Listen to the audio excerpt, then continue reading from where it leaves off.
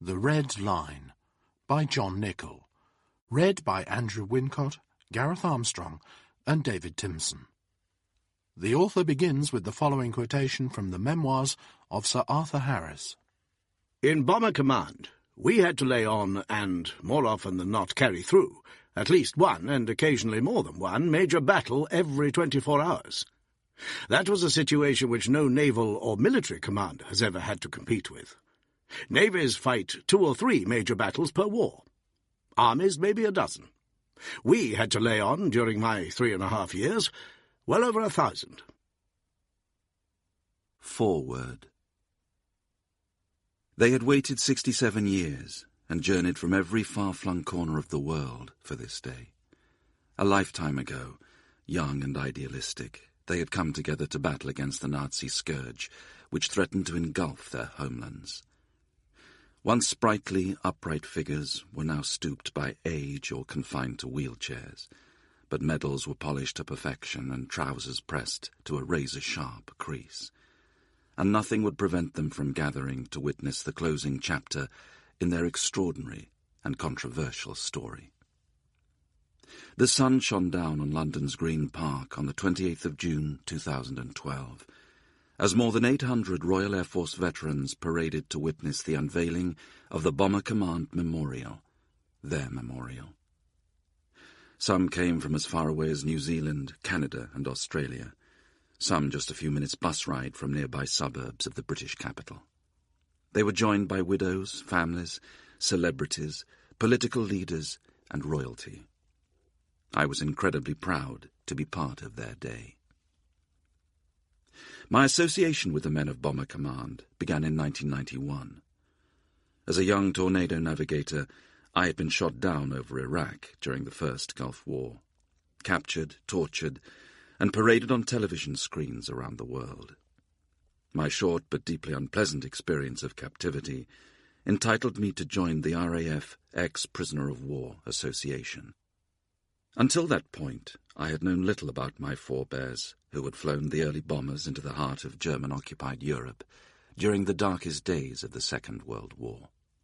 I'd watched the classic films like The Dam Busters and The Great Escape, of course.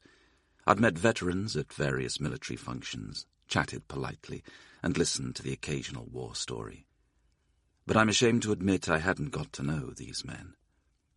I understood little of their personal stories, their astonishing sacrifice, and their incredible bravery. Now I was able to join their illustrious gatherings, some raucous, laughter and beer-filled, some poignant and sombre, when awe-inspiring stories of survival brought the occasional tear at the memory of lost friends, or moments of stillness at the recollection of life-threatening danger. Men like Lancaster navigator Harry Evans invited me into their homes to share a brew and talk about wartime memories. Harry was just 18 when he joined up. I'd seen the fighter pilots in the skies over London and wanted to be part of it all. It looked so exciting. I wanted to be one of those Brill-cream boys who are fighting back against the Germans. He got his wish and went on to be part of one of the most deadly chapters in aviation history. Over the years, their reunions have become fewer, and the numbers attending have diminished to the point where many Second World War old comrade associations have now disbanded. At last year's remembrance ceremony, only 4 surviving World War II prisoners of war managed to join us on parade at London's Cenotaph. The eldest, Alfie Fripp, shot down in 1939, died on the 3rd of January 2013, aged 98.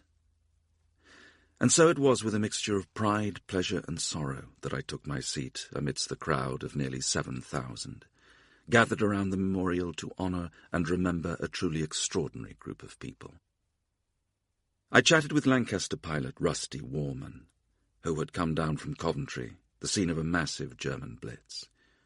Alongside his navigator Alec Cowan and bomb aimer Norman Westby, who had travelled from Andorra in the Pyrenees. They relived experiences few could comprehend. Rusty spoke for so many when he told me, "We've waited a long time for this. The memorial's not a celebration of our work. It's a recognition of the sacrifice so many of our friends made. We're proud to have been part of it all, to have made just a small contribution towards winning the war. I wasn't an educated lad with a brilliant mind. You just did your job to the best of your ability. Luck played the major part in it, really. We knew so many who were lost. Rusty and his crew truly understood the luck factor. They had witnessed those terrible losses at close quarters. Every one of the 125,000 men who served with Bomber Command was a volunteer, and their average age was 22. If the names and ages of each of the 55,573 who gave their lives had been read out at the unveiling ceremony, the roll of honor would have taken 2 full days, 48 hours, to complete. Yet the furore surrounding the RAF's bombing of German cities, and the lack of moral fibre of successive generations of politicians, meant that they were denied the recognition their brethren in fighter command had been swiftly granted for their outstanding achievements in the Battle of Britain. And many of the survivors of the bomber war suffered downright hostility instead. Some trace the roots of this invidious state of affairs back to that icon amongst British heroes, Winston Churchill. In the final year of the war, he pressed Bomber Command to crush German resistance with carpet-bombing raids on cities in eastern Germany. His wish was to deliver a basting to the Germans in their retreat. When the Air Ministry demurred, he told them in no uncertain terms to get on with the job. I asked whether Berlin, and no doubt other large cities in East Germany, should not be now considered especially attractive targets. I'm glad this is under examination. Pray report to me tomorrow what is going to be done. Bomber Command was issued with a clear and unambiguous instruction to execute one big attack on Berlin, and attacks on Dresden, Leipzig, Chemnitz, or other cities where a severe blitz will not only cause confusion in the evacuation from the east, but will also hamper the movement of troops from the west. The horrific loss of life in Dresden in particular came to epitomize the strategy, and perhaps prompted his astonishing U-turn 6 weeks later. The destruction of Dresden remains a serious query against the conduct of Allied bombing, he told the chiefs of staff in a briefing paper, laying the blame for the death and destruction of which he was the architect squarely at the open bomb doors of Sir Arthur Harris and his ceaselessly loyal air crews. It remained there for many years. No memorial was granted them, no campaign medal, but the survivors would not let their fallen comrades be exiled to the margins of history. A small but stubborn group finally determined to right this wrong.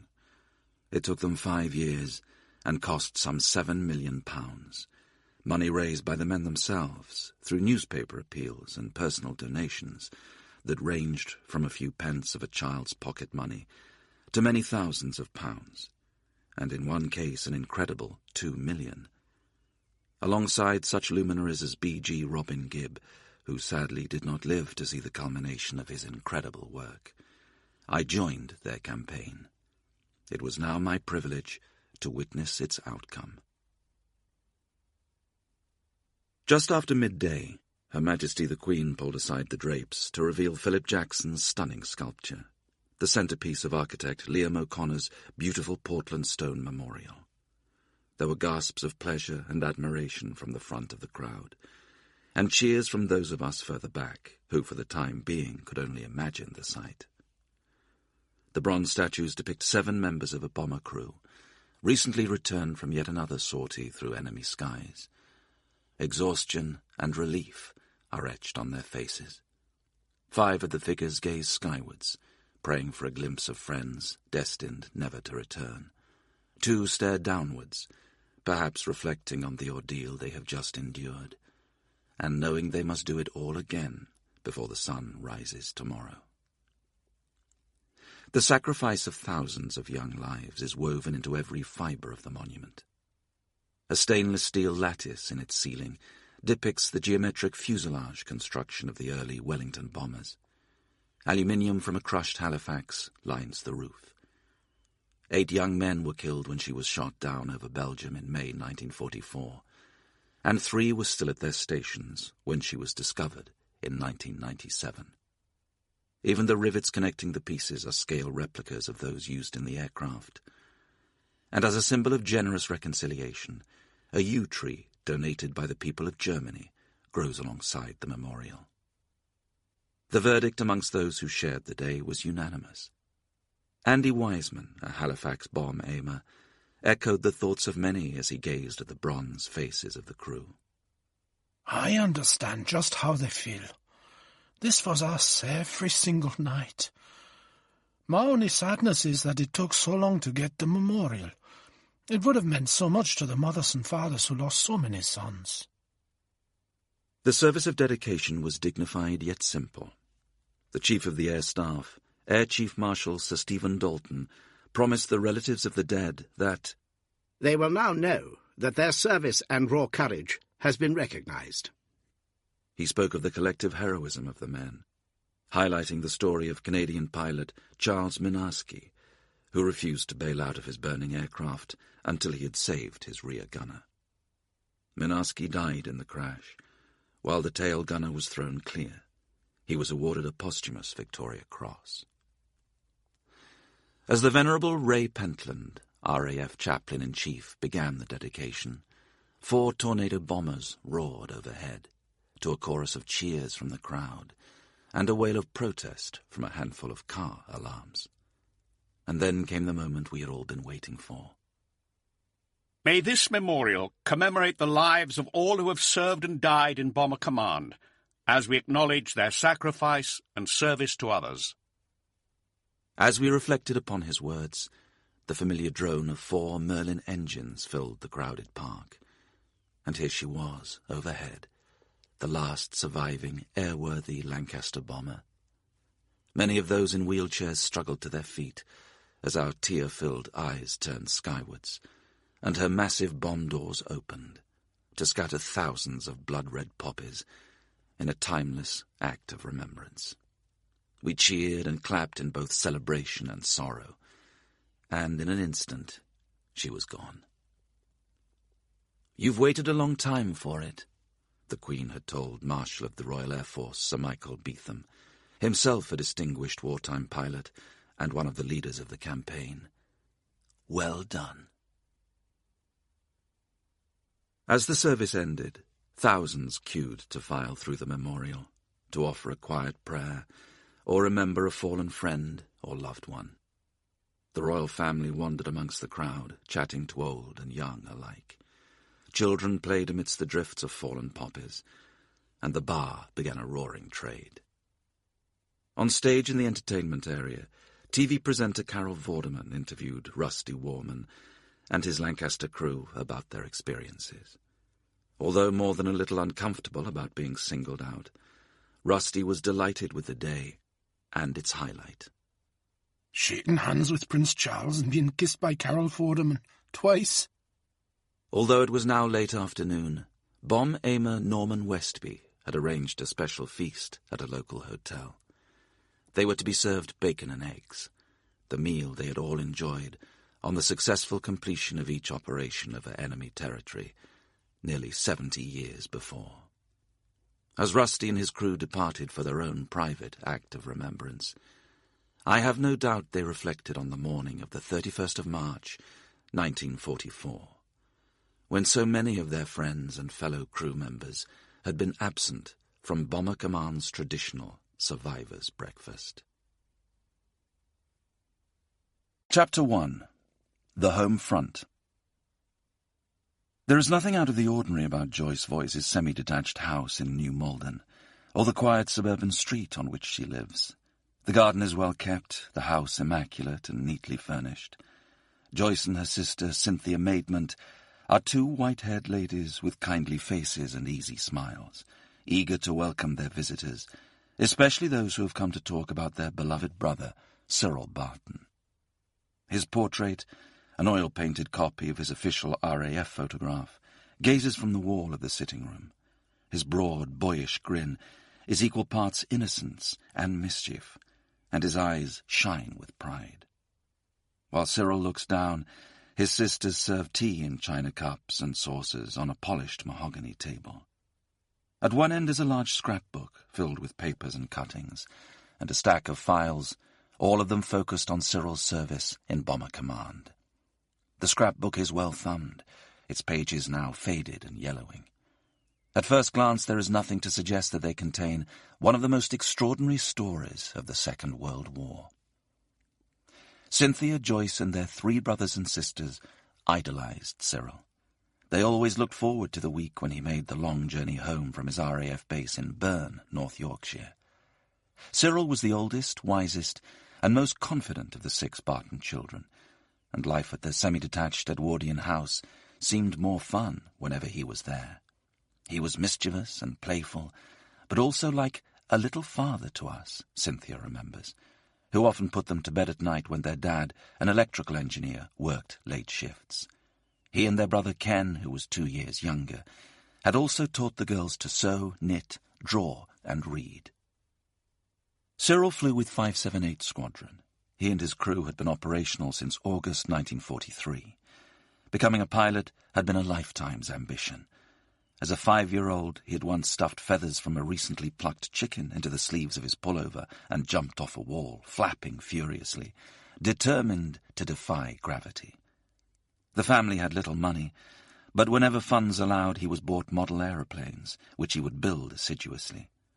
Sometimes he would even allow his little sisters to help finish off the wings with yellow tissue paper. He was always willing to give them a ride on the back of Ichabod, his trusty bicycle, named after the son of Phineas in the book of Samuel, and loosely translated from the Hebrew as, "The glory has departed."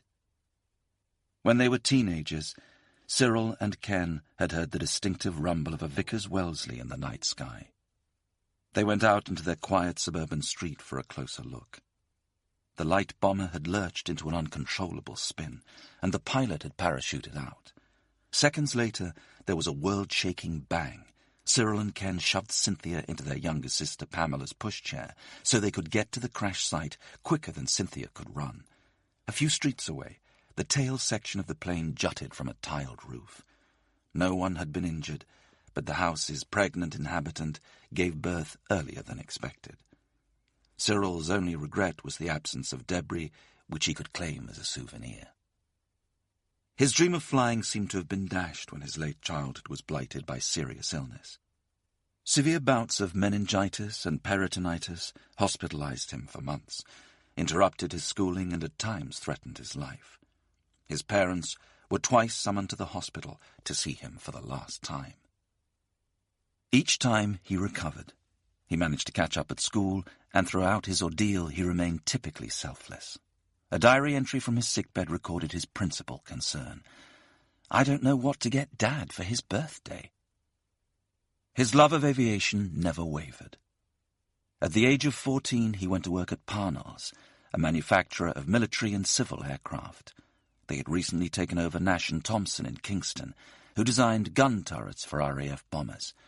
And it was here that Cyril started as an apprentice draftsman, taking 1 day a week off to study at college for his national certificate in aeronautical engineering. His early apprenticeship was as blighted by illness as his school days had been, but he managed to complete it, and when war broke out, though he might have claimed the protection of a reserved occupation, he knew his chance to fly had finally arrived. The minute he reached enlistment age in 1941, he asked his father if he could volunteer for the RAF. The family had moved to the safety of the countryside, leaving Cyril lodging in Surrey with his Sunday school teacher, so parental permission had to be sought by letter. Mr. Barton couldn't hide his reluctance to agree to Cyril's request. He had survived the horror of the trenches in the Great War, and was in no hurry to see his much-loved son follow in his footsteps. "Dear Cyril," he wrote, "after all these forms, the phone calls and so on, I weighed up your position and feel that the matter should rest entirely with you.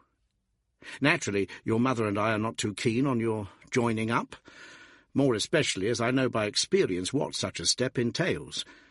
But in view of what you have said regarding your present state at Parnell's, I rather grudgingly give my consent. I am writing as requested to both the Air Ministry and Parnell's, and in doing so I wish you every success and a happy ending to your enthusiasm. Stick to your principles and faith.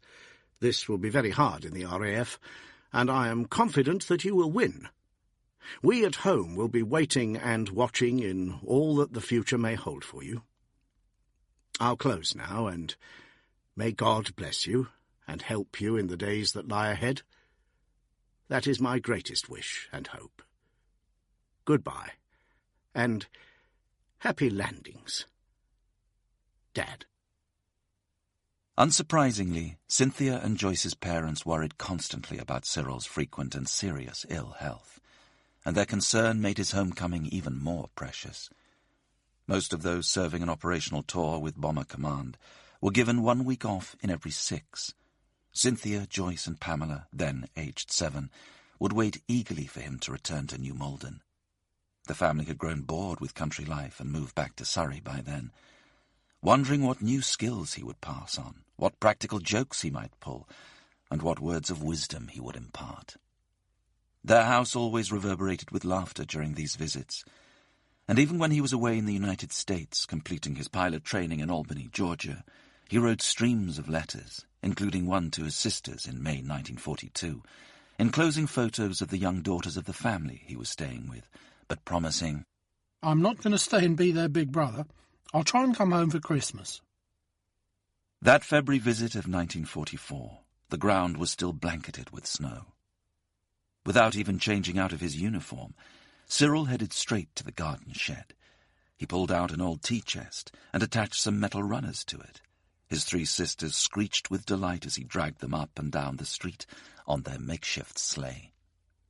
But once the excitement had died down, Cynthia noticed a change in her brother's usually gregarious nature. He still found time to teach Joyce how to conjure up a watercolour sunset by wetting the paper and then blending in the paints. But much of the time he was withdrawn and silent. Their mother told the girls that Cyril had grown up, but it concerned them to see him so distant and preoccupied. He had always possessed a serious side and a strong religious conviction, but the Cyril they knew best was a playful extrovert. One morning, as he sat quietly on the sofa, staring into space, Cynthia was unable to contain herself for a minute longer. There had been talk of a girl he had met, and she felt a surge of jealousy that there was someone else on the scene who might share his leave. Was that bothering him? "What's wrong?" she asked. Cyril remained silent for a few seconds. Then he nodded. "As you're a young lady now, I'll tell you." He patted the empty space on the sofa beside him. When she sat down, he turned to face her.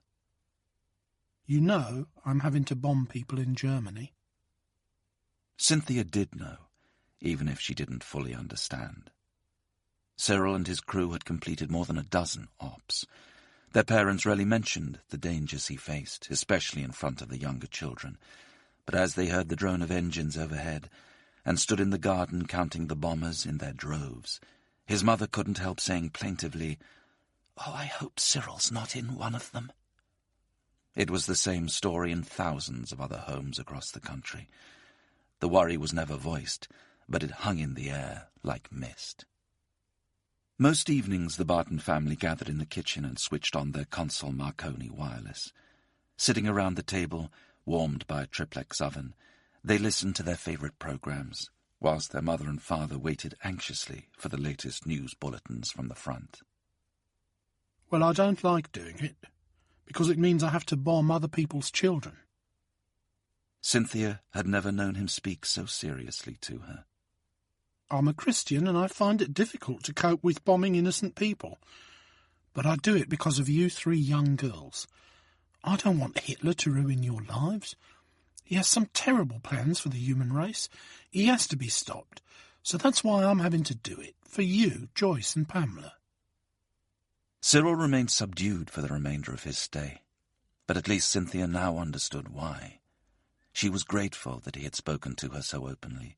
She was only 13, but he was treating her like an adult. And the next time they went for a stroll, he took her arm. "Right, you don't hold my hand anymore. You're a young lady now." Cynthia still remembers her feeling of pride as he escorted her down the shopping parade. Then the day came that the whole family dreaded, the day of Cyril's return to active service. Joyce always walked him to the station, hand in hand. As they stood awkwardly outside the entrance, Cyril noticed the state of her nails. "I think you ought to use that manicure set more often, don't you?" He smiled. When he had arrived back from the USA 2 years before, he had brought Cynthia a gold watch and Joyce a gold-plated manicure set in a green leather case. It was one of her most treasured possessions. The Pantons' small stone gamekeeper's cottage in Old Bolingbroke, Lincolnshire, was less than a mile away from RAF East Kirby, the home of 2 Bomber Command squadrons, so the deafening roar of 3,000 RPM Merlin engines provided the soundtrack for 13-year-old Fred Panton and his younger brother Harold's everyday life. The boys ran down the hill with rising excitement whenever they heard them, and stood with the other onlookers on the main road adjoining the runway, as the lumbering machines, fully bombed up, strained to get airborne. The pilots and flight engineers at their side always stared straight ahead, eyes fixed on the task of getting the aircraft safely off the ground. But the mid-upper and tail-end gunners often wiggled their guns to acknowledge the crowd. Fred and 10-year-old Harold watched and waited until the bombers had gathered above them, and would not go home until they were just grey dots in the distance. Much later, the shadows of the returning planes would flit across their bedroom wall. Sometimes they were so close that Fred could make out the eerie glow cast by the instruments in the cockpit. When the sky was silent once more, they wondered whether their big brother would be joining that night's raid. 19-year-old Chris was a flight engineer with 433 Squadron at Skipton-on-Swale, part of a maverick crew that included a Danish-born volunteer from the USA called Chris Nielsen and several Canadians. Despite his youth, Chris was already well on his way to becoming an officer and nearing the 30 ops that signalled the end of a tour. He still had dreams of being a pilot. There had been some close calls. On one trip, the hydraulics on their bomb and fuel-laden Halifax had failed on takeoff, so the undercarriage and flaps would not retract. They were struggling to gain enough height to clear an oncoming hill, so Chris pumped furiously on the manual controls. They regained enough hydraulic pressure just in time to ensure the bomber cleared the hill. All on board were stunned into silence, except for Nielsen. He said in his bored American drawl, "It's okay. I've got it." The 2 boys lived for the times he came back on leave. With 8 children in their cramped cottage, Fred and Chris had to share a bed. Fred was always bursting with questions as they lay there, listening to the bomber's return. But Chris would only talk about his experiences to their father, a veteran of the First World War. Fred sometimes heard the rumble of their conversation, but could never make out what they were saying. Fred and Harold joined their older brother on rabbit-hunting expeditions. Chris had trained as a gamekeeper, aiming to follow in his father's footsteps. But what he had seen and done in the skies above Germany was never discussed then either. For a few precious moments, the war seemed a lifetime away, and they didn't want to bring it rushing back. Watching the planes come and go, wave after wave, night after night, Fred knew the dangers they faced. He and Harold often visited crash sites, once the bodies of the crewmen had been removed, and just stared, transfixed, at the twisted, smoking metal carcasses. But finally, that winter's evening, he could contain his curiosity no more. "Don't you worry about crashing?" There was a pause. "Not really," Chris replied casually. "It'd just be further experience." His brother's insouciance astounded Fred. He longed to know more, but didn't dare ask. He didn't dare ask his father either. Their late-night chats were man's talk, to be shared only by those who had experienced the realities of war. Once, when Chris had been home on leave, Fred had slipped on his big brother's RAF jacket, trying to imagine what it was like to be him. His father caught him red-handed. "Don't you be going out that door with that on," he'd said sternly. In his dad's eyes, Fred hadn't earned the right.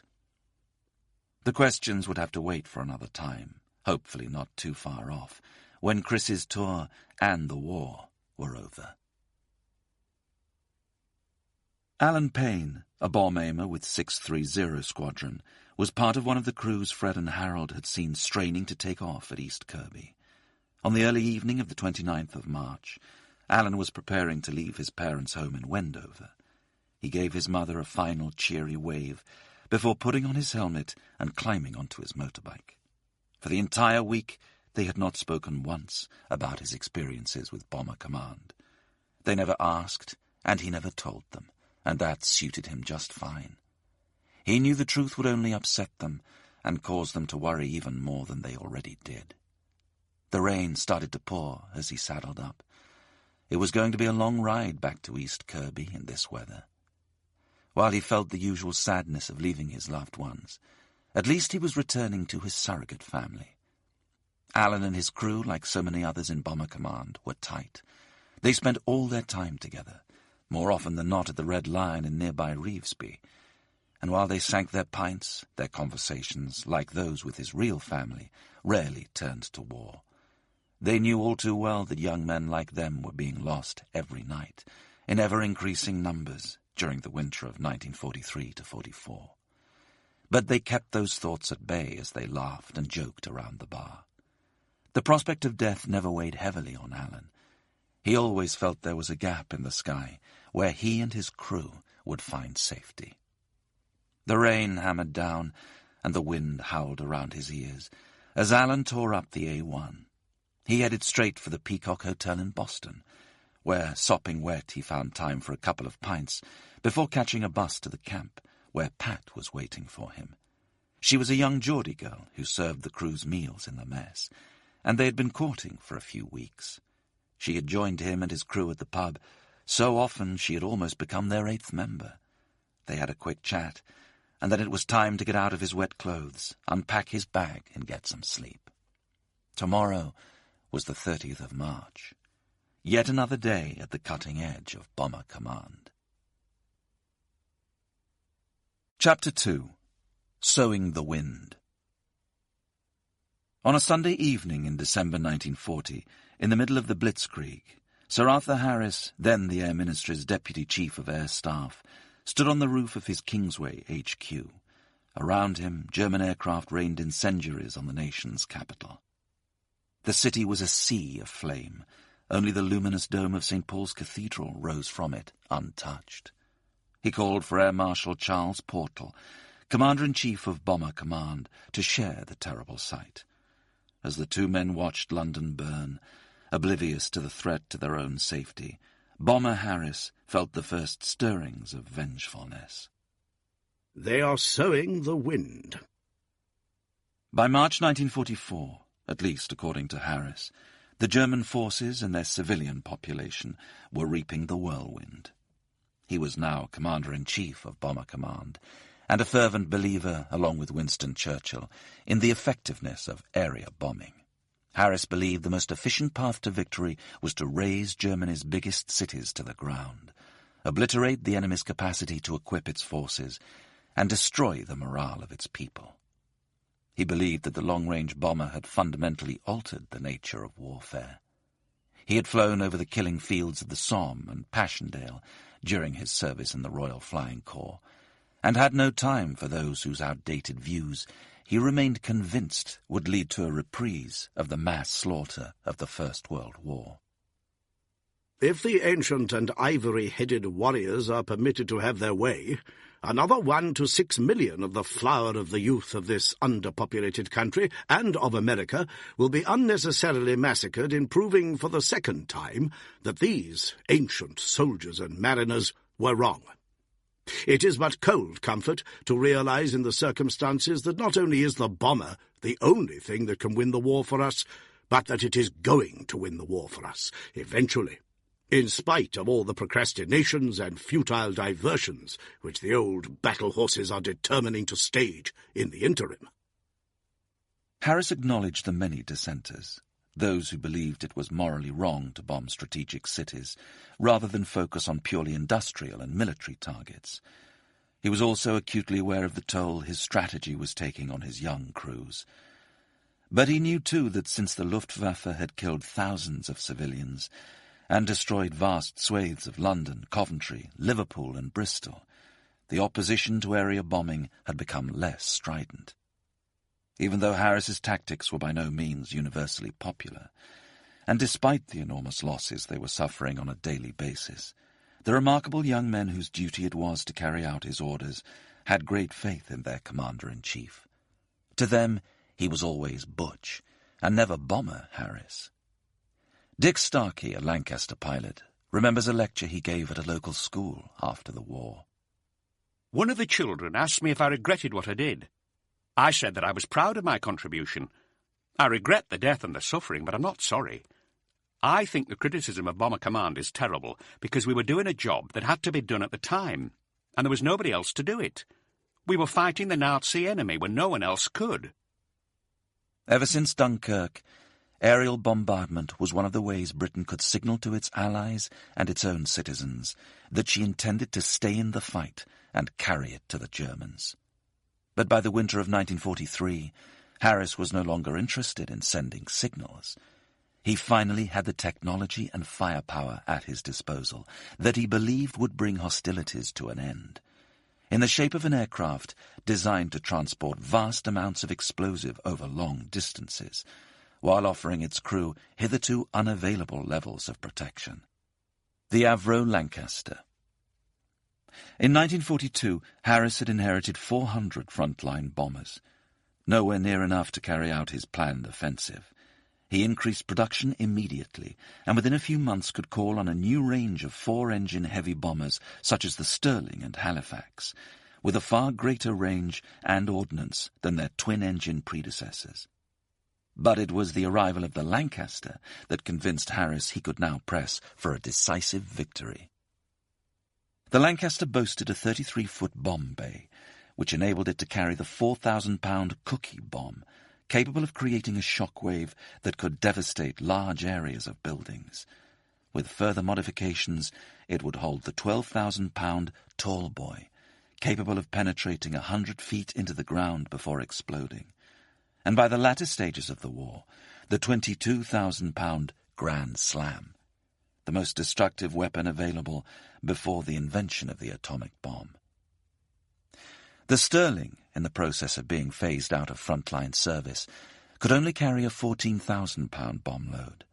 After overcoming some early concerns about its performance, the destructive power of the Halifax was still hampered by its sectional bomb bay. And despite its huge payload, the Lancaster handled much more easily than its unwieldy predecessors, a telling advantage over heavily defended targets, or when evading night fighters, especially for inexperienced personnel. Lancaster crews felt they could rely upon their aircraft more than any other. The Mark I and Mark II Halifax had a tendency to go into uncontrollable spins at low speeds through a lack of rudder response, and though the Mark III was a fine aircraft, much loved by those who flew it, a new Lancaster was definitely a step up. The Lancaster offered reassurance. It was a beautiful aircraft to fly, Dick Starkey says. A pilot's aeroplane. It handled very lightly, could reach 22,000 feet fully loaded, and even maintain height on 2 engines. It had no vices, except for a slight swing to port on takeoff, and was nearly impossible to stall. Rusty Warman, a pilot with 101 Squadron, called the aircraft the Queen of the Sky.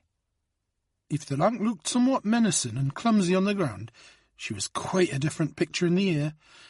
Compared with modern machines, she was rather crude but efficiently laid out. Aircrew, particularly the pilots, had every faith in the Lanc. Very seldom did anything go drastically wrong due to faulty design. In fact, she was often flown in states of damage that were, I'm sure, beyond imaginable limits. They were also equipped with the latest navigational aids, essential for deep, penetrative raids over heavily guarded German territory. Before the introduction of the ground electronics engineering system, navigators had to depend on dead reckoning, following a set course and compensating periodically for the disrupting effect of the wind. But as wind speed and direction were often inaccurately forecast, and fluctuated wildly during an operation. They regularly found themselves some distance from their intended target. The GEE system picked up electronic signals pulsed from England and displayed them on a small black cathode ray screen on the navigator's table. Though the curvature of the Earth rendered the reading less accurate the further they got from base, interpreting these blips and entering them into specially created GEE charts allowed a navigator to fix their current position with greater accuracy. At the briefing before his first operational flight with 15 Squadron Mildenhall, Chick Chandler was told to throw out window 1 a minute, then 2 a minute, 40 miles from the target. When he asked what window was, one of his engineers showed him the thin strips of foil designed to bugger up the enemy's radar. The metallic strips were designed to reflect German radar signals, disrupting the picture the operators received on their screens and making the bombers more difficult to track. Once his Lancaster was high above the channel, en route to Mannheim, Chick started to carry out what he took to be his instructions, but didn't realize that 1 a minute meant 1 bundle. Instead, he threw out 1 solitary strip, not even enough to register a single blip on the enemy screens, let alone turn them into an incomprehensible snowstorm, under cover of which the bomber stream could approach the target without detection. And in order to concentrate the maximum amount of firepower in the shortest possible time, the bombers would leave their bases across eastern England and form up over the North Sea. They were each given a height and a time slot designed to minimize the chances of collision.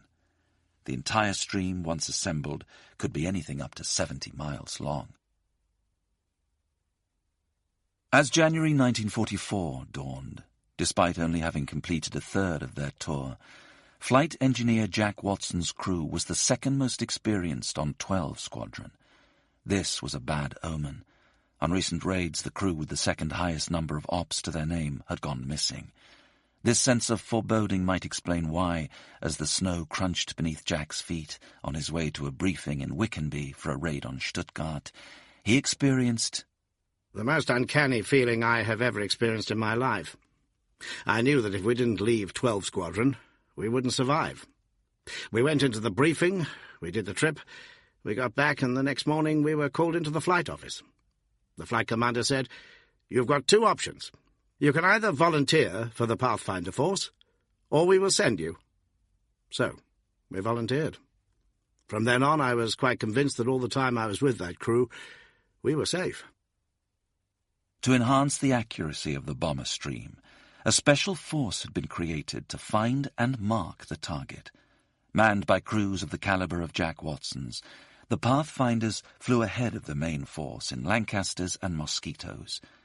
Their very existence was initially a source of tension within Bomber Command. Harris feared that they would drain his squadrons of their best men, and thus also drain their morale, and he believed his bombers were accurate enough without them. His protests, however, failed to dent the determination of the forthright Australian, Air Vice Marshal Donald Bennett. Bennett was a former operational pilot who had been shot down while trying to bomb the Tirpitz, the iconic German warship, but had escaped from Norway and returned to England to continue his war. His desire to be in the thick of it never deserted him. Even when he was appointed the Pathfinder chief, he sometimes waved his crews off and then took to the skies himself to orbit the target. When they returned from a raid to be debriefed, he would be waiting for them, often more aware of what had happened than they were. Bennett's candour was as renowned as his brilliance as a pilot and navigator. Harris, who knew a thing or two about blunt speaking, once said of the Australian, "He could not suffer fools gladly. And by his own high standards, there had been many fools." As his campaign wore on, Harris reassessed his earlier scepticism. The Pathfinders became a much-valued part of his strategy, and Bennett a loyal, if perennially outspoken member of his command. By March 1944, the Pathfinder force under Bennett's control consisted of 7 Lancaster squadrons, 5 Mosquito squadrons, and the meteorological flight. Many aircraft had been fitted with 2 bespoke items of navigational equipment. Oboe, like GEE, was fed by electronic signals transmitted from England to guide the aircraft to the aiming point. H-2S was a radar set that gave the navigator a rough picture of the terrain over which they were flying, giving the crew an even greater level of accuracy in position fixing and target location. Emboldened by these technological and tactical advances, Harris launched an all-out attack on Hamburg in August 1943. During the course of 4 raids over 10 nights, Bomber Command dropped nearly 11,000 tons of bombs on Germany's second-largest city and biggest port, 22 pounds of explosives for each of its 1.75 million residents. The last operation, codenamed Gomorrah, caused a firestorm so severe that it was reported to have melted glass in windows, while sugar boiled in bakery cellars, and people escaping from underground shelters onto the streets were trapped in quagmires of molten asphalt. The death toll was more than 40,000, and approximately 1 million people fled the city. Albert Speer, the Minister for Armaments, advised Hitler that another 6 raids of similar scale and destructive power on other major cities would lose them the war. Harris was unaware of Speer's assessment, but he knew the raid had struck a severe blow to German morale. He increased the number and the intensity of their attacks and turned his gaze in November 1943 towards Berlin. The series of raids he launched on the big city marked the start of a relentless onslaught designed to crush German resistance once and for all. He was so confident that a winter of ferocious bombing would bring the Germans to their knees that he set a date for victory, the 1st of April, 1944. The night of the 18th of November, 1943, saw the first raid of what became known as the Battle of Berlin. It was swiftly followed by 2 more before the end of the month. Their combined death toll was 4,330, and more than 400,000 people were forced from their homes. Hell seems to have broken loose over us, Goebbels wrote in his diary. The Germans were forced to reorganize their defenses and alter their tactics. On the first Berlin raid, 2% of the bomber stream had been lost, only 9 Lancasters. A month later, on the 16th of December, that figure rose to 9.3%, a total of 55 bombers. Some crews began to dread the afternoon briefings, the revelation that the evening's target was to be the big city. As the losses mounted, so did the demand for replacement crews. On the 23rd of December, Harry Evans, a navigator with 550 Squadron, was sent there on his first operation. He was initially stood down that evening, while his crew was shared across the squadron as stand-ins for members of other crews who had fallen ill or were unable to fly. An hour before takeoff, that plan was scratched. Harry and his crew were told they were going together. I'd missed briefing, so I had to rush to get my pre-flight log and chart prepared. I raced to the aircraft, which was waiting at the end of the runway with its engines running. Harry tried to run across the tarmac, but his flying suit and boots, Mae West life jacket and parachute harness, large satchel, sextant and flying helmet, complete with oxygen mask and intercom lead, meant that he could barely walk. He was almost blown over by the slipstream. Then the pilot throttled back the 2 starboard engines, and the mid-upper gunner helped to haul me aboard, and we roared down the runway before I even had time to get to my desk. When they were finally airborne, one of their gunners saw a blinding flash of light to one side of them. 2 aircraft from their squadron had collided, the 2 that most of Harry's crew would have been on if the original plan had remained in place. The margin between life and death in Bomber Command was small, and luck and chance were often the defining factors.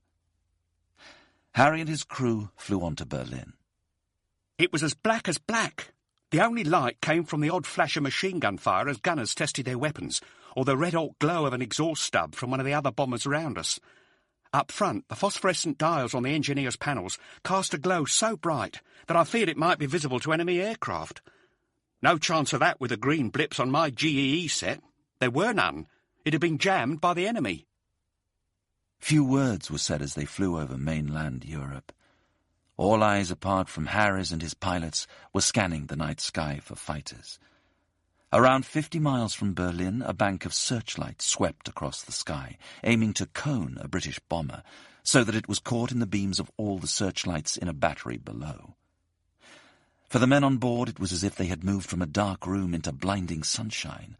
The brightness over the target was intensified by the Pathfinder's marker flares, and the fires rampaging where the leading aircraft had already dropped their bombs. Harry thought, "This is like going down Regent Street at night." Their Lancasters started to tilt and vibrate, throwing the crew around, as though we were travelling over a cobbled road at high speed. This was the effect of flak, the relentless barrage of fire from 50,000 anti-aircraft guns, which protected the skies around the major German cities. Often guided by radar, these ground defences blasted thousands of explosive shells skywards at the bombers as they flew towards their target. A direct hit could destroy an aircraft, and shells that exploded nearby caused them to veer and lurch as the murderous shrapnel smashed against and often through the fuselage. Harry thought of the 4,000 pounds of high explosive in the bomb bay, just inches beneath him, and wondered what would happen if the flak scored a direct hit there. A few minutes later, he had his answer. A nearby bomber erupted in a shower of flame. He watched, awestruck, as the aircraft spun to the ground, leaving a corkscrew-shaped trail of smoke behind it. Looking down at the city, Harry could see that the streets were burning too. Once over the target, their bomb aimer gave a series of instructions to the pilot to ensure their bombs were dropped as accurately as possible. For the rest of the crew, the next few minutes were agony, as they flew as straight and level as possible, desperate to give him the best chance, but feeling they were easy prey for the guns down below. The seconds felt like minutes, until the bomb aimer announced their load was gone and the aircraft lifted, freed of its burden. The pilot then brought the nose of the aircraft down, and they turned and fled back into the welcoming darkness. The new year came and went with no pause in the offensive. There were 6 operations on Berlin in January alone. The only respite came when the moon was full. Training exercises took the place of providing the enemy night fighters with little needed target practice. By February 1944, the RAF was averaging 2 heavy 550 aircraft raids per week. Their losses were beginning to increase, leading to renewed criticism of Harris's tactics. On the 19th of February, Bomber Command experienced its worst night thus far during a Leipzig raid. Rusty Warman with 101 Squadron took off at 11:44 p.m. The first indication that things were not going as planned was when his navigator told him they were 20 minutes ahead of schedule. The wind was much stronger than forecast, blowing them towards the target before the allocated bombing time. There would be no Pathfinder markers, nothing to aim at, so they decided to dogleg, flying in a zigzag fashion to bleed time. When they arrived, the sky was a riot of searchlight beams and flares dropped by enemy night fighters. Rusty watched as a Lancaster in the distance blew up in mid-air, another direct hit. Corralled by the winds, hundreds of their comrades had arrived prematurely over the target and started to orbit, waiting for the Pathfinders to arrive and illuminate the target. Like fish caught in an ever-shrinking net, the bombers were being picked off one by one. There was a sound like a clap of thunder as they started their bombing run. 2 circling bombers had collided, and were now just shards of burning metal falling from the sky. Rusty was able to drop his bombs, leave the danger area, and head back to England without damage. But 79 others were lost that night. The brunt of the blame was borne by the Met Office. But their job to predict the weather on the way to and over a target hundreds of miles away, based on very little data, was unenviable. Leipzig was a major setback. And yet, even as criticism of the campaign, both in the press and within the Air Ministry, started to mount, Harris remained defiant. His critics claimed there was no sign of deterioration in the mood or morale of the German public. They remained apathetic about the bombing of their towns and cities. On the 25th of February, in a combative internal memo, Harris challenged his critics in typically robust fashion. giving those around him no doubt that his faith in the heavy bombing of German cities, securing an Allied victory, was as robust as ever. If anything, he was even more determined to intensify the attacks. Under the heading, Reactions of German Morale to the Bomber Offensive, as described in official documents and the press, he wrote, 1. I have the honour to refer to numerous accounts now current both in official documents and in the public press on the reactions of German morale in heavily attacked areas to the combined bomber offensive, and to state my conviction that these reports seriously misrepresent the state of mind of the German populace at the present time. 2. I understand that incontestable evidence derived from most secret sources exists to show that the continuance and probable intensification of the offensive is regarded in the highest Nazi circles as something which, in the absence of unpredictable errors by the Allies, will certainly ensure a German defeat comparatively quickly by producing a collapse of morale as well as production on the home front. 3. To my mind, this belief, which is certainly confirmed by the efforts of the German propaganda machine to divert our bombing by any means from industrial targets in Germany, and to convince the Germans that these efforts will shortly be successful, is inconsistent with the widely and officially disseminated view that the prevalent attitude to bombing in Germany is apathy. 4. This view is manifestly false. There have been a vast number of indications that the attitude of the German population to the bombing, so far from being apathetic, is one of the utmost despair, of terror, and of panic, not always held in control by the authorities. 5. It is a depressing fact that this slogan as to the apathetic reaction of the German population should receive, as it does, the widest publicity in official documents and statements, whereas any impartial interpretation of the massive information coming out of Germany, if it was properly weighed up, would inevitably show a condition of affairs such as I have outlined above, and certainly no condition of apathy. Despite his convictions, the brutal losses of that winter caused a change in attitude within the Air Ministry. The faith they had shown in Harris and his combined bomber offensive was starting to waver. Harris was handed a new list of targets, centres of industry rather than of symbolic significance: Schweinfurt, Leipzig, Brunswick, Regensburg, Gotha and Augsburg, that should assume priority over any others. However, his obstinacy remained. There would be no immediate raids on any of the targets suggested to him. Harris still believed that his main offensive would bring the victory he had promised, even if the date by which he had predicted a state of devastation in which surrender was inevitable was rapidly approaching. The raids continued on his favoured targets, the largest so far on Stuttgart, with 116 sorties. On their return, Thomas Maxwell, an 18-year-old rear gunner on his 6th mission with 622 Squadron, was forced to bail out after his Lancaster was hit by enemy fire. He feared the flames would start licking at his turret, the most cramped and claustrophobic part of the plane, with only a perspex shield between him and the 20,000-foot abyss below him. Like all rear gunners, he had to crawl into his cold hole, where there was so little room to turn that another crew member had to shut the doors behind him. I didn't have time to exit by the main door. I had to get my wits together quickly. First, I needed a parachute. It was in the fuselage an arm's length away.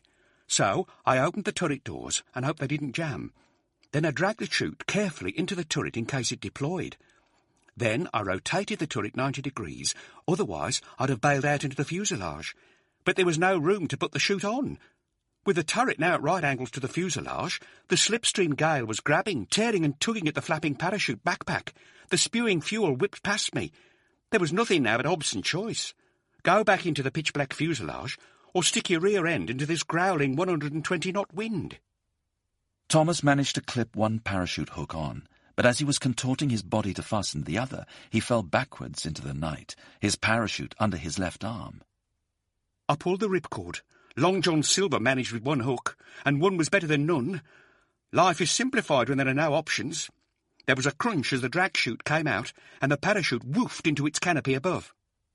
Somehow, falling through the sky from 8,000 feet. Thomas managed to attach the other hook, and within a few seconds was floating securely down to the ground. There was just a bit of moonlight now, and instead of landing on the spire of some French parish church or drowning in somebody's swimming pool, I was dumped unceremoniously into a ploughed field and a relatively soft landing. The field was full of piles of manure. There is a saying, it matters not whether you're in the shit or out of it, it's only the depth that varies. At this point, I was quite happy to be in it. Following Stuttgart, there were 2 huge raids on Frankfurt, and a final onslaught on Berlin on the 24th of March, during which the weather forecast proved inaccurate once again.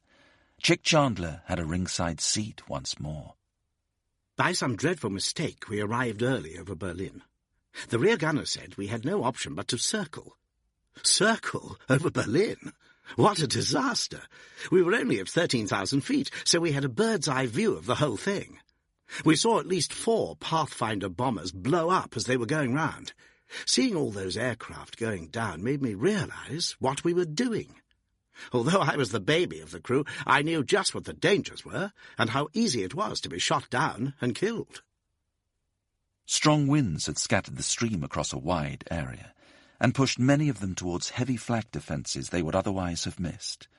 73 aircraft were lost, an estimated 50 from flak. It was another bad night for Bomber Command. By the 30th of March, the Battle of Berlin was about to end, but Harris was determined to make one last attempt to score his decisive, symbolic victory. Yet the march that had entered like a lamb was destined to go out like the proverbial lion. The ill wind of death had still to be sated. Chapter 3. The Fine Line. The average member of a Bomber Command crew had a 30% chance of being killed before they completed their first 30-op tour.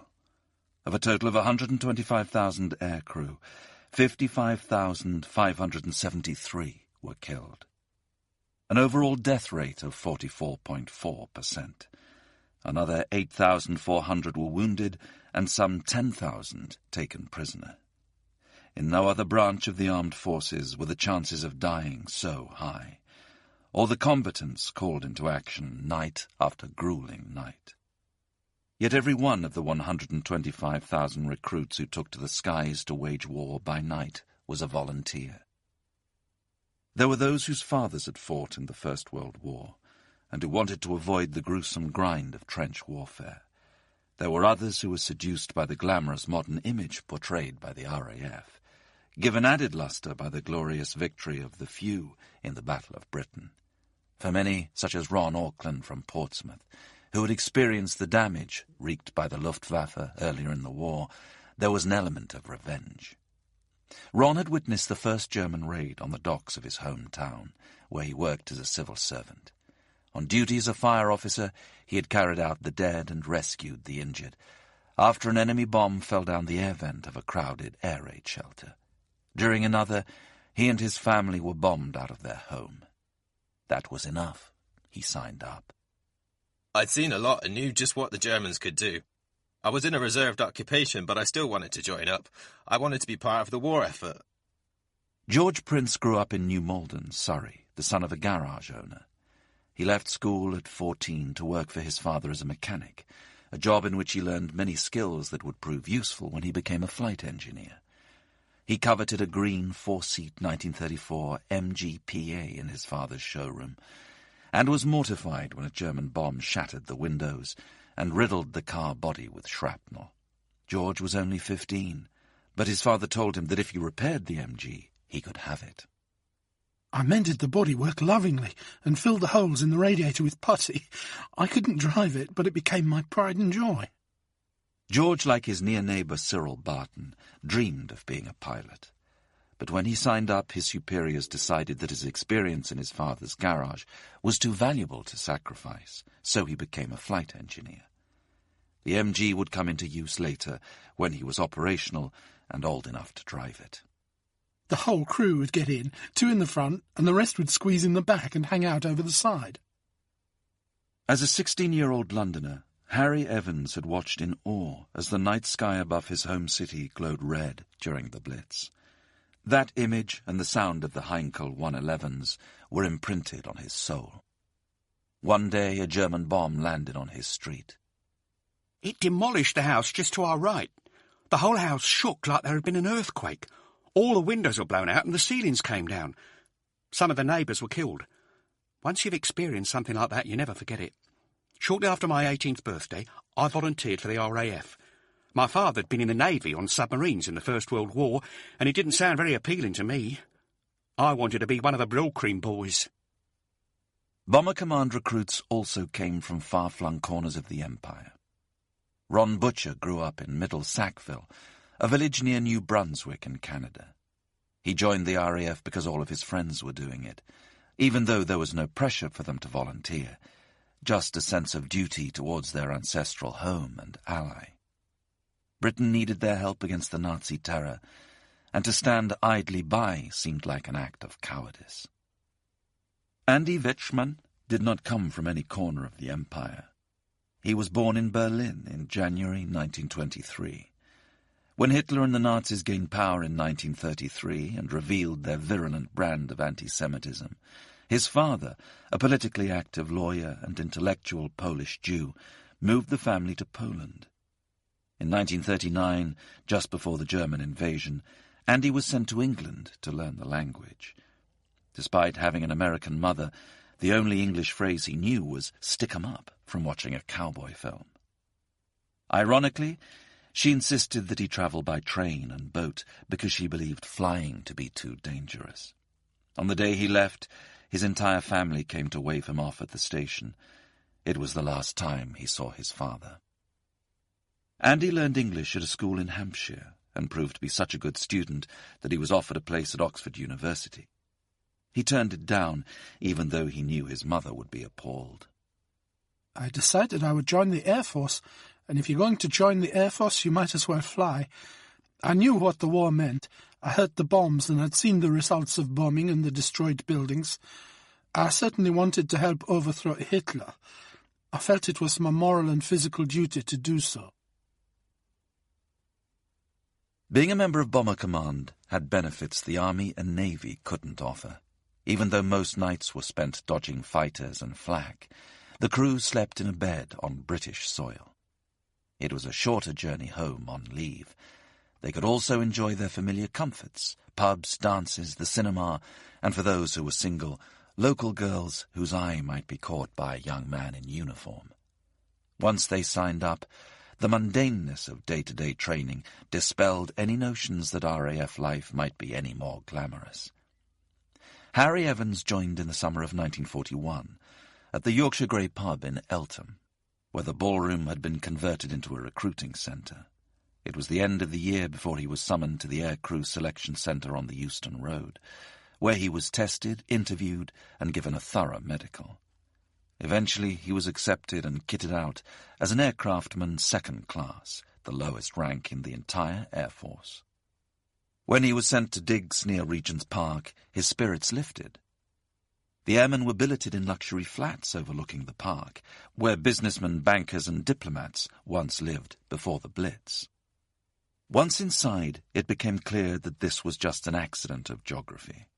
It was the middle of winter, there was no heating, the interior doors had been removed, and despite the expensive tiles and fittings, nothing worked. The flats had become filthy and neglected, and the meals served to the airmen were in keeping with their surroundings. A few days later, Harry was asked to report to another prestigious address. The pavilion at Lord's Cricket Ground had been turned into a reception centre where new recruits were issued with uniform and equipment. There was one other test of which few were aware. In the hallowed long room with the great ghosts of the summer game looking on, each man was ordered to drop his trousers to be inspected for venereal disease by a medical officer. This was not the sort of thing Harry had in mind when he signed up to be one of the Brill Cream boys. The wait between signing on, being processed, and starting training was interminable. Sam Harris, a young Scotsman, had signed on in January 1941 at the age of 17, but his training in London did not start until November. He wanted to be a pilot, but his scores in the maths test were so good that he was earmarked as a navigator. Later that month, he was sent to Babbacombe in Devon with 47 other trainees. The life of a new recruit was no more exciting in the West Country than it had been in London. He shared a room with 3 others in a small boarding house with only enough hot water for a bath once a week. Every morning they paraded outside in their PT kit, gargled with some bluish-purple mixture, and then went for a 30-minute run, followed by a splash of cold water, a change into uniform, and another parade before breakfast. Their lectures were held in the windowless basement of what used to be a garage. There we wrestled with the mysteries of air navigation, including the triangle of velocities and the fact that straight lines on a Mercator navigation chart are not straight lines on the Earth. In another building, we learned to tap out Morse code and to send and receive messages by Aldis lamp. There were drill periods, a sports afternoon, which meant a long march to the playing fields where we played football, and a long march back. We certainly became fit. The recruits were free to spend Saturday nights as they pleased, as long as they were back at their digs by 10 p.m. Sam and his friends used to visit a pub in St. Mary's, drink a few half-pints, go to the town hall dance, and sprint back to their digs to beat the curfew. There were other perks, a bath on Sunday morning, church parade, and an afternoon walk to Cockington, followed by a free tea at a church in Torquay. Well, not quite free. We had to listen to a bit of a religious service first. Such was the glamorous life of the navigator under training. Harry Evans was fortunate enough to be stationed at Ponca City, Oklahoma, a world away from what he had left behind. We were all volunteers and keen to learn to fly, and there were no disciplinary problems. It was the life of Riley. Instead of a mess, there was a cafeteria where we all queued to be served, and rank was of no importance. The food was exceedingly good, especially compared to wartime Britain, and we tried such strange and exotic delights as peanut butter, sweet corn, and unusual mixtures such as bacon, griddle cakes, and maple syrup. But an ill-advised low-flying stunt over the local swimming pool to impress his fellow trainees and some local girls landed him in trouble. He and 2 other airmen were thrown off the course and sent to Canada to remuster. Harry chose to be a navigator. After 28 weeks abroad, and a year since they had volunteered, the recruits were sent back to the Advanced Flying Unit in the UK, where they were taught to fly at night, and then to operational training units, where they finally became part of Bomber Command. Few of these young men, the average age in Bomber Command was 22, would get near the aircraft they would eventually fly in combat until they graduated to a heavy conversion unit. Even when the production lines were running at full capacity, the Lancasters were all needed for the main offensive. Raw, inexperienced crews were forced to learn on the older Stirling, Halifax and Wellington bombers, and even the lucky ones were only introduced to the Lancaster in the final moments before they became operational. Harry Evans recalls acting as a pallbearer at the funerals of fellow trainees 3 Mondays running. The crash rate was high, but this was bound to happen when you were training on an old aircraft under operational conditions. I remember one of the most spectacular. A Canadian pilot flying a Wellington hit the runway hard, the aircraft bounced, he lost control and went straight into the side of the control tower, about 15 feet above the ground. It was still stuck there the next day. 4 of the crew and 3 flying control personnel were killed, including 2 WAFs. Only the rear gunner survived. The members of a crew risked their lives together, slept together, ate together, and socialized together. The ones that gelled quickly were the lucky ones, and forged friendships that would last a lifetime. Those who failed to get along, or whose camaraderie faltered under the strain, often met with fatal consequences. Arguments or disagreements put the aircraft at risk. Total discipline was required on board. It was a fundamental rule of survival, and yet the process of crewing up was surprisingly haphazard. In July 1943, Sam Harris was nursing a pint with Sandy Clarkson, an Edinburgh-born fellow navigator, at the Golden Fleece in Loughborough. It was like the first day of school, but instead of making friends, they and their fellow recruits were forming crews. As the afternoon wore on, the number of unattached airmen grew fewer. It was time for Sandy and Sam to make a decision. "What do you think?" Sandy asked. Sam shrugged. Only 2 pilots left. It's a toss-up. Whilst Sandy's clannish instincts led him to opt for the Glaswegian of the pair, Sam and a bomb-aimer who seemed to be at a loose end approached the remaining pilot, Ken Murray. Ken said that he had a wireless operator around here somewhere, and had spotted a couple of spare gunners lurking in a corner.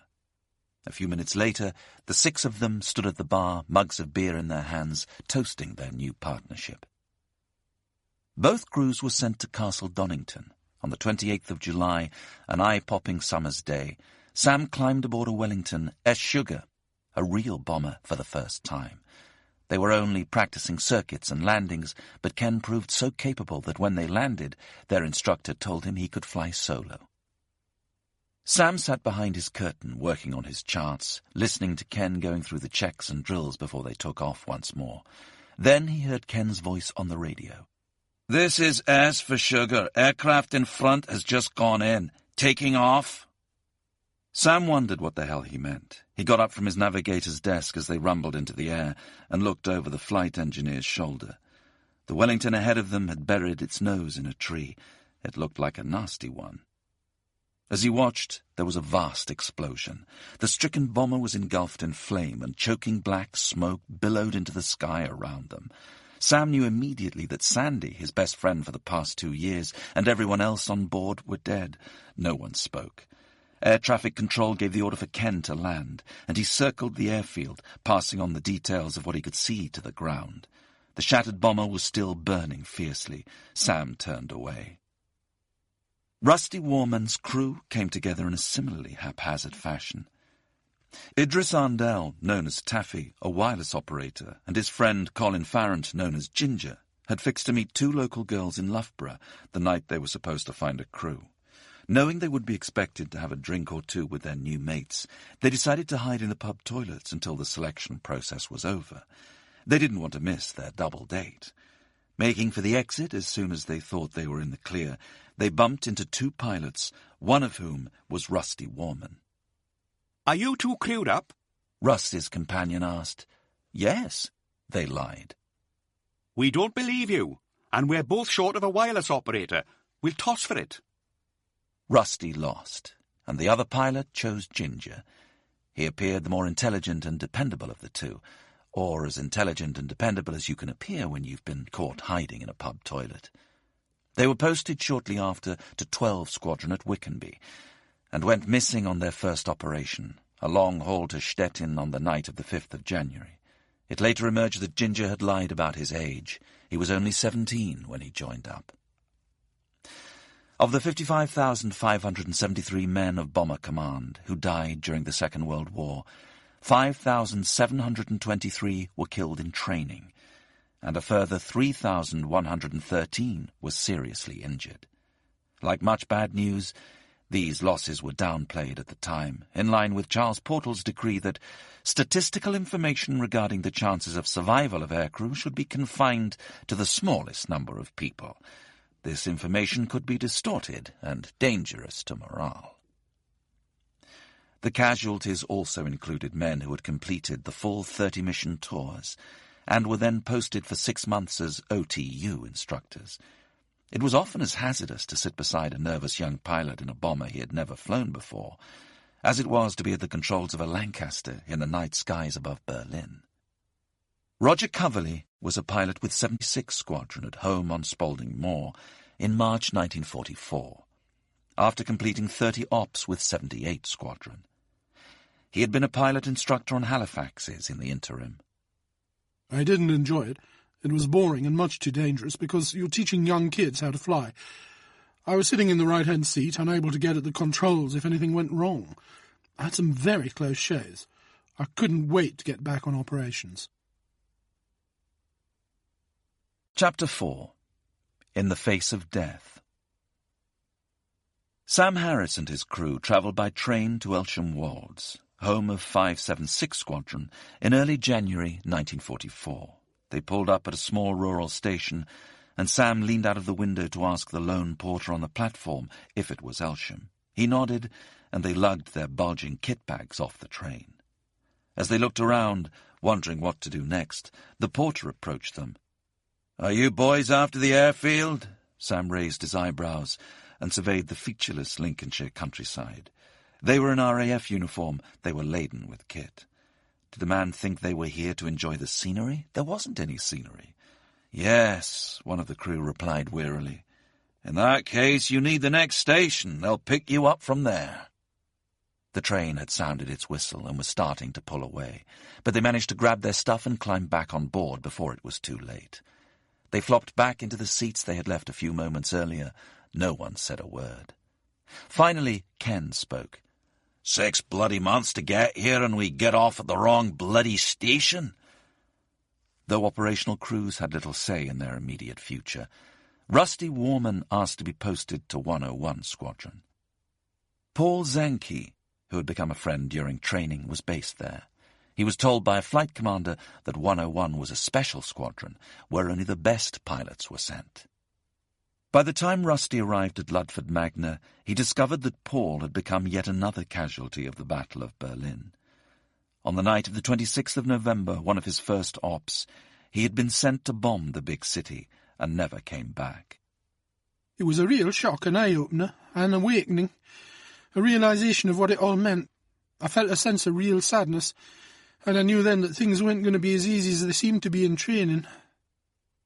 In November 1943, Reg Payne, a young wireless operator, had crewed up with 2 pilot officers, Michael Beetham, later Sir Michael Beetham, Marshal of the RAF and the Chief of Air Staff in ultimate command of the legendary Vulcan 607 bombing of Port Stanley runway during the Falklands War, and Frank Swinyard, and been posted to 50 Squadron at Skellingthorpe. Shortly after he arrived, he was told that his mother had sent a telegram asking him to come home. His brother had been shot down. His new wing commander initially refused him permission to do so. He feared that Reg's parents, after losing one RAF son, would make him promise not to fly. They did not want a new crew of such promise to be broken up.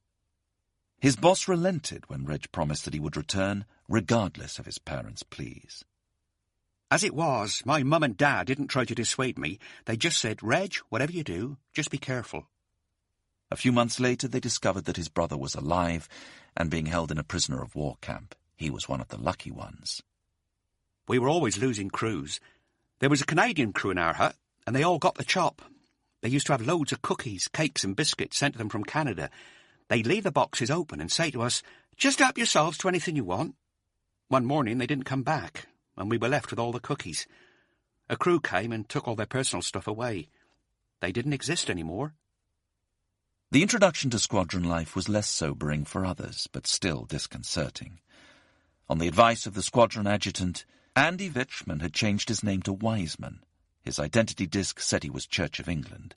When Andy asked why, he was told that most recruits were C of E. Changing the religious denomination to Catholic or Jewish meant stopping the machine that stamped the letters, a process the Women Auxiliary Air Force members found unduly laborious. "I can get it changed if you want," Andy was told. What's the difference? "You'll be buried in accordance with Christian rites when your charred remains are found on the continent of Europe." Andy didn't want to be labelled as difficult, and decided it didn't matter. He would be dead.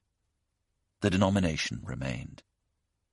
He was posted to 466 Squadron, Royal Australian Air Force at RAF Leconfield in Yorkshire. A Polish Jew flying with the Australian Air Force. I really enjoyed Squadron. The camaraderie was lovely, and the Australians treated me as an equal. If we argued, my pilot used to say, "Don't give me any S just because you went to uni-fucking-versity." But he didn't mean it seriously. When Sam Harris and his crew finally made it to Elsham Wolds on that icy January Sunday, they were pointed in the direction of a Nissen hut in the corner of a field. Their living quarters was a room with 14 beds, 6 of which were surrounded by piles of clothes and books, which 2 NCOs were putting in freshly labelled kit bags. "What's going on?" Ken asked. The men stopped what they were doing. "We're the Committee of Adjustment. We're collecting the property of the crew that were here. They're listed as missing. We'll look after their belongings in the meantime. If you give us some time, we'll get the hut cleared and you can move in. Hope you have better luck than they did." The crew stood silent for a few seconds, watching as the two men cleared away the lives of their predecessors. Ken suggested they head to the mess for a stiffener. The first crew member to experience the fire and fury of an operational raid was normally the pilot. As part of his training on base, he was required to tag along with an experienced crew on a watching brief, a routine known as flying second dicky. Some did not survive those flights. Many a fledgling crew lost their skipper before they had even started a tour. Ray Francis, a flight engineer with 622 Squadron at Mildenhall in Suffolk, barely slept a wink the night their pilot, an Aussie named Ray Trenuth, went on his first op as second dicky. His crew just lay on their bunks praying for his return. 8 hours later, to their great relief, he walked back into the married quarter which was their home on base. He said nothing, kicked off his boots, sat on his bed, pushed his cap to the back of his head, lit a cigarette, and inhaled deeply. His silence was more than the others could bear. "What was it like, Ray?" He blew out a cloud of smoke and chuckled. Just wait until you blighters go. Ray Francis had joined up after seeing his home city of Birmingham suffer under the weight of the Luftwaffe bombing. He wasn't going to be easily deterred. In the early days on the squadron, we knew that people were being shot down and killed, but we never talked about it. We never related casualties to deaths. If 20 aircraft went up and 2 got shot down, you never said to yourself at that time, that's 10% gone, so we've got to do 30 ops, therefore we're going to get the chop 3 times. We were just keen to get in and take part. You never expected to finish a tour, but then again you always thought it'd happen to the other fellow and not me. Now that's a bit daft, isn't it? Norman Westby, known as Babe, was the youngest member of Rusty Warman's crew. As a bomb aimer, his role was to guide the pilot over the target and release the bombs at the right time. He spent most of the op next to or behind the pilot, but moved down into the nose during the bombing run, the point at which the aircraft was running the gauntlet of the enemy's most focused flak defences. He would lie down and look through the bomb sight as shells exploded and shrapnel flew around him to usher the bomber calmly into position. It was not a job for the faint-hearted. In Norman's opinion, it guaranteed him the best view of the unfolding drama, the searchlights scouring the sky and the fires burning on the ground, the kaleidoscopic target indicators released by the pathfinders to mark his aiming point, or, when visibility was poor, the sky markers, coloured flares attached to parachutes. And to round off the show, as he thought of it, were the fireworks. "Isn't it pretty?" he would cry, surveying the flak-blasted stage. "Isn't it beautiful?" "For Christ's sake, Norman, shut up!" the rest of the crew would chorus. They just wanted to hear that the bombs were gone and they could head for safety. When another crew went missing, according to Rusty Warman, "It wasn't worth thinking about. We would raise a toast to them. Here's to so-and-so, he's dead, and here's to the next one to die, or death put his bony hand on your shoulder and said, 'Live, chum, I'm coming.' We were young and naive. We didn't have the mental capacity to truly understand the reality. The chaps who suffered most were the highly educated ones, who understood what was happening and knew they were likely to die. If the other crews in your hut didn't return, then the Committee of Adjustment arrived to remove all their personal belongings. One minute they were, the next minute they weren't. And then a new crew arrived to replace them. People just disappeared. You didn't see dead bodies, even though thousands of my colleagues died. People simply weren't there anymore." Alan Payne remained an irrepressible optimist. He always thought there was a gap in the flak where he and his crew would find safety under the heaviest fire. Roger Coverley was a fatalist. "I knew I was going to get the chop because all my mates around me were getting it. So many aircraft were being lost that it felt inevitable. But it didn't affect me. I thought, whatever happens, happens. No one shed any tears about it. We laughed at it, really. We thought, let's get on with it and then have a drink." Drink was not discouraged. Even Bomber Harris believed his men needed a release. I have always considered that the strain imposed by sustained bomber operations requires that aircrew personnel should enjoy the maximum amount of freedom from restraint, and should be relieved, as far as can be done, without loss of efficiency, of routine station duties. The last thing I would wish to do would be to impose on aircrew personnel an irksome regime of inspections, parades, and spit and polish. The focal points of the men's life became the pub and the mess. Any entertainment was welcomed which might take their minds off what lay ahead, whether it was the cinema or just a good sing-song in the mess. Sam Harris and his crew were regular visitors to the Oswald pub in Scunthorpe on their free evenings.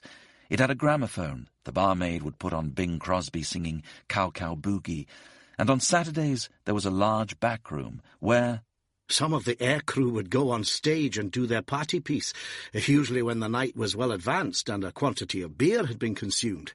A favourite was a flight sergeant from 576 Squadron who was in charge of discipline.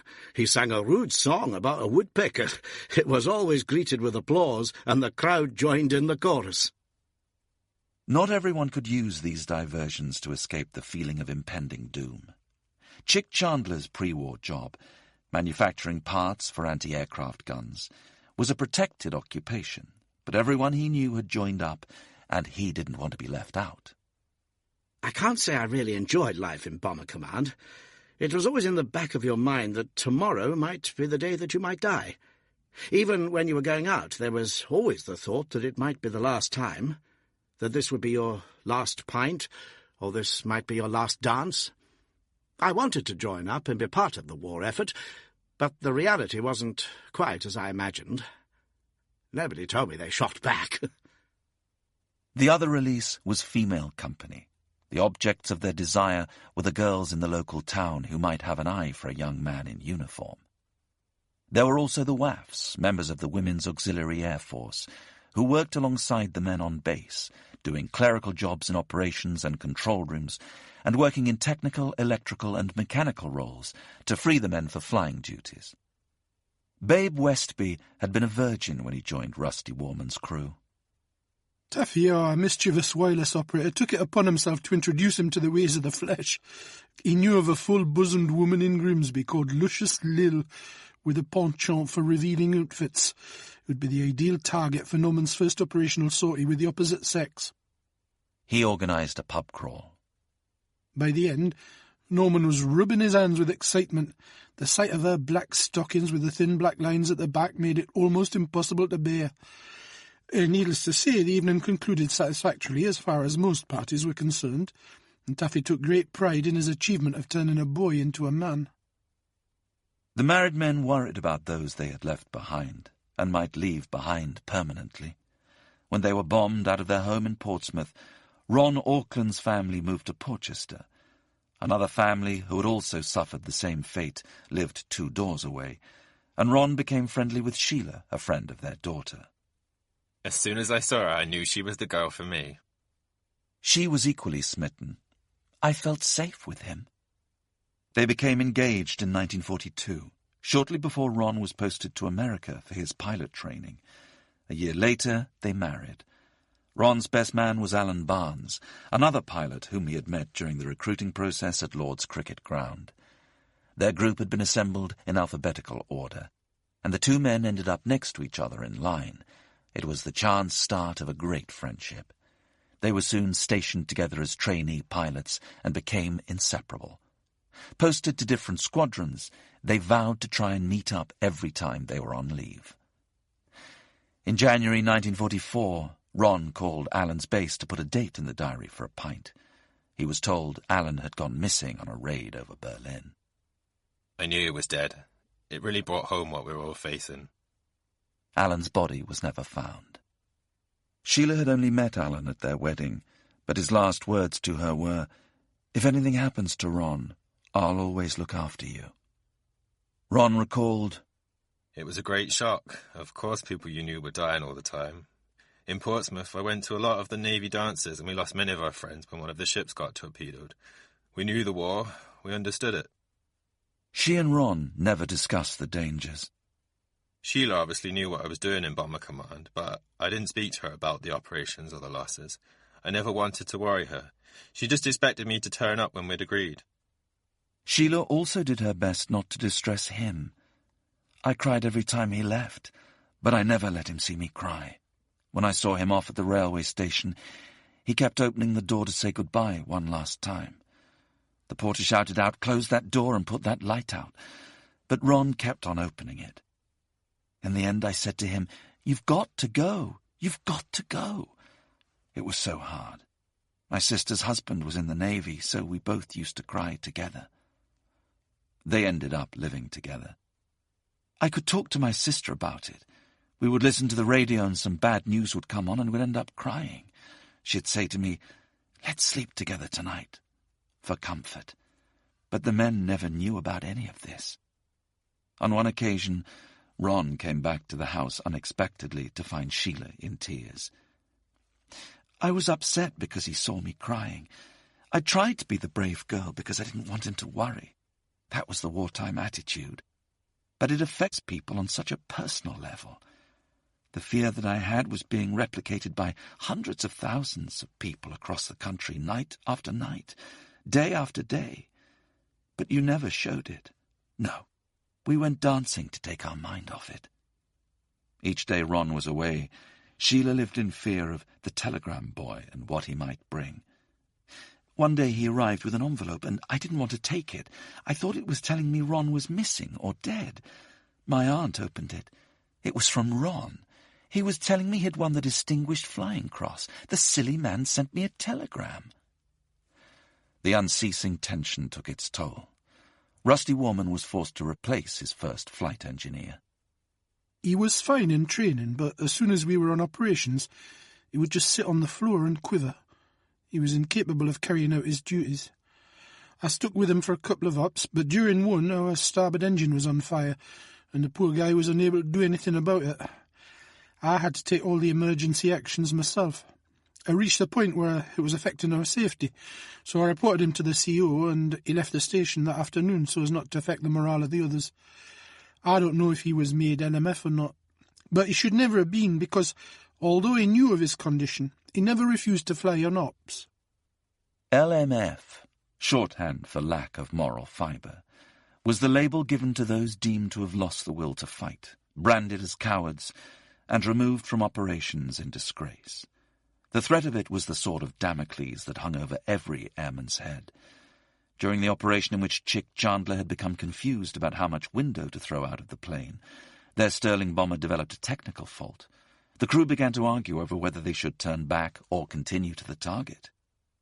We were facing mortal danger, but we were more worried about what would happen if we returned.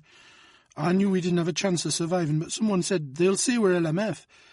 It was an ever-present fear in Bomber Command. They were more scared of being called a coward than they were of flying.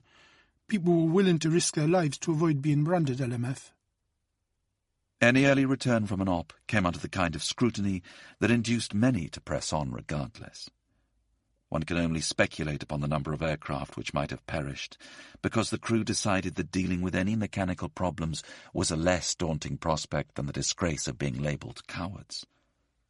Bomb aimer Campbell Muirhead recorded an account in his diary of the treatment of a sergeant who had refused to fly. There he was, standing out in front, all on his own, in full view of every person in the unit, to be stripped of his wings and then his sergeant's tapes. They'd all been unstitched beforehand, so they came away easily when they were ripped from his uniform. He was immediately posted elsewhere. Alan Payne was sent to find and bring back his mid-upper gunner, who ran away after 2 operations. On the return journey, once he had assured them he wouldn't try to escape, they attempted to lighten the mood by taking him to a dance hall in Nottingham. It only provided a temporary respite, however. Once they got back to Lincolnshire, the gunner was stripped of his stripes and brevet and posted to a camp in Sheffield to be retrained. Alan and his crew were sympathetic, but didn't dwell on his fate.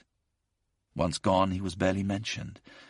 There was always another operation, and life in Bomber Command was hazardous enough without having someone on board who might be incapable of carrying out his job at a critical moment.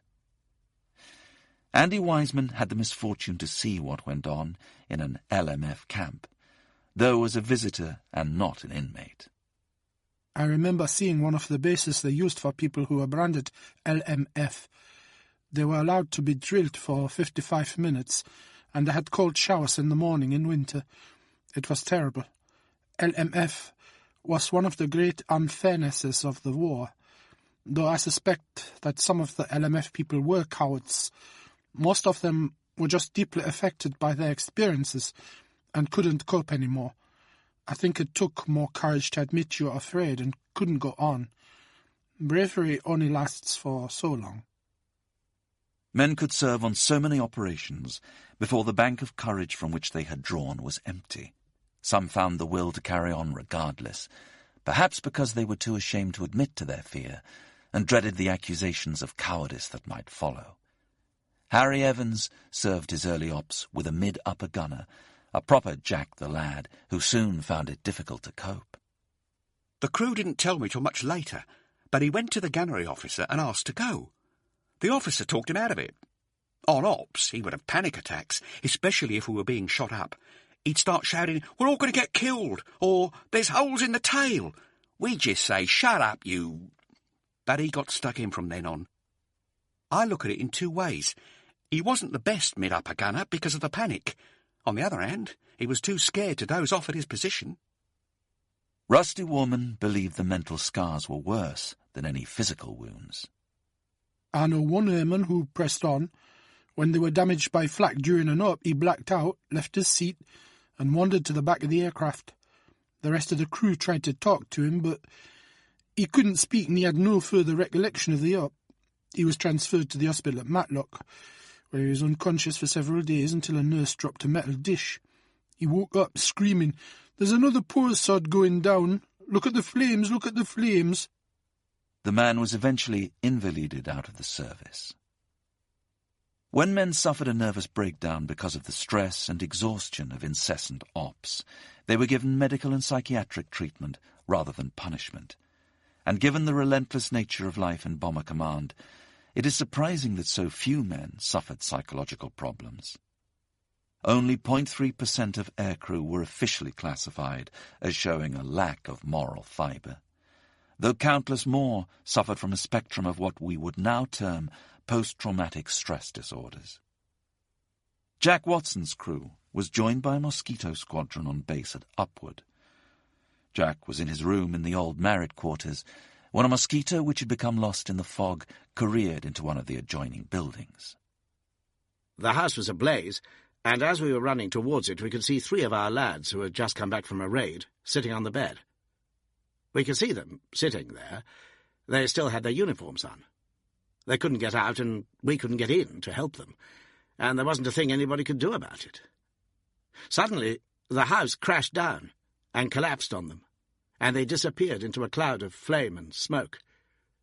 One of our mates tried to get in to help them out, but he got badly burnt, and in the end he had to jump out. At the end of the terraced houses there was a little brick wall, and I went down there to find the navigator and pilot of the Mosquito. They'd come straight through the top of the aircraft canopy and had hit this wall. They were just lying there. That's something which shook me. They were a real mess. But they were still completely in their flying kit, which virtually held them together. And when they put them in a blanket, it just folded up into a ball. I have never seen anything like it. The next morning was warm and sunny. A group of airmen sat on the lawn ruminating on the events of the night before. Jack Watson was among them. One of the men turned to another. "You know, I could see you sitting there in that house, burning like that last night." It was a crass thing to say, but it had been meant as a joke. We used to say stupid things like that, Jack explains. They were young and gauche, and gallows humour provided another release. But the recipient of the comment did not see the funny side. He stood up and walked away. They never saw him again. Chapter 5. The 30th of March, 1944. At the end of March 1944, Britain had yet to emerge from a long and harrowing winter, but the newspapers were still trying to kindle optimism in any way possible. The front page of the Daily Mirror led with the story of the Russian army's progress across southern Poland under the headline, "Soviet Racing for Czech Border," while "Eat Your Words" challenge to MPs reported a piece of political brinkmanship by Winston Churchill on the home front to help shore up his coalition government. The Daily Express also found time to report the story of Harry P. Maclean of Windsor, Ontario, who threw $1,000 into the street from his fourth-floor window.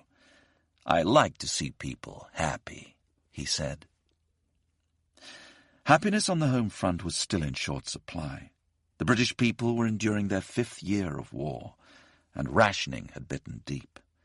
Londoners had just come through a baby blitz, Hitler's attempt to repeat his terrorization of the capital 4 years earlier by dropping 2,000 tons of explosive, and feared further attacks.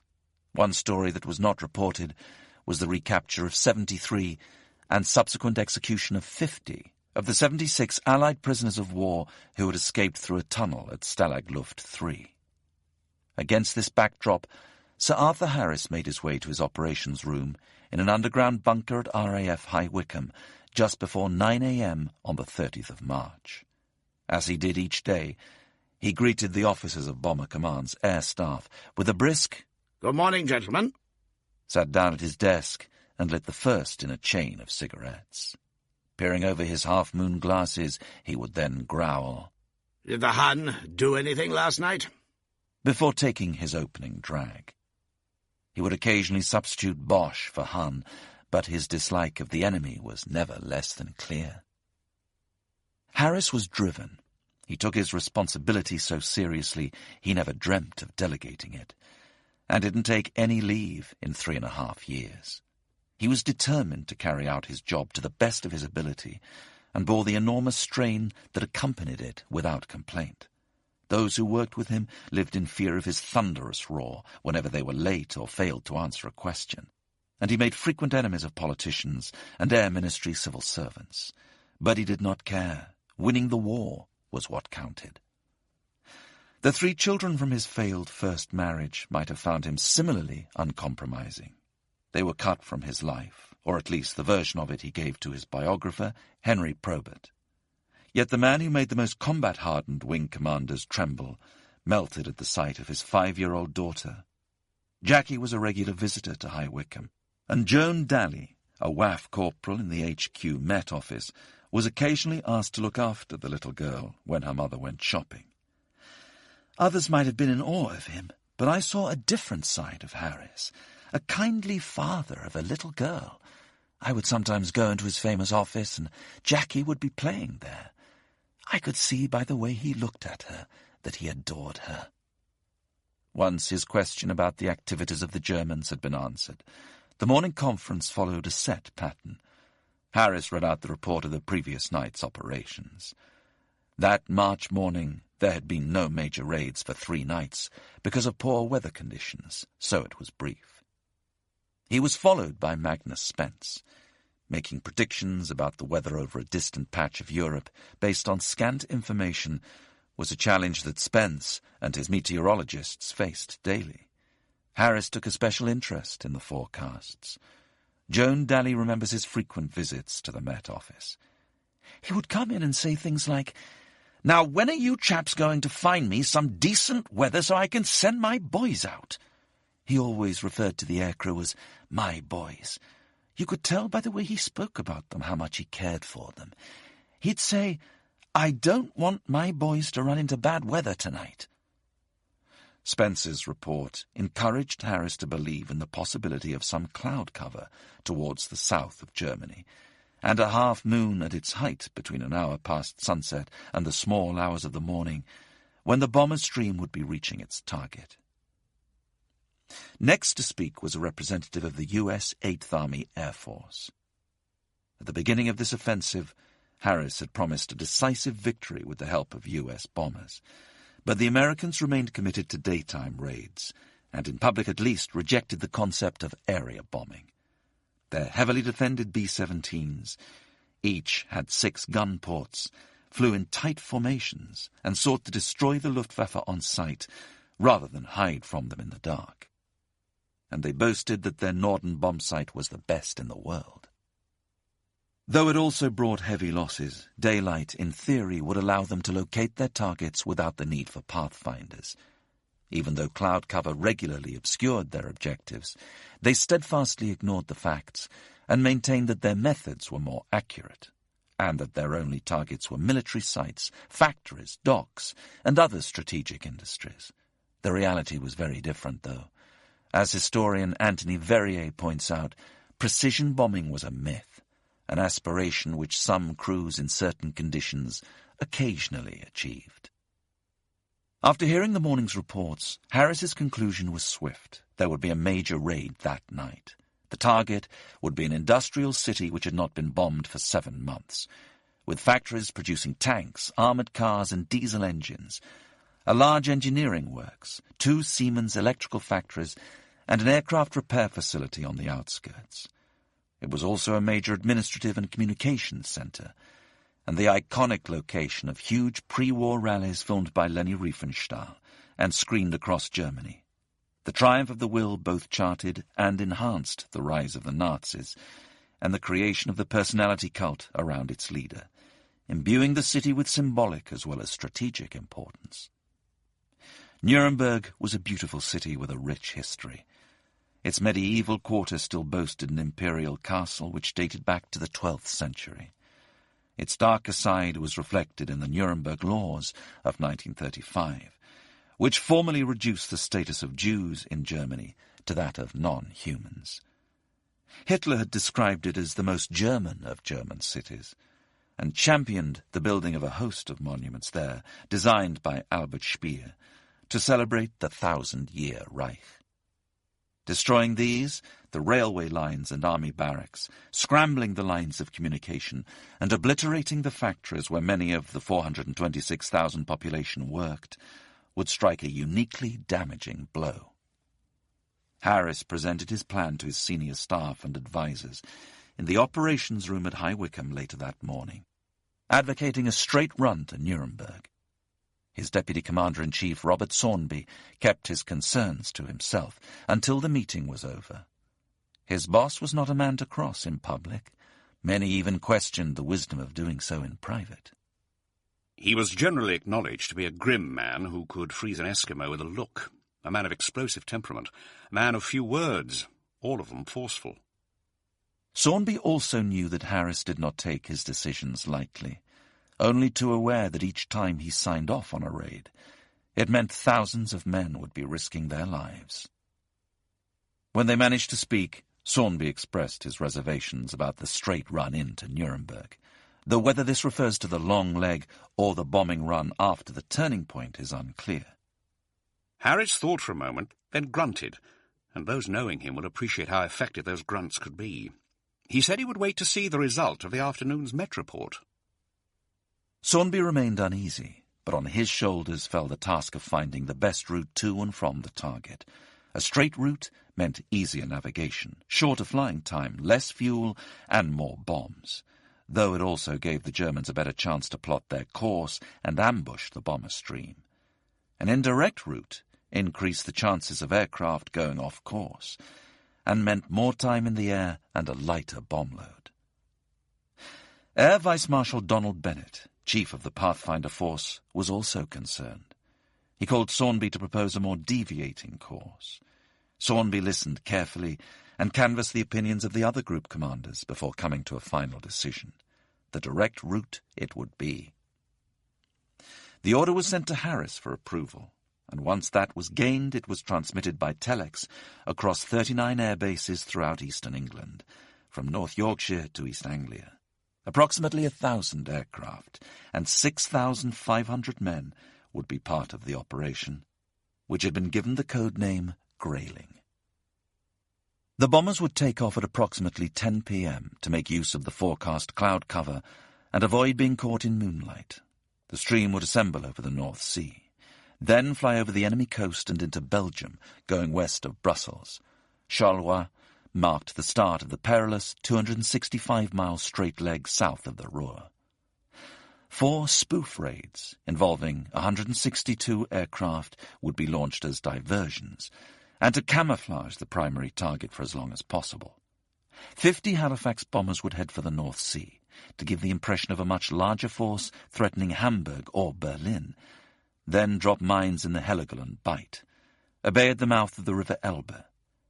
3 separate forces of mosquitoes would head for Aachen, Cologne, and Kassel, where they would drop target indicator flares as if for a full-scale attack, designed to draw the enemy fighters away from the main stream. At the end of the straight leg, the stream was to take an abrupt southerly turn 79 miles north of Nuremberg.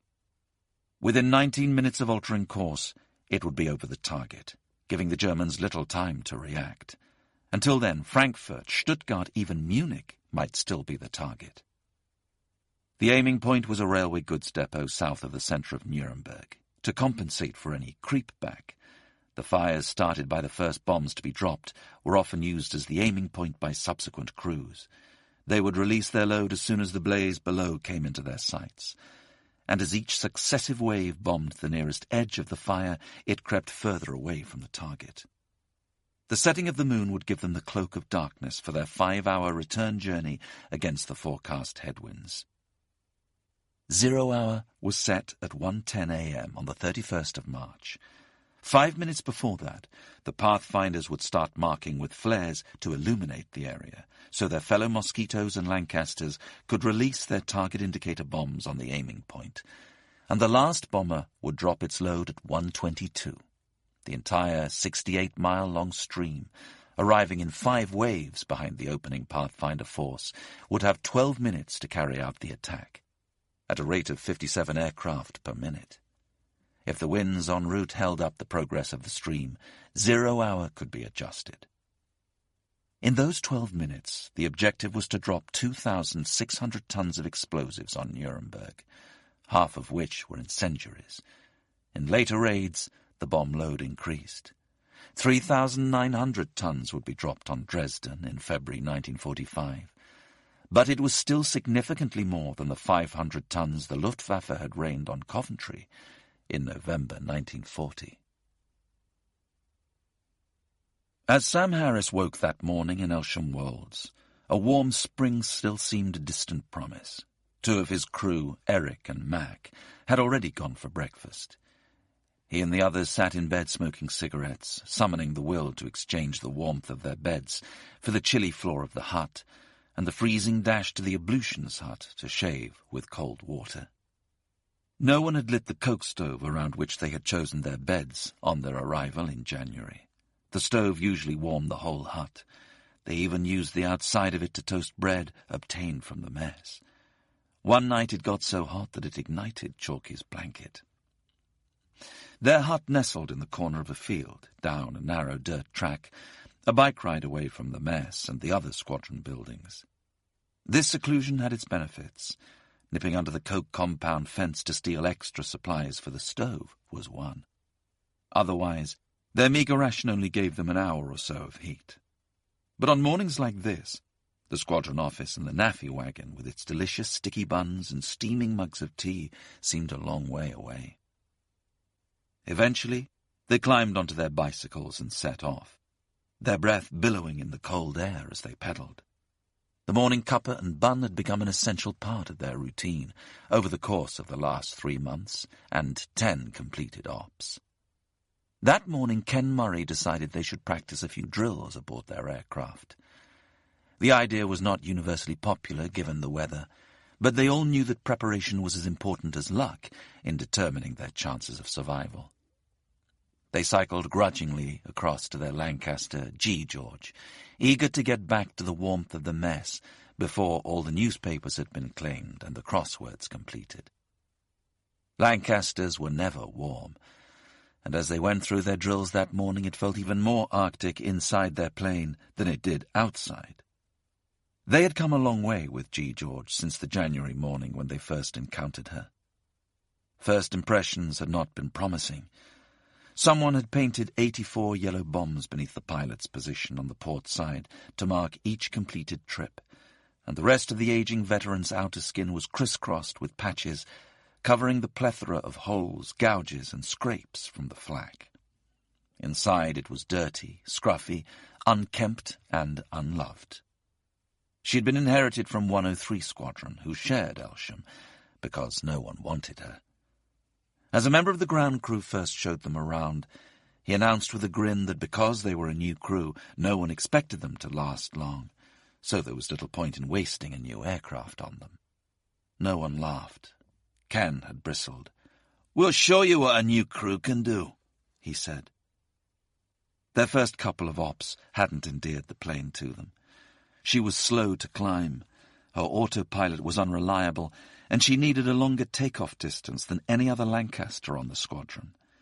Mac called her horrible, ancient, and Ken was so fed up that he complained to their commanding officer. The response was similar to the line they got from the ground crew, minus the humour. "A Sprog crew doesn't expect to get a new Lancaster. You'll be lucky to last 5 trips." Against the run of the dice, they had survived the ill-fated raid on Leipzig. They overshot the target because of the winds and flew back with bombers being shot out of the sky all around them. At that point, it occurred to them that for all its discomforts, this old girl knew how to get back from an op. And from that moment they started to love their creaking but reliable Lancaster. They lived with the constant awareness that an aircraft could be their coffin. But they knew a good one could be their saviour. While the night veiled many of her flaws, G. George always looked older and more frayed in the cold light of dawn, and this morning was no exception. She looked like a blown rose next to the sleeker machines alongside at dispersal. They climbed aboard via a small ladder to an entry hatch forward of the tail. Prior to an op, they had to squeeze along the fuselage, trying to avoid banging their heads on the roof, their flying suits and kit snagging and banging on the sides of the cold metal frame. It was less of an obstacle course on a drill, but they missed the warm gear. The smell of fuel hung heavy in the air, together with the mustiness that attested to the bomber's age, and at times like this they still envied crews who had been treated to one fresh off the production line, its cockpit pristine, without the slightest hint of a scratch on the perspex or the dials, a complete absence of oily smears or dust, and the delicious leathery scent of factory goodness in the air. They took up their positions for the drill. Bert Wynne, the rear gunner, turned left, the only man on board to do so. He crawled through the tail on hands and knees and slid his legs through the doors to his cramped Fraser-Nash turret. Once in, that was it. Facing away from the direction of travel, he would barely move for the rest of the flight, his gloved fingers gripping the twin triggers of his 4 Browning machine guns. The rest of the crew made their way through the fuselage. Eric Page, the mid-upper gunner, took his station just forward of the main entrance. His ceiling turret was armed with 2 Browning machine guns. When he and Bert swung into action, the staccato rattle of their weapons could be heard throughout the aircraft, and the lingering smell of cordite would mingle with the Lancaster's perpetual cocktail of hot oil, glycol, and sweat. Roland Luffman took his position at the wireless operator's desk on the port side of the cabin, forward of the wing. Next to the inner engine, it was the warmest part of the plane, and so where the crews often kept their pecan. On one raid, Rusty Warman of 101 Squadron remembers a bomber below them exploding, which rolled us a half roll over. As he fought to regain control of the plane, Taffy, his wireless operator, started to scream, "Blood! Blood!" over the intercom. He thought he had been hit. In fact, the pecan had been turned over during their dive and emptied on his head. Sam Harris eased himself behind the navigator's table, hidden behind a curtain on the starboard side, just behind Ken and flight engineer Mac Mackenzie, and lit by an angle poise lamp. Chalky White, the bomb aimer, slid down the steps into the nose and lay flat on the ice-cold floor. Things would get a damn sight hotter for him when the flak crackled around him and the aircraft lurched and veered its way on the final run into the target. Once at their posts, they went through the usual drills. After cries of, "Prepare to abandon aircraft," then, "Abandon aircraft! Abandon aircraft!" they threw open the escape hatches and slithered over the wings to practice a ditching at sea. Nothing could mimic the real challenges of trying to escape a bomber in a vertiginous spin, pinned to the sides or the roof by massive G-forces, unsure which way was up and which was down. But it was something, certainly better than surrendering their fate entirely to chance, and it might buy them the precious seconds that could separate life from death. They paused for a smoke and a chat, ran through a final crash-landing drill, and headed back to the mess for those newspapers. After lunch, there were no rides into town, because there was no definitive word on whether there would be an op that night. No word meant staying on camp, idling away time, catching a nap, playing cards, stealing some coke for the stove, or writing a letter home. Then the base tannoy sprang to life. "All crews to report to their squadrons." The poor weather had seen 3 successive operations cancelled, which meant that Rusty Warman and his crew had just enjoyed their 3rd good night's sleep in succession, all except their rear gunner, Harry Tiger Nunn. The previous nights off had been scratched just prior to takeoff, and by then Harry had taken a wakey-wakey pill, the methamphetamine cocktail intended to make sure he would be alert for the whole flight. As his mates got their heads down, he had spent the whole night pacing the floor of their hut, talking to himself, too manic to even lie on his bed. Rusty Warman, the 20-year-old son of a Durham colliery worker, had worked hard to become a pilot. Like Cyril Barton, he had been a sickly child. He had suffered bouts of diphtheria and tuberculosis and had a heart murmur, and his mother, a Royal Red Cross-winning matron at a military hospital during the First World War, constantly had to nurse him back to health. He missed out on many things as a result, football and swimming amongst them, so he always felt an outsider, and when he was old enough to join up, he seized his chance to be part of something rather than feel left out once again. Like the Bartons, his parents worried about him constantly. But when he told them about his plans to follow his father into the Navy, they weren't unduly concerned, confident that his childhood illnesses would render him unfit to serve. When Rusty filled in the medical form at the recruiting centre, he omitted to mention his tuberculosis, but included everything else. Then, on the spur of the moment, he decided to try his luck with the RAF instead. Their medical examination was less stringent, and he was accepted immediately. While Harry Nunn finally caught up on some rest later that morning, Rusty made his way across the base. Ludford Magna was a difficult place to warm to. It was built on farmland as a temporary installation by the construction company George Wimpey in 90 days, and its first commanding officer had described it as a joke in very bad taste played by the Air Ministry at our expense. Under a steel-grey sky and a bone-numbing wind, after several days of heavy rain, it was living up to its nickname, Mudford Stagner. Rarely had the 101 Squadron motto, mens agitat molem, mind over matter, seemed so appropriate. Rusty expected to be stood down yet again that evening, or assigned a training flight at most. His surprise when told at the squadron office that there would be an op gave way to unease when he walked past the aircraft at dispersal. Having primed them for the cancelled raid the night before, the ground crews were now winching down some of the bombs to make way for additional fuel. Whatever their new target might be, it was clearly a long distance away, and that was never a good sign. Rusty kept his concerns to himself. He didn't even share them with the 8th member of his crew, Special Duties Operator Ted Manners. The Lancasters of 101 Squadron were fitted with a device known as the Airborne Cigar, ABC, that disrupted the enemy's radio broadcasts between their night fighters and ground control stations. When it was introduced in the autumn of 1943, the first words heard through its airwaves during a raid over Hanover were, "Achtung, English bastards coming." Ted had become a popular and much valued member of the crew, even though he was billeted elsewhere. In case he divulged any secrets in his sleep that his crewmates might give up under enemy interrogation. There was nothing secret about the 3 large aerials that picked up the radio signals which Ted tried to jam. 2 protruded from the top of the fuselage and 1 from beneath the bomb aimer's position. But they also never asked him about the things he heard during an op, as he sat, headphones clasped to his ears, in his own closed-off area behind the navigator and wireless operator.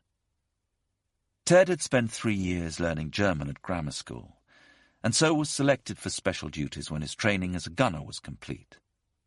His objective was to tune into the radio exchanges between enemy controllers and their airborne fighters, which showed as vertical spikes across a horizontal base on a cathode ray screen.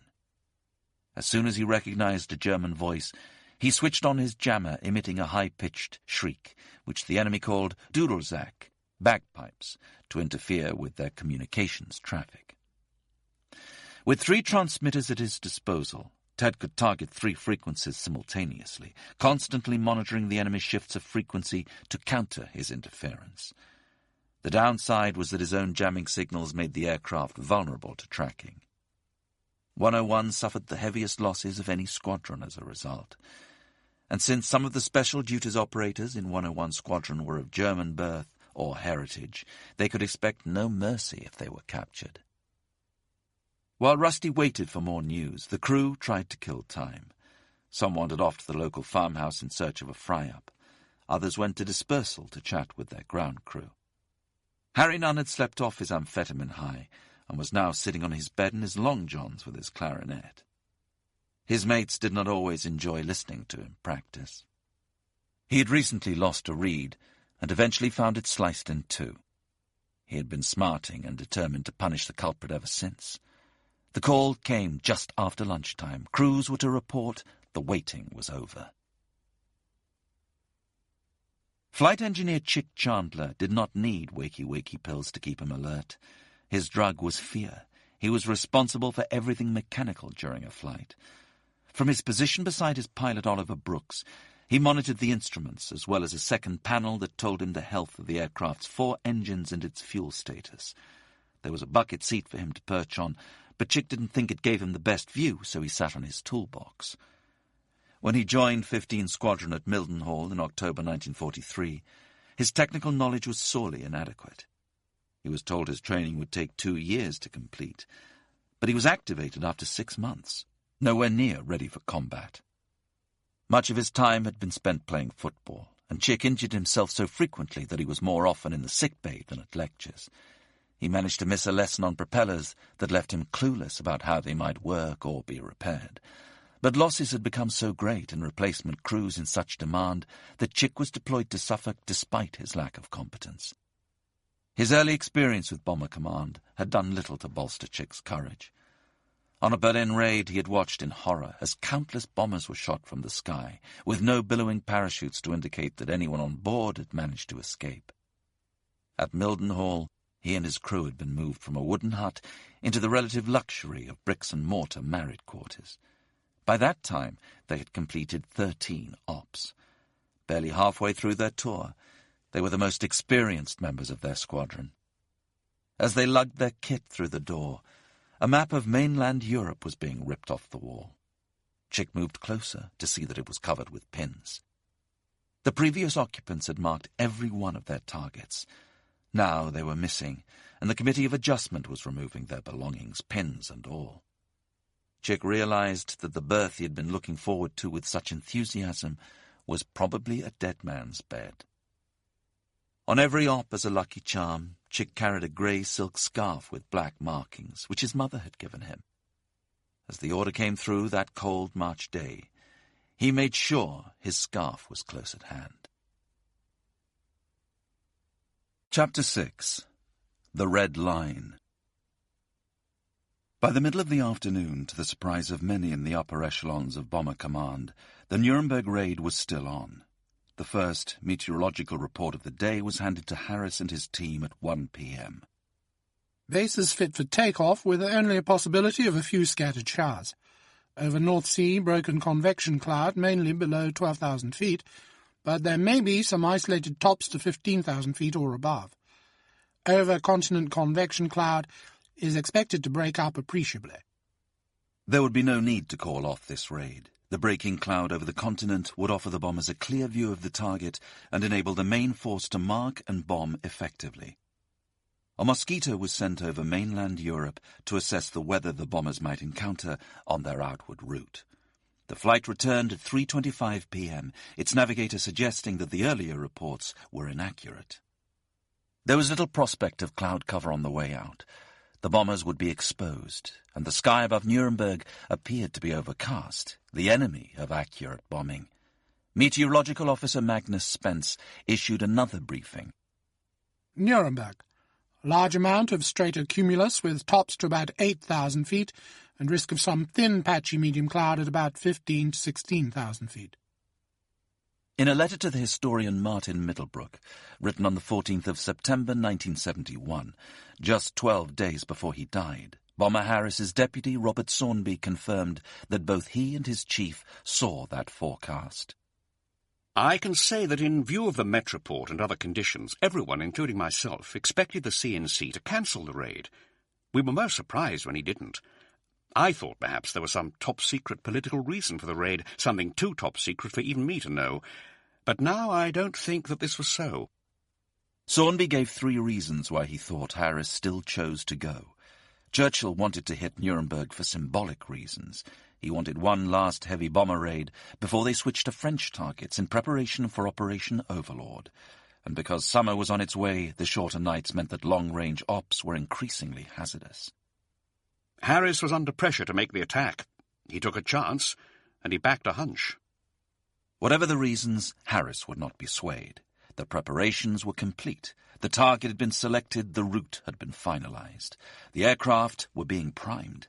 The squadrons chosen to take part had been notified, and their commanders had selected the crews to carry out the raid. Owing to the cancellation of several previous raids, and thus no recent losses and no fatigue, there were more crews than usual available. But an operation deep into the heart of enemy territory that grueling winter meant that experience was at a premium. The battle orders were posted, listing the crews that would be involved by the name of their pilot. The minutes before the main briefing were often long ones. The atmosphere on base became yet more highly charged. Life in the nearby towns appeared to grind to a standstill. Ground crews checked the aircraft at dispersal. Fuel bowsers and bomb trailers went into overdrive. Some airmen would try not to think what might lie ahead. Some spent their time writing to loved ones. Before his first stop, while the rest of his crew smoked and paced around him, Cyril Barton had sat on his bed and opened his writing pad. Dear Mother, I'm hoping you never receive this, but I quite expect you will. 9 months and 18 operations had passed since Cyril had written that last letter and entrusted it to his younger brother Ken, only to be opened in the event of his death. There had been near misses. A piece of flak through the roof of the plane during their 6th raid at Leverkusen and fractured Len Lambert's skull. But he still managed to navigate the return journey home. He missed 2 months of ops, but rejoined them after a bone graft in January 1944, in time for the crew's move from Snaith to Bern. After I was wounded, I wondered if I was good enough to get us back every time. I seem to remember worrying not so much whether I would survive myself, but whether I was good enough to get the crew as a whole to survive, because it's a nasty feeling getting lost in the air. A lot of people lost their lives because their navigators got lost. The crew did everything together. Cyril and Len were teetotal, more likely to be found in the naffy having a cup of tea than in the pub with a pint. But when they did go to their local, even if he was only having lemonade himself, Cyril always made sure he stood his round. The Websters' farmhouse was another regular port of call. They used to be invited there for supper after church on Sundays, and the family always gathered at the end of the runway to wave off Barton's balmy bomber boys, as the family knew them before each raid. Mrs. Webster would make these big apple pies. She had the pastry cut out, B.B.B.B. Cy's crew had a book in which they jotted down observations of each other and life in Bomber Command.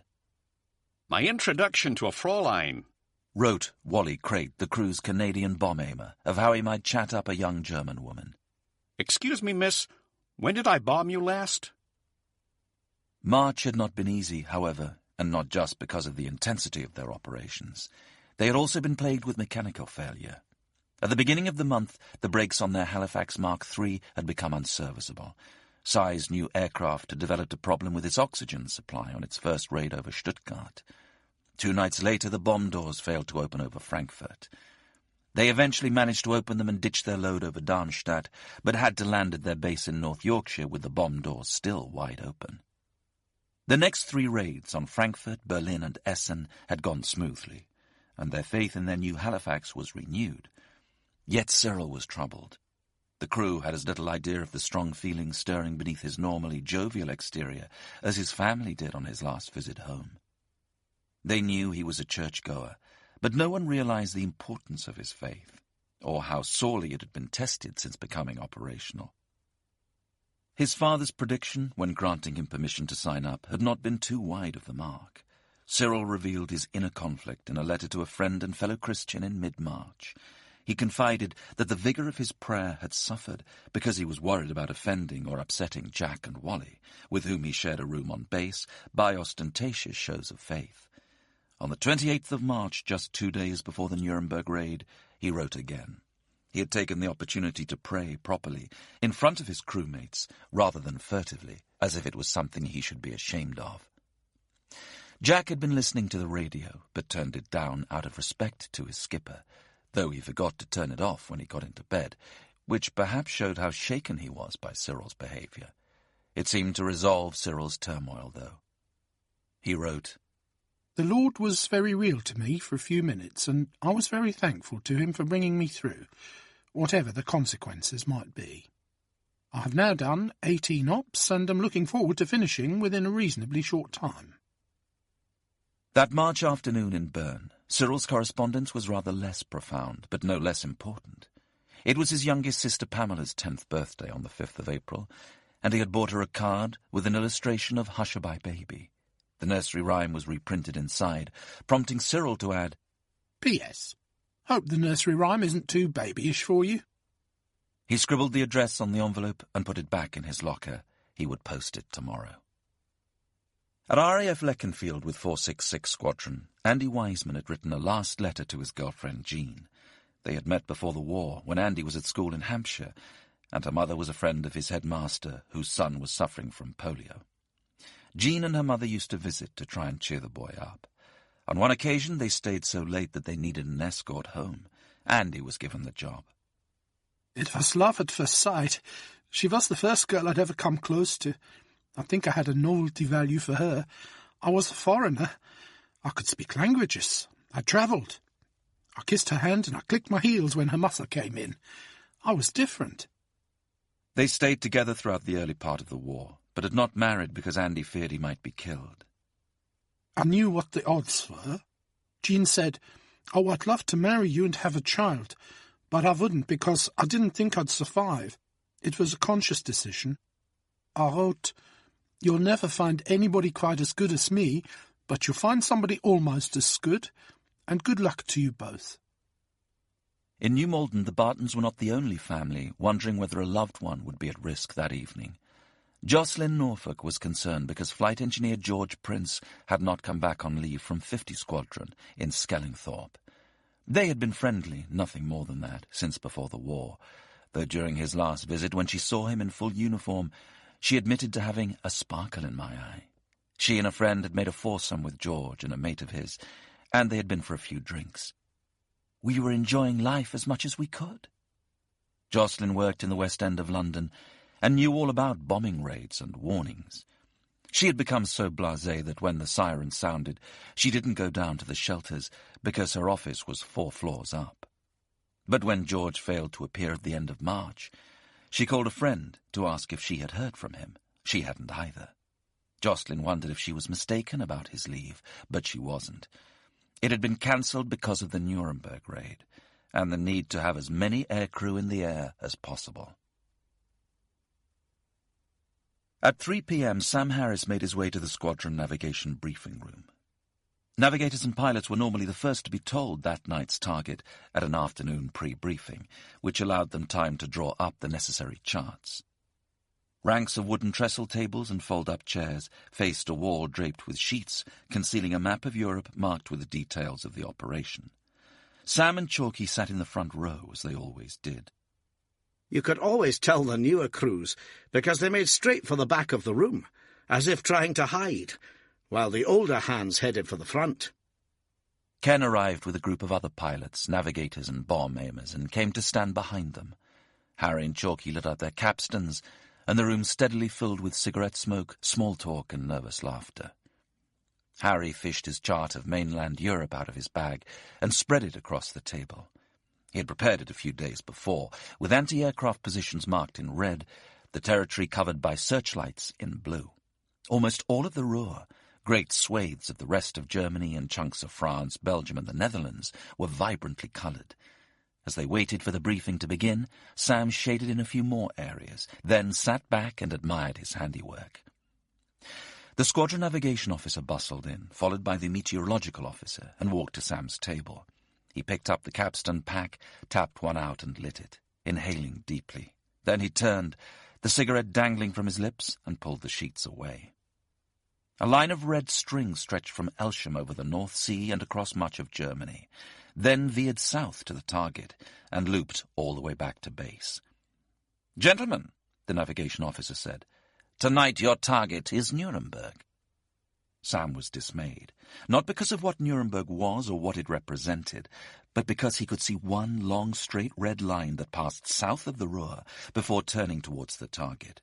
An interminable, undeviating leg that would give the German ground radar operators ample time to track the route of the bombers and give the enemy fighters plenty of chance to vector in on them. The night fighters will be laughing tonight, he thought. He prayed for some cloud cover. Without it, they would be sitting ducks. The briefing continued. It may have been his imagination, but it seemed longer that night, and to cover every detail of the operation, no matter how minute. Once it ended, he and Chalky sketched out the flight plan, while Ken joined the rest of the pilots to discuss tactics. Navigator Harry Evans was also given advance notice of the raid. A 21-year-old South Londoner, he had been sent to join a new squadron, 550, at first based at Waltham, near Grimsby, then moved a few miles to North Killingholme. His first 7 operations were all to Berlin. By March, they were battle-hardened and battle-scarred. Harry had been nominated for an immediate Distinguished Flying Cross for an act of valour during the course of one of those raids, the memory of which was still blurred. The rear gunner had failed to respond on the intercom 20 minutes before they were due to change course.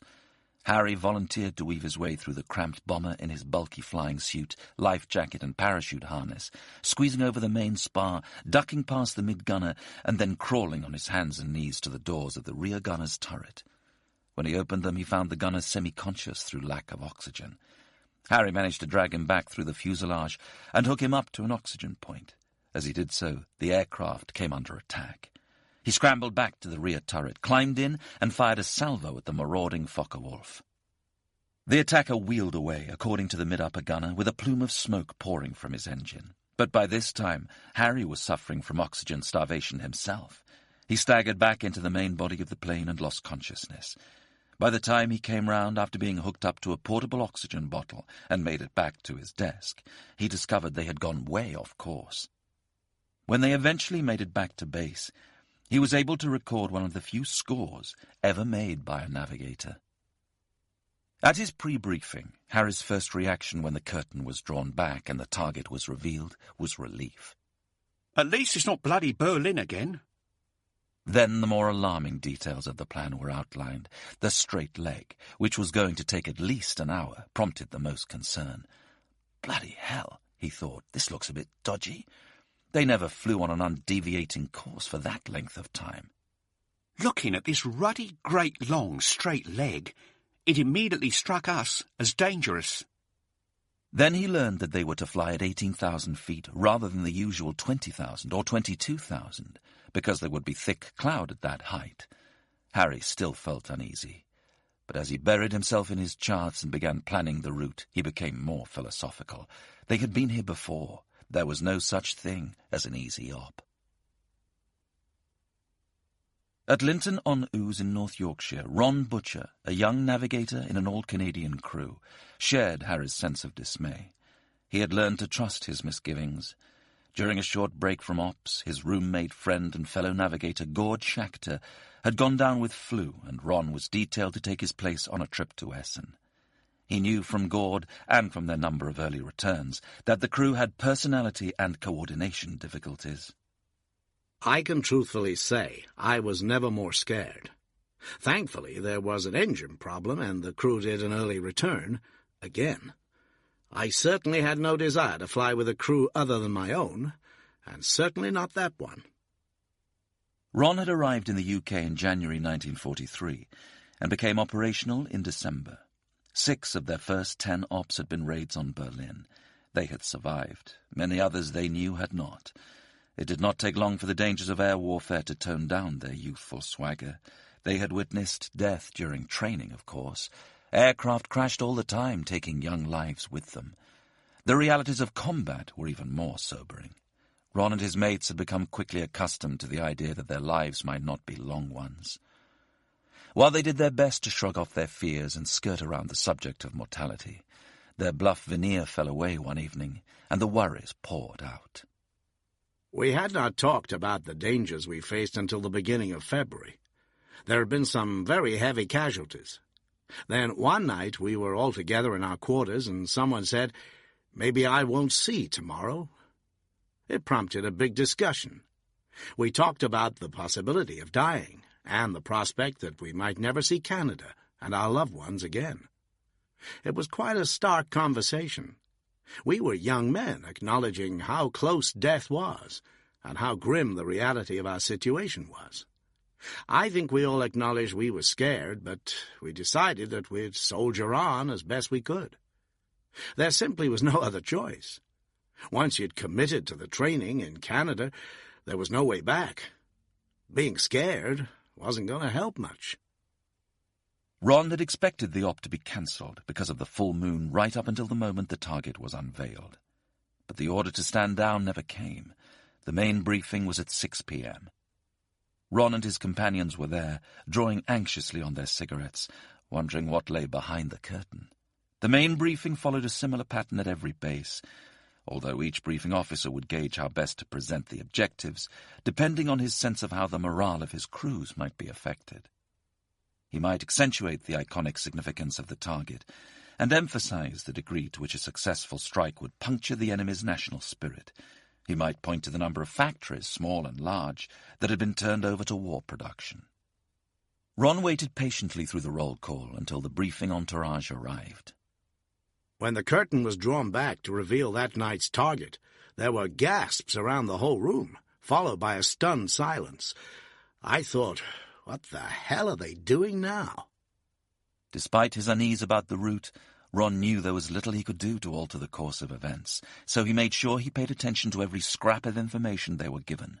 The location of German defences, the spoof and diversionary raids that would hopefully distract German attention from the bomber stream, radio codes, pathfinder marking strategies, the method of attack at the target, and the designated 0 hour.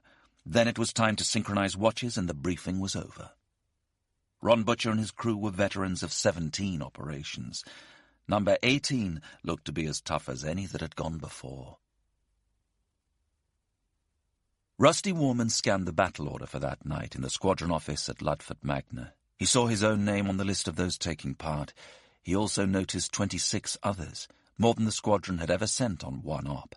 They were making a special effort, involving a total of more than 200 men. Later that afternoon, he and his crew gathered at the briefing, swapping the usual slightly brittle banter, then falling silent when the senior commanders entered the room.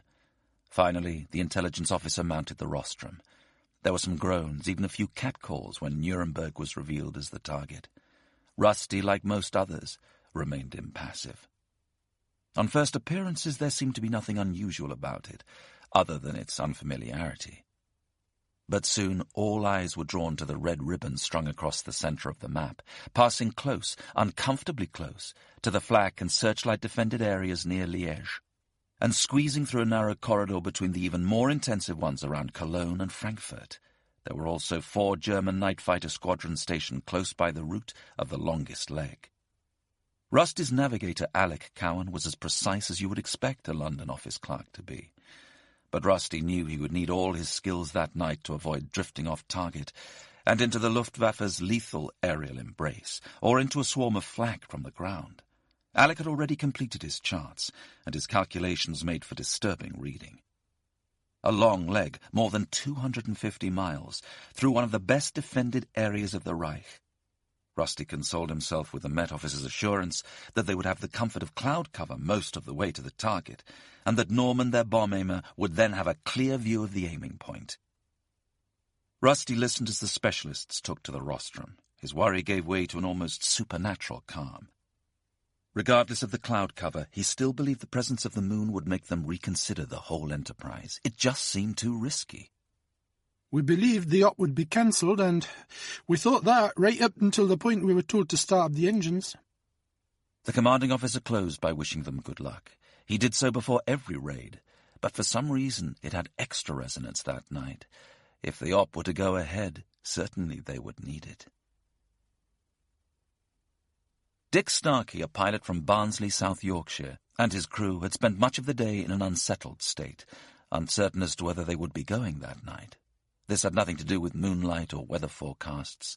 They were one of 4 crews in their squadron at Metheringham, Lincolnshire, who were coming to the end of their tour of operations. If they all flew every raid, their flight commander risked losing his most experienced crews in one fell swoop.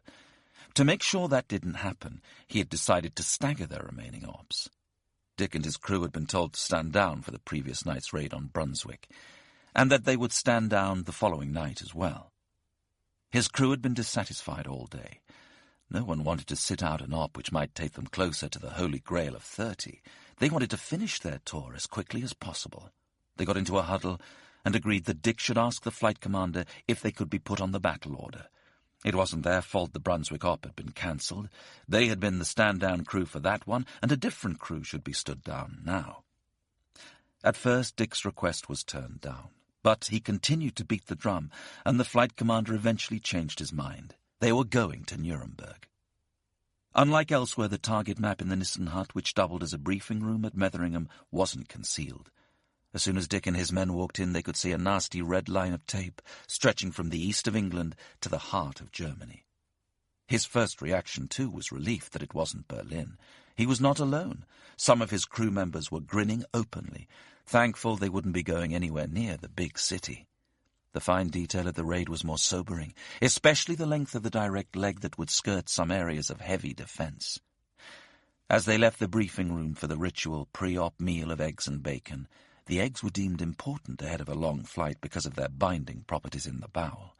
A few of Dick's crew were regretting their earlier ebullience. Perhaps being stood down from this one might not have been a bad idea after all. Leslie Nugent, known as Scouse, a mid-upper gunner with 78 Squadron, knew the feeling.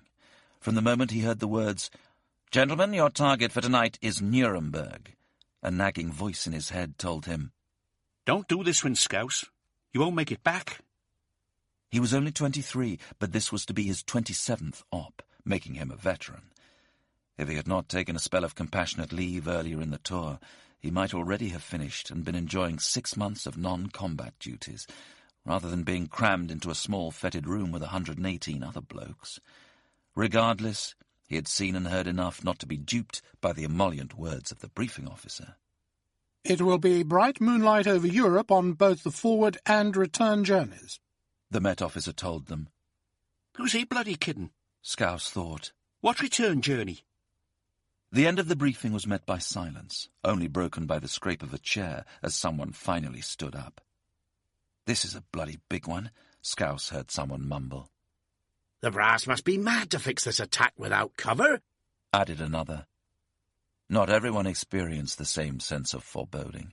Chick Chandler focused solely on getting the job done. His only concern was how much fuel he needed to get his crew there and back. They were going with a full load, 2,145 gallons, so he knew it was going to be a long one. But he would be scared wherever they might be heading, regardless of the length of individual legs or how much cloud there was likely to be. Chapter 7. Enemy Coast Ahead. For bomb aimer Alan Payne it was a similar story. He was thankful they wouldn't be going back to Berlin. The direct leg and the moon were causes for concern, but so far it seemed to be just another op. He found his girlfriend Pat in the mess. He wasn't able to talk to her about where they were going. Not that he wanted to. The possibility of it being the last conversation they would ever have didn't alter the fact that Alan just wanted to exchange small talk and pretend nothing was different. When it came time to leave, she handed him the flask of coffee she made for him before each raid. Pilot Officer Jimmy Batten-Smith, a colleague of Rusty Warman at 101 Squadron, was courting a WAF who serviced their flying kit named Patricia Bourne. Like Cyril Barton, he had written a letter for his parents, who lived in India, in case he did not return. He gave it to his girlfriend before every raid, together with his writing case. That night, after briefing, he did something different. "Think of me tonight at 1 o'clock, will you?" he asked. Patricia agreed and made a mental reminder to set her alarm clock for that time. Rusty Warman and his crew made for the mess. Curly and Norman in particular liked to flirt with the WAFs who worked there, a last touch of normality before the tension was ratcheted up and they headed to dispersal. The girls knew, of course, what the boys were heading into, and they made it their business to smile and be as friendly as possible. Over the course of 3 months, Rusty and his mates had got to know them well. Sometimes they even managed to bag an extra pre-op egg. After lingering over each mouthful of their dinner, it was time to get into their flying gear and collect their kit. The temperature at 20,000 feet was rarely forgiving, so most would wear as many layers as possible, including thick woolen stockings and thermal underwear. Rusty Woolman had 2 pairs of long johns for operations, but only ever wore one lucky pair. He never washed them, which guaranteed him all the room he needed in which to get changed. The rest of the crew reckoned that when he peeled them off after a raid, they would be able to stand up in his locker by themselves. Sam Harris's locker room was unusually crowded, but few spoke. Everyone seemed subdued that night. Men fought for space as they climbed into whatever they needed to keep warm. The gunners were the best insulated. Their first layer was an electrically heated flying suit, with a pair of electrically heated slippers that clipped to it. They didn't always work. Sometimes they would be left with one hot foot and one frozen. The next layer was the regulation flying suit, then a canvas fireproof suit. Some found them too restricting and went without, but most wore one. Fire was the biggest fear of those on board, and with some justification. If the bomb load went up, the suit was inconsequential, but 2,000 gallons of fuel could burn quickly and fiercely. Once aboard the aircraft, the gunners also wore electrically heated gloves and leather gauntlets and Mae West life jackets. It was a wonder they could move a muscle. In the middle of this smoke-filled chaos, Sam and his crew were handed their flying rations, chocolate, sweet sandwiches or an orange, with a flask of tea or hot chocolate for warmth. Once dressed and ready, rations packed, they trudged off to collect their parachutes. Each man was responsible for his own harness, but the parachutes had to be signed out before flying and back in after the flight.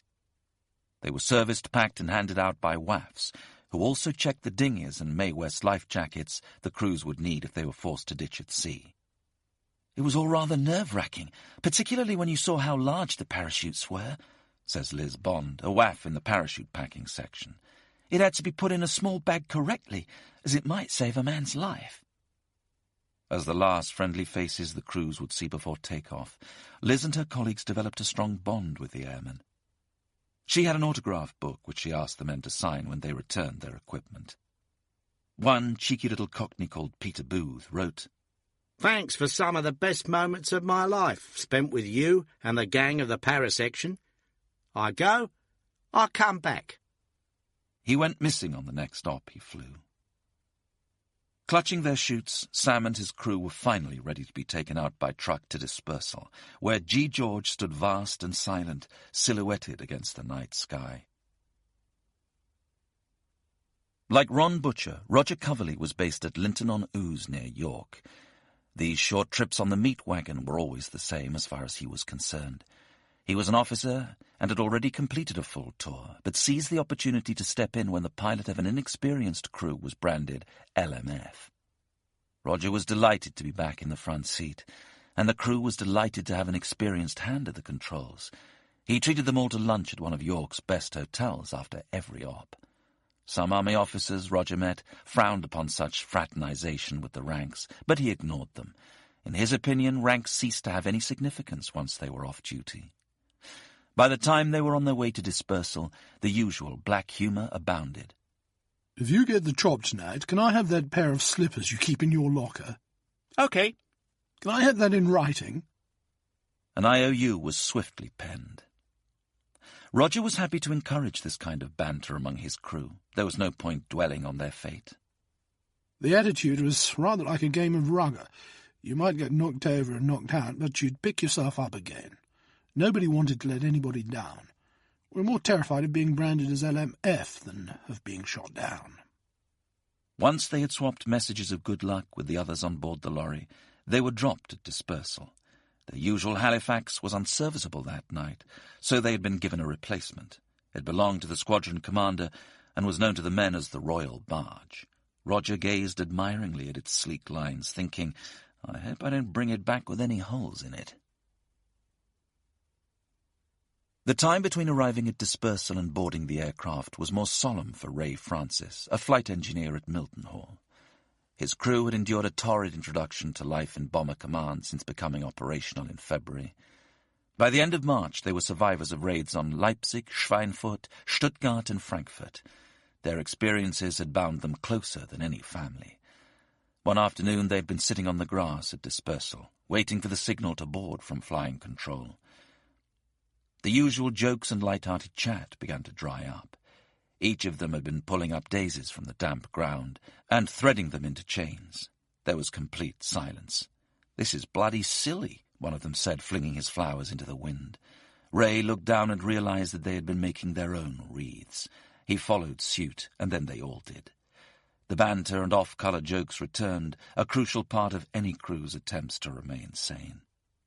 Ray's contained 3 Australians who liked to bewitch their Pommy mates with stories of bronzed, long-limbed Sheilas parading on the sun-kissed Sydney beaches. It took Ray and the others a while to discover that not one of the threesome had even visited the place. Still, the images they had conjured up were nice to cling to in the middle of an arduous English winter. Scouse Nugent continued to feel pessimistic. The thoughts that accompanied every mission crowded his mind. Will our crew be the lucky ones? Is this it? Will I ever see my wife again? It all came down to one simple question. Will I live or die? He could tell the rest of his crew was thinking the same way. The atmosphere had become quiet and tense. No one said a word as they gathered at their aircraft. Some of the boys took this chance to exchange a few words with their ground crews, for many the unsung heroes of Bomber Command.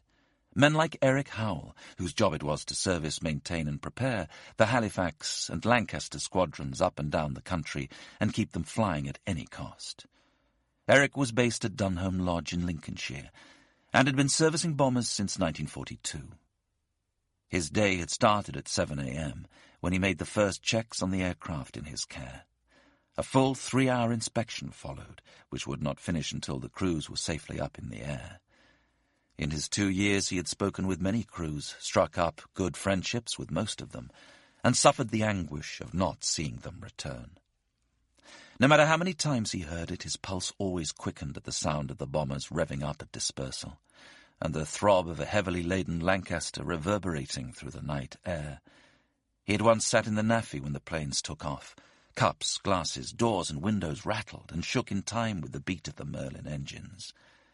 Then came the strange silence as the red and green navigation lights faded to black, before the everyday sounds of the base asserted themselves once more, the hoot of an owl, the bark of a dog, or a wireless blaring from one of the billets. In warmer weather, Eric would stretch out on the grass and watch the crews depart. Can you imagine, lying amongst the sweet-smelling grass and clover, peering through the distractions of the low overhanging branches of a massive old English oak at the silhouette of a Lancaster in the moonlit distance, knowing that hundreds of miles to the east, death and destruction was taking place?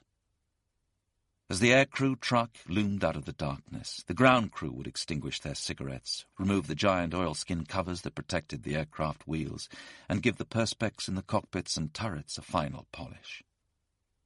There was some conversation before takeoff, but rarely about the matter at hand. They would help the crew, clad in their bulky flying gear, on board, and then take away the ladders and finally close the doors and hatches as the engines coughed into life. One of the ground crews scrambled along the now cramped, crowded aircraft and asked the pilot to sign the 700S, the aircraft's engineering and serviceability log. Finally, on the pilot's signal, the chocks were removed and the aircraft moved slowly away. After takeoff, when Eric was on duty, he would go to the dispersal hut and wait an anxious, fitful 7 hours, hoping and praying that those good men might return the next morning. The night of the 30th of March was no different. Eric waved off 16 crews, including one brand-new Lancaster, Sea Charlie, piloted by Trevor Charlesworth. Eric had lost 3 such aircraft since the beginning of 1944, an average of 1 a month, and he didn't want to lose another. Back in the hut, they stoked up the stove to create a warm fug and settled down for their vigil. The next day was Eric's birthday. He wanted to see as many of his Lancasters and his lads as possible make it back, and preferably all of them. Jack Watson, a member of the Pathfinder force for the operation, was one of the first to take to the sky that night. He had become increasingly preoccupied with the aircraft he was assigned to fly, M. Mother, and decided that the omens were not good. M was the 13th letter of the alphabet. This was to be their 13th trip, and the business end of the op would be taking place on the 31st, the inverse of 13. During these last moments on the ground before the orders came through for takeoff, superstition was quick to take hold. While most crews recognized the importance of preparation, training, and vigilance, even the best and most experienced were aware that sheer good fortune often played the most crucial role in the unfolding drama. Many put their trust in keepsakes and charms, or went through often elaborate rituals to try and keep Lady Luck on their side. Reg Payne's crew gave their aircraft a careful pat before they climbed aboard, and whispered their wife's or girlfriend's name. Frank Swinyard, the navigator, would say, "Good old Brenda," and Reg would follow with, "Good old Ena," and so on. After every completed op, when the engines were shut down after landing, the voices of the crew would sing out the same mantra over the intercom. They believed it was the aircraft that helped preserve their lives and would continue to ensure their safety. Reg made particularly sure to give the plane a pat that night. He had been unsettled by the briefing, and not just because the raid was due to go ahead despite the moonlight. At the conclusion of his address, the wing commander would normally single out a crew member to come to the front and recite its most significant details. Unless he could do so accurately, he would be scrubbed from the op. That night, he had simply bid them goodbye and good luck. They obviously needed all the crews they could muster for Nuremberg, whether attentive or not. Ray Francis's charm was a lucky whistle. Every crew member carried one in case they had to ditch in water and call for help in darkness. But his wasn't RAF issue. It was a Boy Scout's whistle, even though he had never been a Boy Scout. He also carried a silver bracelet given to him by his dad, engraved with the words, "Happy Landings, Father." Alan Payne had a St. Christopher. Like Chick Chandler, Alan's skipper Jeff Probert wore a lucky scarf. He had been warming their aircraft's engines before one op when he suddenly realized he didn't have it. So he climbed out, got on his motorbike, shot back to the billet and returned, scarf in place, only seconds before takeoff. Dick Starkey had a pair of miniature flying boots, which he used to stand above his instrument panel. He knew deep down that they didn't bring him the slightest bit of luck, but had reached the stage where he didn't dare risk leaving them behind. Their mere presence gave him reassurance. Andy Wiseman always took a doll knitted by his girlfriend Jean. He hung it from one of the pilot's instruments. Some months earlier, he and his crew had stretched out in front of their plane to enjoy a last cigarette before takeoff. The station commander arrived to wish them luck. As the L word left his lips, Andy suddenly remembered Jean's doll. "What's the matter with you?" the station commander asked. Andy felt his cheeks burn. "Nothing." There was no way he was going to admit something like that to the old man. The station commander was having none of it. "Come on, what's the matter with you?" In the end, Andy confessed. Without saying another word, the station commander got back in his jeep, drove to Andy's billet and retrieved the doll from his locker. It was the last time he ever forgot her. Andy was the only member of Bomber Command for whom it was a return to Nuremberg. Before he and his family fled for Poland, he had been there on a school trip. He had no memories of the visit, perhaps just as well, given that he was going back to flatten it. He disliked the wait before takeoff. Unlike the rest of the crew, as a bomb aimer he had no instruments or equipment to check. Once their bomb load had been winched into the bay, and he had given one of the projectiles a gentle pat. For the rest of the time he stood and smoked and chatted, always about the most trivial things. He looked upon this phase of the proceedings as a dry run for the way things would unfold once the op was underway. He would have to bide his time for 7 hours, buffeted by flak, his life in peril, at the end of which his job would be all over in 7 minutes. That night he had every reason to doubt whether he would be called into action at all. The red line that separated them from the target suddenly seemed impossibly thin. When he was 6, Rusty Woman had been forced by his mother to kneel by his bed and say his prayers. "No, I lay me down to sleep, I pray the Lord me soul would keep. If I should die before I wake, I pray the Lord me soul would take." He had not even mumbled the words since, until he found himself doing so during one particularly perilous op, when the flak was so thick I could have got out and walked on it. For the more religious amongst them, it often paid to keep their prayers to themselves. Rusty knew of one skipper who took a senior officer out over Germany. Their aircraft came under heavy fire from a night fighter. When the rear gunner shouted, "The bastards are everywhere!" their guest replied, "Never fear, rear gunner. Never fear. The Lord is with us." "He might be up your fucking end," the gunner replied, "but there's no sign of him back here." The crews climbed into the Stygian gloom of their aircraft, hauling their kit and equipment with them to complete their final checks. Hidden from sight by his curtain, Sam Harris unpacked his navigation gear and tested his instruments and lights. Everything was in working order. Then it was back outside for one final ritual. Sam's crew gathered at the far side of the dispersal and reached for their smokes. Mac normally brandished a pipe, but on these occasions he always had a cigarette. Eric wouldn't touch the things, but stood with them while they had their final nicotine fix. Take-off time was fast approaching. They formed a line at the edge of the tarmac, fought their way into their multi-layered flying suits, and peed into the adjoining field. Some relieved themselves on the aircraft wheels for luck, and sometimes to hide their modesty from the well-wishers who had come to wave them off from dispersal, among them several members of the WAF. Harry Evans and his crew had stopped doing so after they were told the urine might weaken the metallic undercarriage and cause it to collapse. It was a worry they could live without. By this time the thick cloud and gusting wind which had made the day so miserable appeared to have eased. The sky was now alarmingly clear. The conversation among the crews began to falter, leaving each man alone with his thoughts. A few anxious eyes turned from the heavens to the flight control tower, still half expecting to see the red light which would indicate that the decision had finally been taken to scratch the raid. The light turned green. It was time to go. The rain started to fall as the men scrambled aboard. The Lancaster and Halifax engines coughed into life as the chocks were removed from their wheels. All across a vast swathe of eastern England, they lumbered out of their dispersal bays.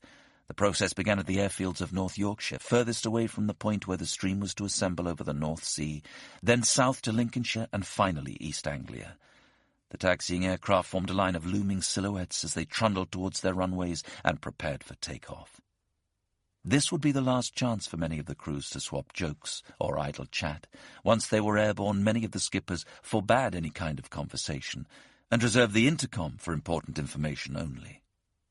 The piercing cold had done little to deter the crowds who had gathered at the end of the runway to wave them off. WAFs, ground crew, idle crews, anyone else on base who wanted to show their support. At Dunholm Lodge, the station commander made it his duty to salute each aircraft as it left the ground. The departing crew might scour the faces in the crowd for a familiar or an unwelcome one. That morning a flight sergeant from 50 Squadron at Skellingthorpe had been approached by a notorious chop girl, the name given to those WAFs who had dated more than one man who had gone missing on an op. After a brief chat, he had beaten a hasty retreat, but as they made their turn at the end of the runway, he glanced across at the assembled onlookers and noticed with a sense of dread that she hadn't taken no for an answer. In his bed near East Kirby, Fred Panton listened to the sound of the bombers taking off from the airfield at the bottom of their hill.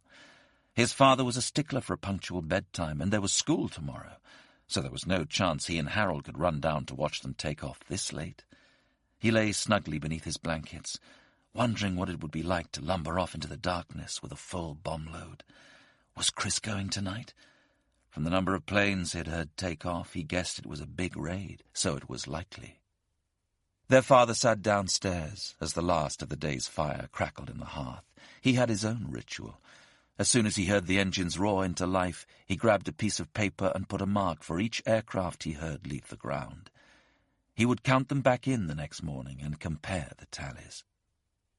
From the northernmost base, RAF Dishforth in Yorkshire, to the furthest south in Rattling Common, Cambridgeshire, the night air was filled with the thunderous sound of the 795 aircraft, 572 Lancaster bombers, 214 Halifaxes, and 9 Mosquitoes.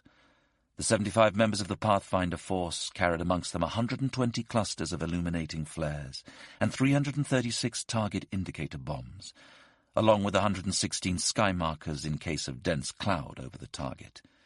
Each of the Lancasters in the main force was carrying one 4,000-pound cookie bomb and somewhere between 5,000 and 6,000 pounds of incendiaries.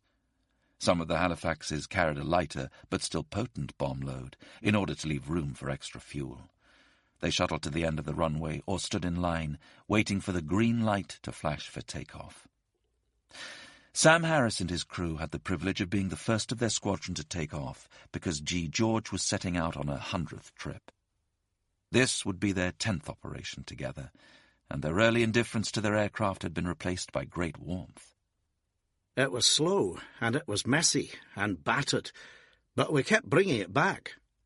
After the first trip, the ground crew who looked after it were amazed, and more so after the second. A sort of esprit de corps grew between those who flew it and those who serviced and maintained it. The aircraft seemed to behave better, and the ground crew would always be there to greet it, even if they had worked for 24 hours non-stop before it went, and it came back in at some unseemly hour in the early morning. A small crowd had gathered around the caravan parked alongside the tarmac that doubled as a control tower to see the venerable bomber off. Paraffin lamps flickered and guttered in the wind at the edge of the runway. Once the checks were completed, Ken Murray put on the brakes and opened the throttles. The Lancaster started to strain like a dog on a leash. The brakes were released. There was a pause, then with a cacophonous roar the plane began to move. Slowly, too slowly it always seemed to those on board when it was fully laden, they gathered momentum. At last the tail was up and the speed increased. 80 miles per hour, 90, 95, 100, 105, and it was still on the ground. 110, 115, and then the noise became a touch quieter as the pilot eased back the control column and the wheels left the ground. "Undercarriage up," Ken's voice rang out across the intercom. Mac cut in. Gear up and locked. Lights out. "Flaps a quarter." Ken's mantra continued until the wing flaps were fully retracted and throttles and boost were set to climbing speed. G. George was airborne at 9:37 p.m. GMT. Scouse Nugent sat in his turret listening to the routine exchanges between pilot and control tower, running through the instrument checks before thundering down the runway and slowly lifting off. He had forgotten to do up the chin strap of his helmet, but that did not bother him. Instead, he was thinking about the operation and how with a heap of luck he would be back kissing the tarmac, just as he had done after every single one of his 27 previous ops. Once they hit a speed of 100 miles per hour, there was no turning back. Using every ounce of their skill, the pilot and his engineer sought to keep their vast machine steady until the time came, when under immense strain, some 68,000 pounds of metal and fuel and explosives would wrestle their way into the air. One mistake or small mechanical failure, and the consequences could be devastating. That night, only 2 aircraft failed to get airborne. The flaps rose on one Lancaster at Coningsby as it hurtled along the runway. By the time the pilot noticed, it was too late to abort takeoff. Once the wheels were up, he tried to coax it into a climb, but the aircraft refused the invitation. It struck a post beyond the end of the runway, ripping open the tailplane and a fuel tank in one of the wings. Astonishingly, the pilot still managed to land safely and no one was hurt. A second accident at Skellingthorpe provided another miraculous escape. A Lancaster burst a tire as it accelerated, careering off the runway and badly damaging one of the wings. Despite its full fuel and bomb loads, there was no fire and none of the crew was harmed. For the other 793, the perils of the night had only just begun. They climbed steadily to their assigned flying height, vitally important, since more than 800 of them were due to rendezvous over the North Sea, and collisions were a genuine risk. As they ascended at approximately 100 feet per minute, the land beneath them faded to black.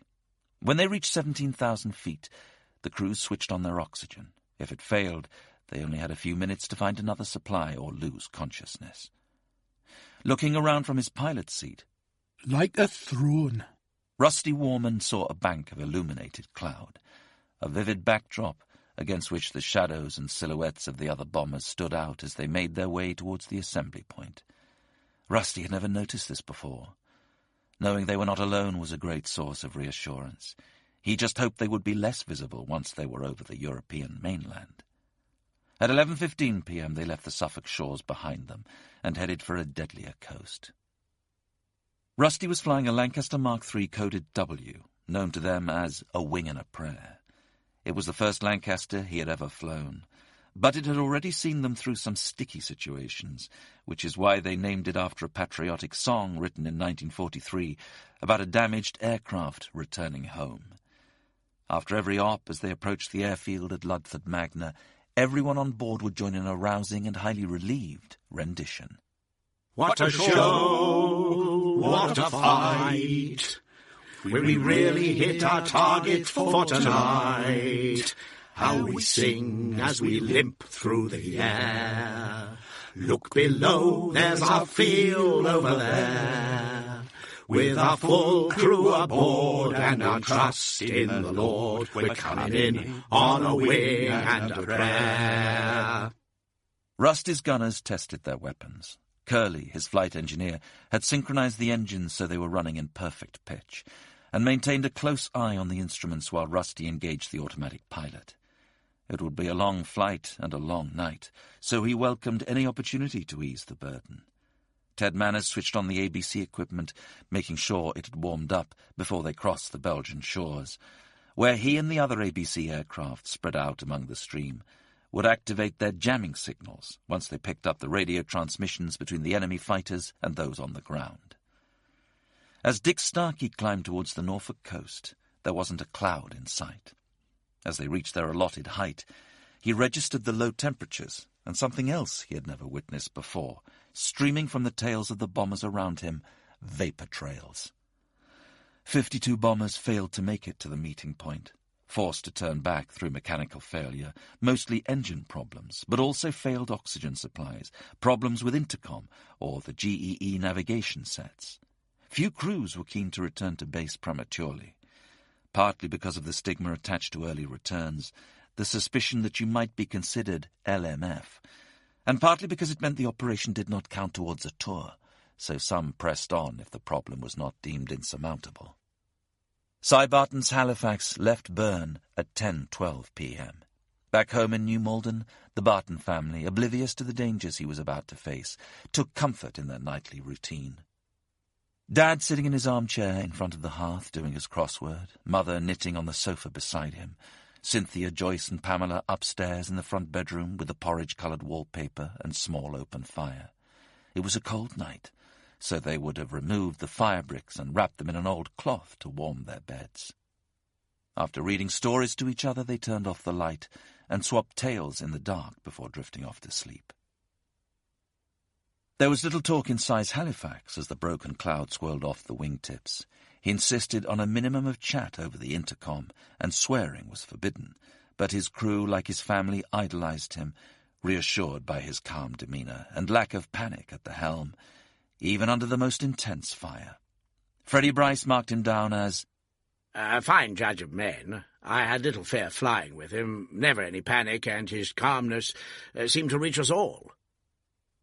Nuremberg was their 19th mission. As the plane climbed, Freddie stared through his Perspex turret with increasing concern. A good night for the night fighter, he thought. Len Lambert had misgivings about the whole raid, which the brightness of the moon did little to dispel. But he set those doubts aside and gave Cy the course to meet up with the bomber stream. From the coast of England to the assembly point was approximately 15 minutes flying time. The first wave consisted of around 100 aircraft, including the Pathfinder openers, who would be dropping their marker flares for the rest. It was less concentrated than those that followed, spread across the first 20 miles of the stream. Behind them were 5 more waves of around 138 aircraft each approximately 10 miles long. The theory was that if the bombers managed to stick to their allotted height and course, the stream would remain compact enough to ensure that their firepower would be as concentrated and severe as possible over the target. The front of the stream was nearing Belgium. Across the intercom, 3 words rang out. Enemy coast ahead. Chapter 8. Jazz Music. As they crossed the North Sea, Ron Butcher had been mesmerized by the moonlight shimmering on the water beneath them. But now that his Lancaster was forging its way over mainland Europe, he turned back to his charts. His brow furrowed as he plotted their position, using the stars. They had been told to expect 80-knot winds, yet his recordings told him they were between 40 and 50 knots faster. To add to his disquiet, there was no sign of any turbulence from the slipstreams of their fellow bombers. Ron started to feel intensely vulnerable. It made the crew feel terribly exposed to realize that other aircraft were not in close proximity. He began to worry that his estimates were incorrect, and they had been blown off course. Should he continue to rely on the forecast? If he was right and the winds were stronger than predicted, they would be propelled towards Nuremberg at a far greater speed than they had anticipated. Sam Harris and his crew had encountered light flak as they passed over the enemy coast, but managed to fly through it unscathed. It was bitterly cold outside the aircraft, -31 degrees centigrade, and not much warmer inside, which might have been the reason Sam muddled his calculations. He had meant to add 17 minutes to the time on his chart, but added 14 instead. As a result, Ken began his turn for the long leg at the wrong point. Sam frantically checked and rechecked his charts according to the information transmitted from England, and realized his mistake in time to direct his pilot back onto the right course. 4 minutes later, the German city of Aachen appeared on their port bow. The whole sky was ablaze with searchlight beams and great arcs of flak, but Sam and his crew somehow avoided the worst of it. Further back in the stream, Rusty Warman and his crew approached Charleroi, 18 minutes away from the German border. "Turning point coming up, skipper," Alec, his navigator, called out. "Steer new course." They flew due east from Charleroi. As they reached Aachen, they were rocked by flak, and the air around them filled with the pungent smell of cordite. Rusty gripped the controls more tightly, bracing himself, but it soon subsided. His main concern remained the moon rather than the anti-aircraft fire. The Germans wouldn't need radar to find them, he thought. There was simply nowhere to hide. A series of spikes appeared on the cathode ray set of Special Duties operator Ted Manners. The radio broadcasts to enemy fighters had begun. "They're on their way," Ted said. Feldwebel Bruno Rupp was stationed at Langendiebach near Frankfurt.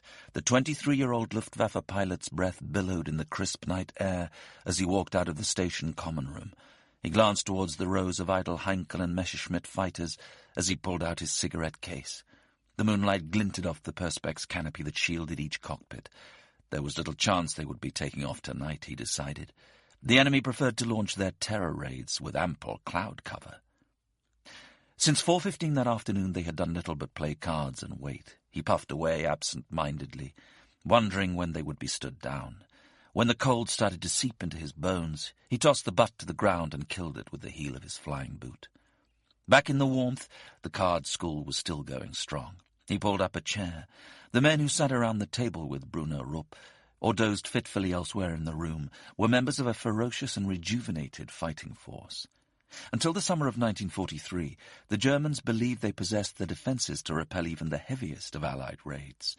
But when Harris sent in his bombers en masse to Hamburg in August 1943, their response both on the ground and in the air had proved inadequate. Until the Hamburg raid, they had had night fighters stationed at every route into Germany. They had divided their airspace into a grid, each box patrolled by one aircraft, guided to its target by ground radar that was now being disrupted by window, the thin strips of aluminium chaff thrown in bundles from Allied bombers. Until recently, the Luftwaffe had stationed groups of night fighters around the major cities bombed by Allied forces. As a raid progressed, they would wait as long as possible to assess the location of the stream's final target before sending them in. Codenamed Wild Boar, this strategy obviated the need for radar and reduced the confusion caused by window. But it had one major disadvantage. The scores of circling fighters all needed to land at the same bases when their fuel ran low, and there were frequent crashes and collisions. A new approach was needed, and so Wild Boar was replaced by Tame Boar. The Tame Boar fighters were divided into 5 divisions, each with their own underground operations room, known as Battle Opera Houses. Once the fighters were airborne, control passed to the best-positioned operations center, from where a lone radio operator would give each pilot constant updates about the location and course of the invading force.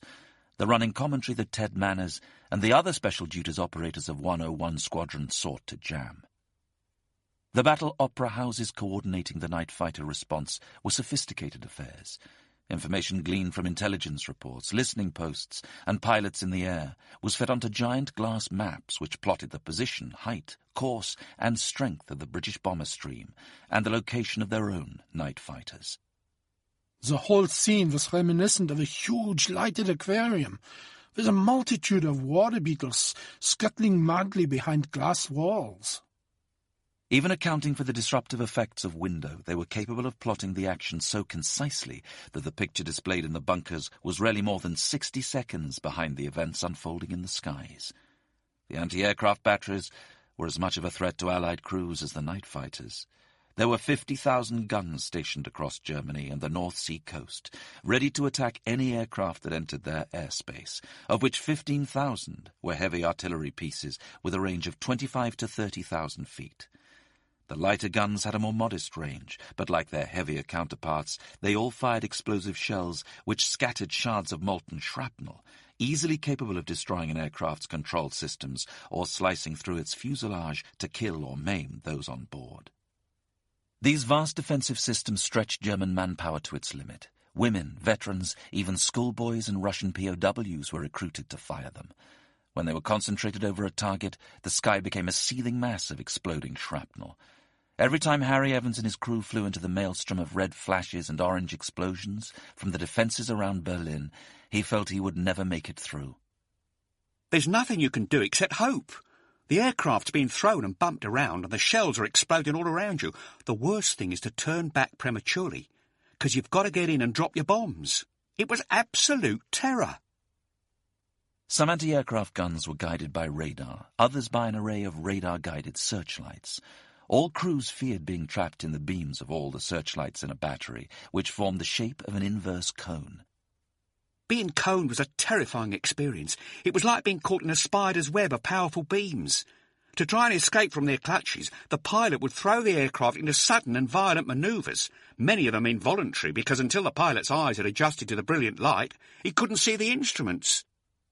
Fighters, flak and searchlights were a constant nightmare, but the Luftwaffe had developed another even more lethal weapon.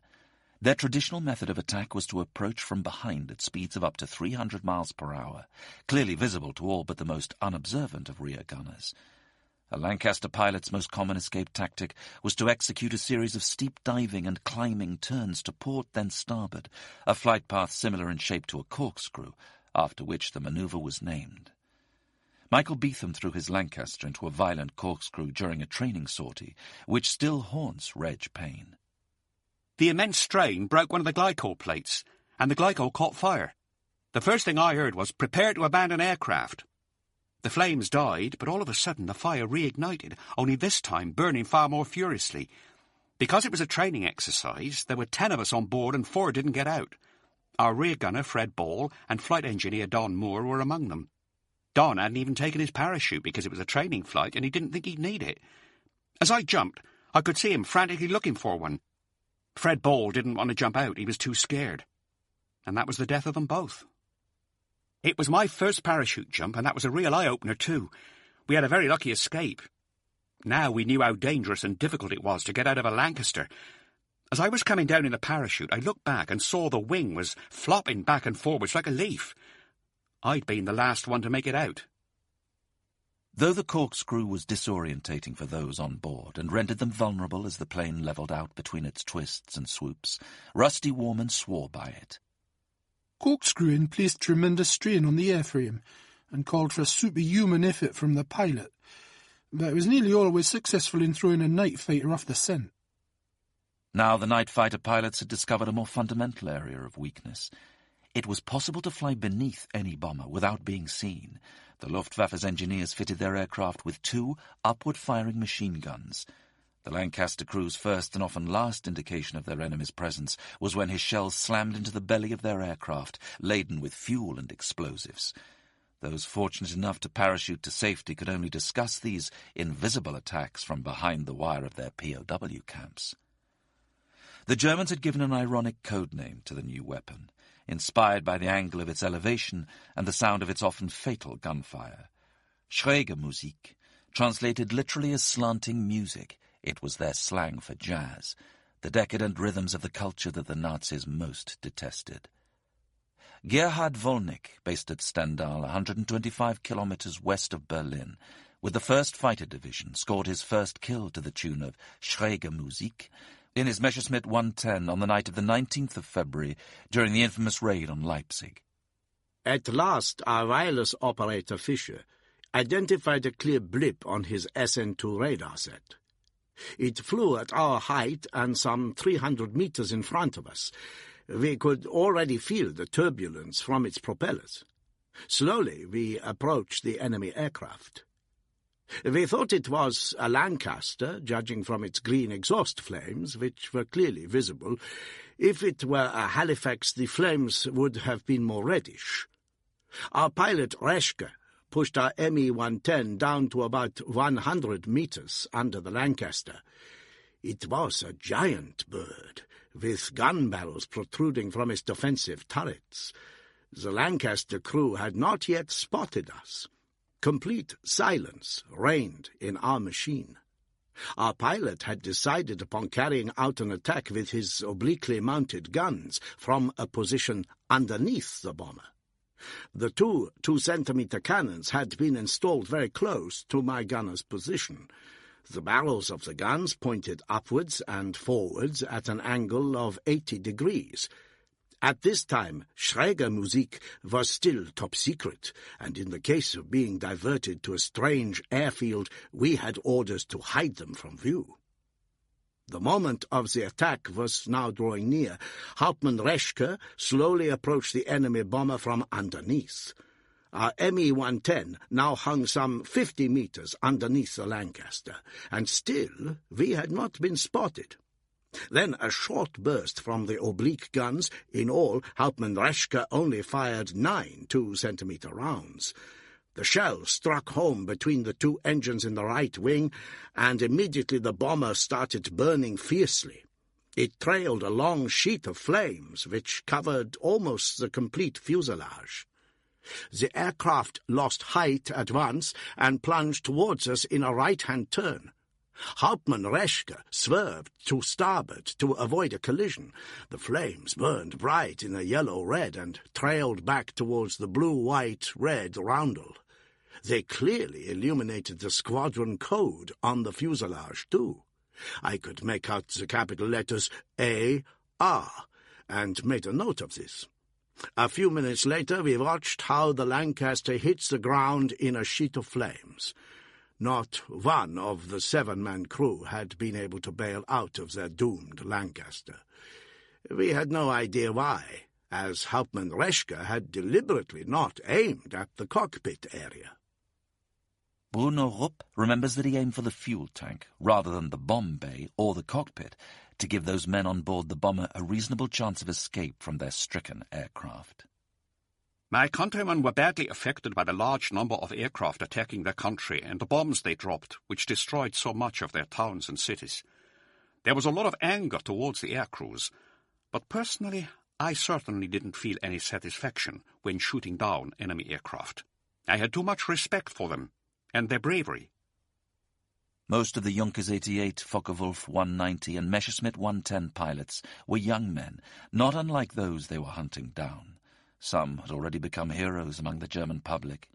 The highest-scoring night fighter ace, Major Heinz Wolfgang Schnaufer, had achieved legendary status as the Night Ghost of Saint-Tron, after the name of his Belgian base. He was to be credited with 121 kills, most of them in an Me-110.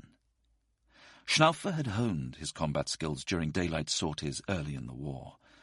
Men with the skills to pilot a night fighter in pitch darkness in all weather conditions were in short supply by the time of the Nuremberg raid.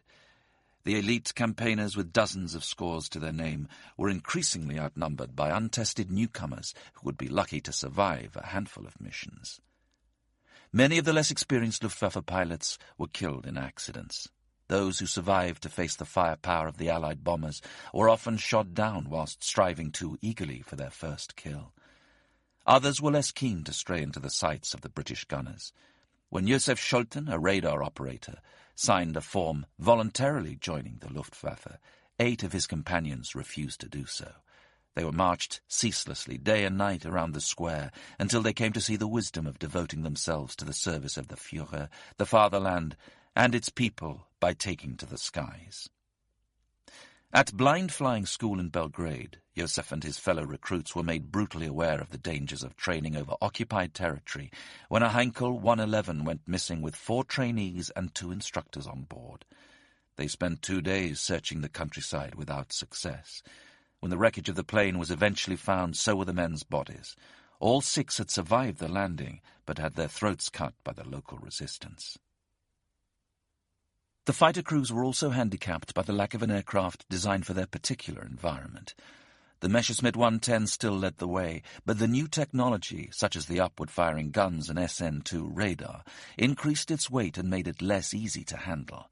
The Heinkel 219 had these features incorporated into its design, but had only just started to roll off the production line.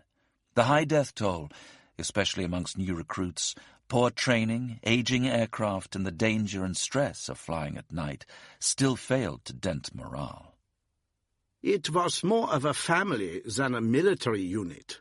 It had an air of relaxed informality not seen in any other branch of service, with the possible exception of the U-boat crews, who also lived in close proximity and shared the dangers of their work.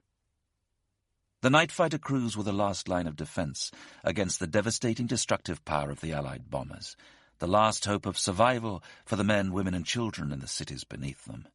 As the men of Bomber Command drew strength and courage by remembering the Blitz, the night fighter crews were desperate to prevent more of the carnage that had been inflicted on Hamburg or Berlin. During the first 3 months of 1944, they had shot down more than 750 Allied bombers and accounted for most of the 78 that failed to return from the ill-fated raid on Leipzig. During the Berlin raid 8 days earlier, Martin Becker had recorded the most kills in a single night, 6 Lancasters in the space of 38 minutes. An Oberleutnant with 1st Division, Becker was so highly rated that he was permitted to operate in challenging weather conditions that meant others were grounded. But like Bruno Rupp, he believed the chances of a raid that night were minimal. In the battle opera houses across Germany, however, the mood was changing. The German listening posts had picked up a massive radioactivity in England during the course of the afternoon, usually a good indicator of an impending raid. Only a year before, General Beppo Josef Schmidt had led Goering's Panzer Division in Tunisia, but he was now commander of 1 fighter corps south of Berlin, the man in charge of the night fighter divisions. Late in the evening, Schmidt was informed that a substantial force was heading across the North Sea. Despite the moon, the British were coming. He and his staff had spent the last few hours poring over the incoming intelligence reports, determined to identify their target. Further reports indicated that the bomber stream was forging a route that would take it to Hamburg or Berlin. For the time being, at least, the spoof diversion, the force that would be dropping mines in Heligoland, was working. Then news came through at 11 p.m. of another stream gathering off the southeast coast of England. Schmidt and his team had to decide which of the two provided the real threat. General Major Walter Grabmann had received the same intelligence in the operations room of the 3rd Fighter Division near Arnhem. He was in no doubt. The southerly stream heading towards him and the Ruhr Valley was the main force, not the one to the north. At 23,000 feet, the bomber stream was making steady progress. The first wave had reached the German border untroubled by enemy fighters. Despite the occasional spikes appearing on Ted Manner's ABC screen, uneventful was the word on Rusty Warman's mind. The moonlight was now so bright that he could read his instruments by it, but maybe this was not going to be a bad one after all. Then the infrequent spikes on Ted's cathode ray screen became a mass.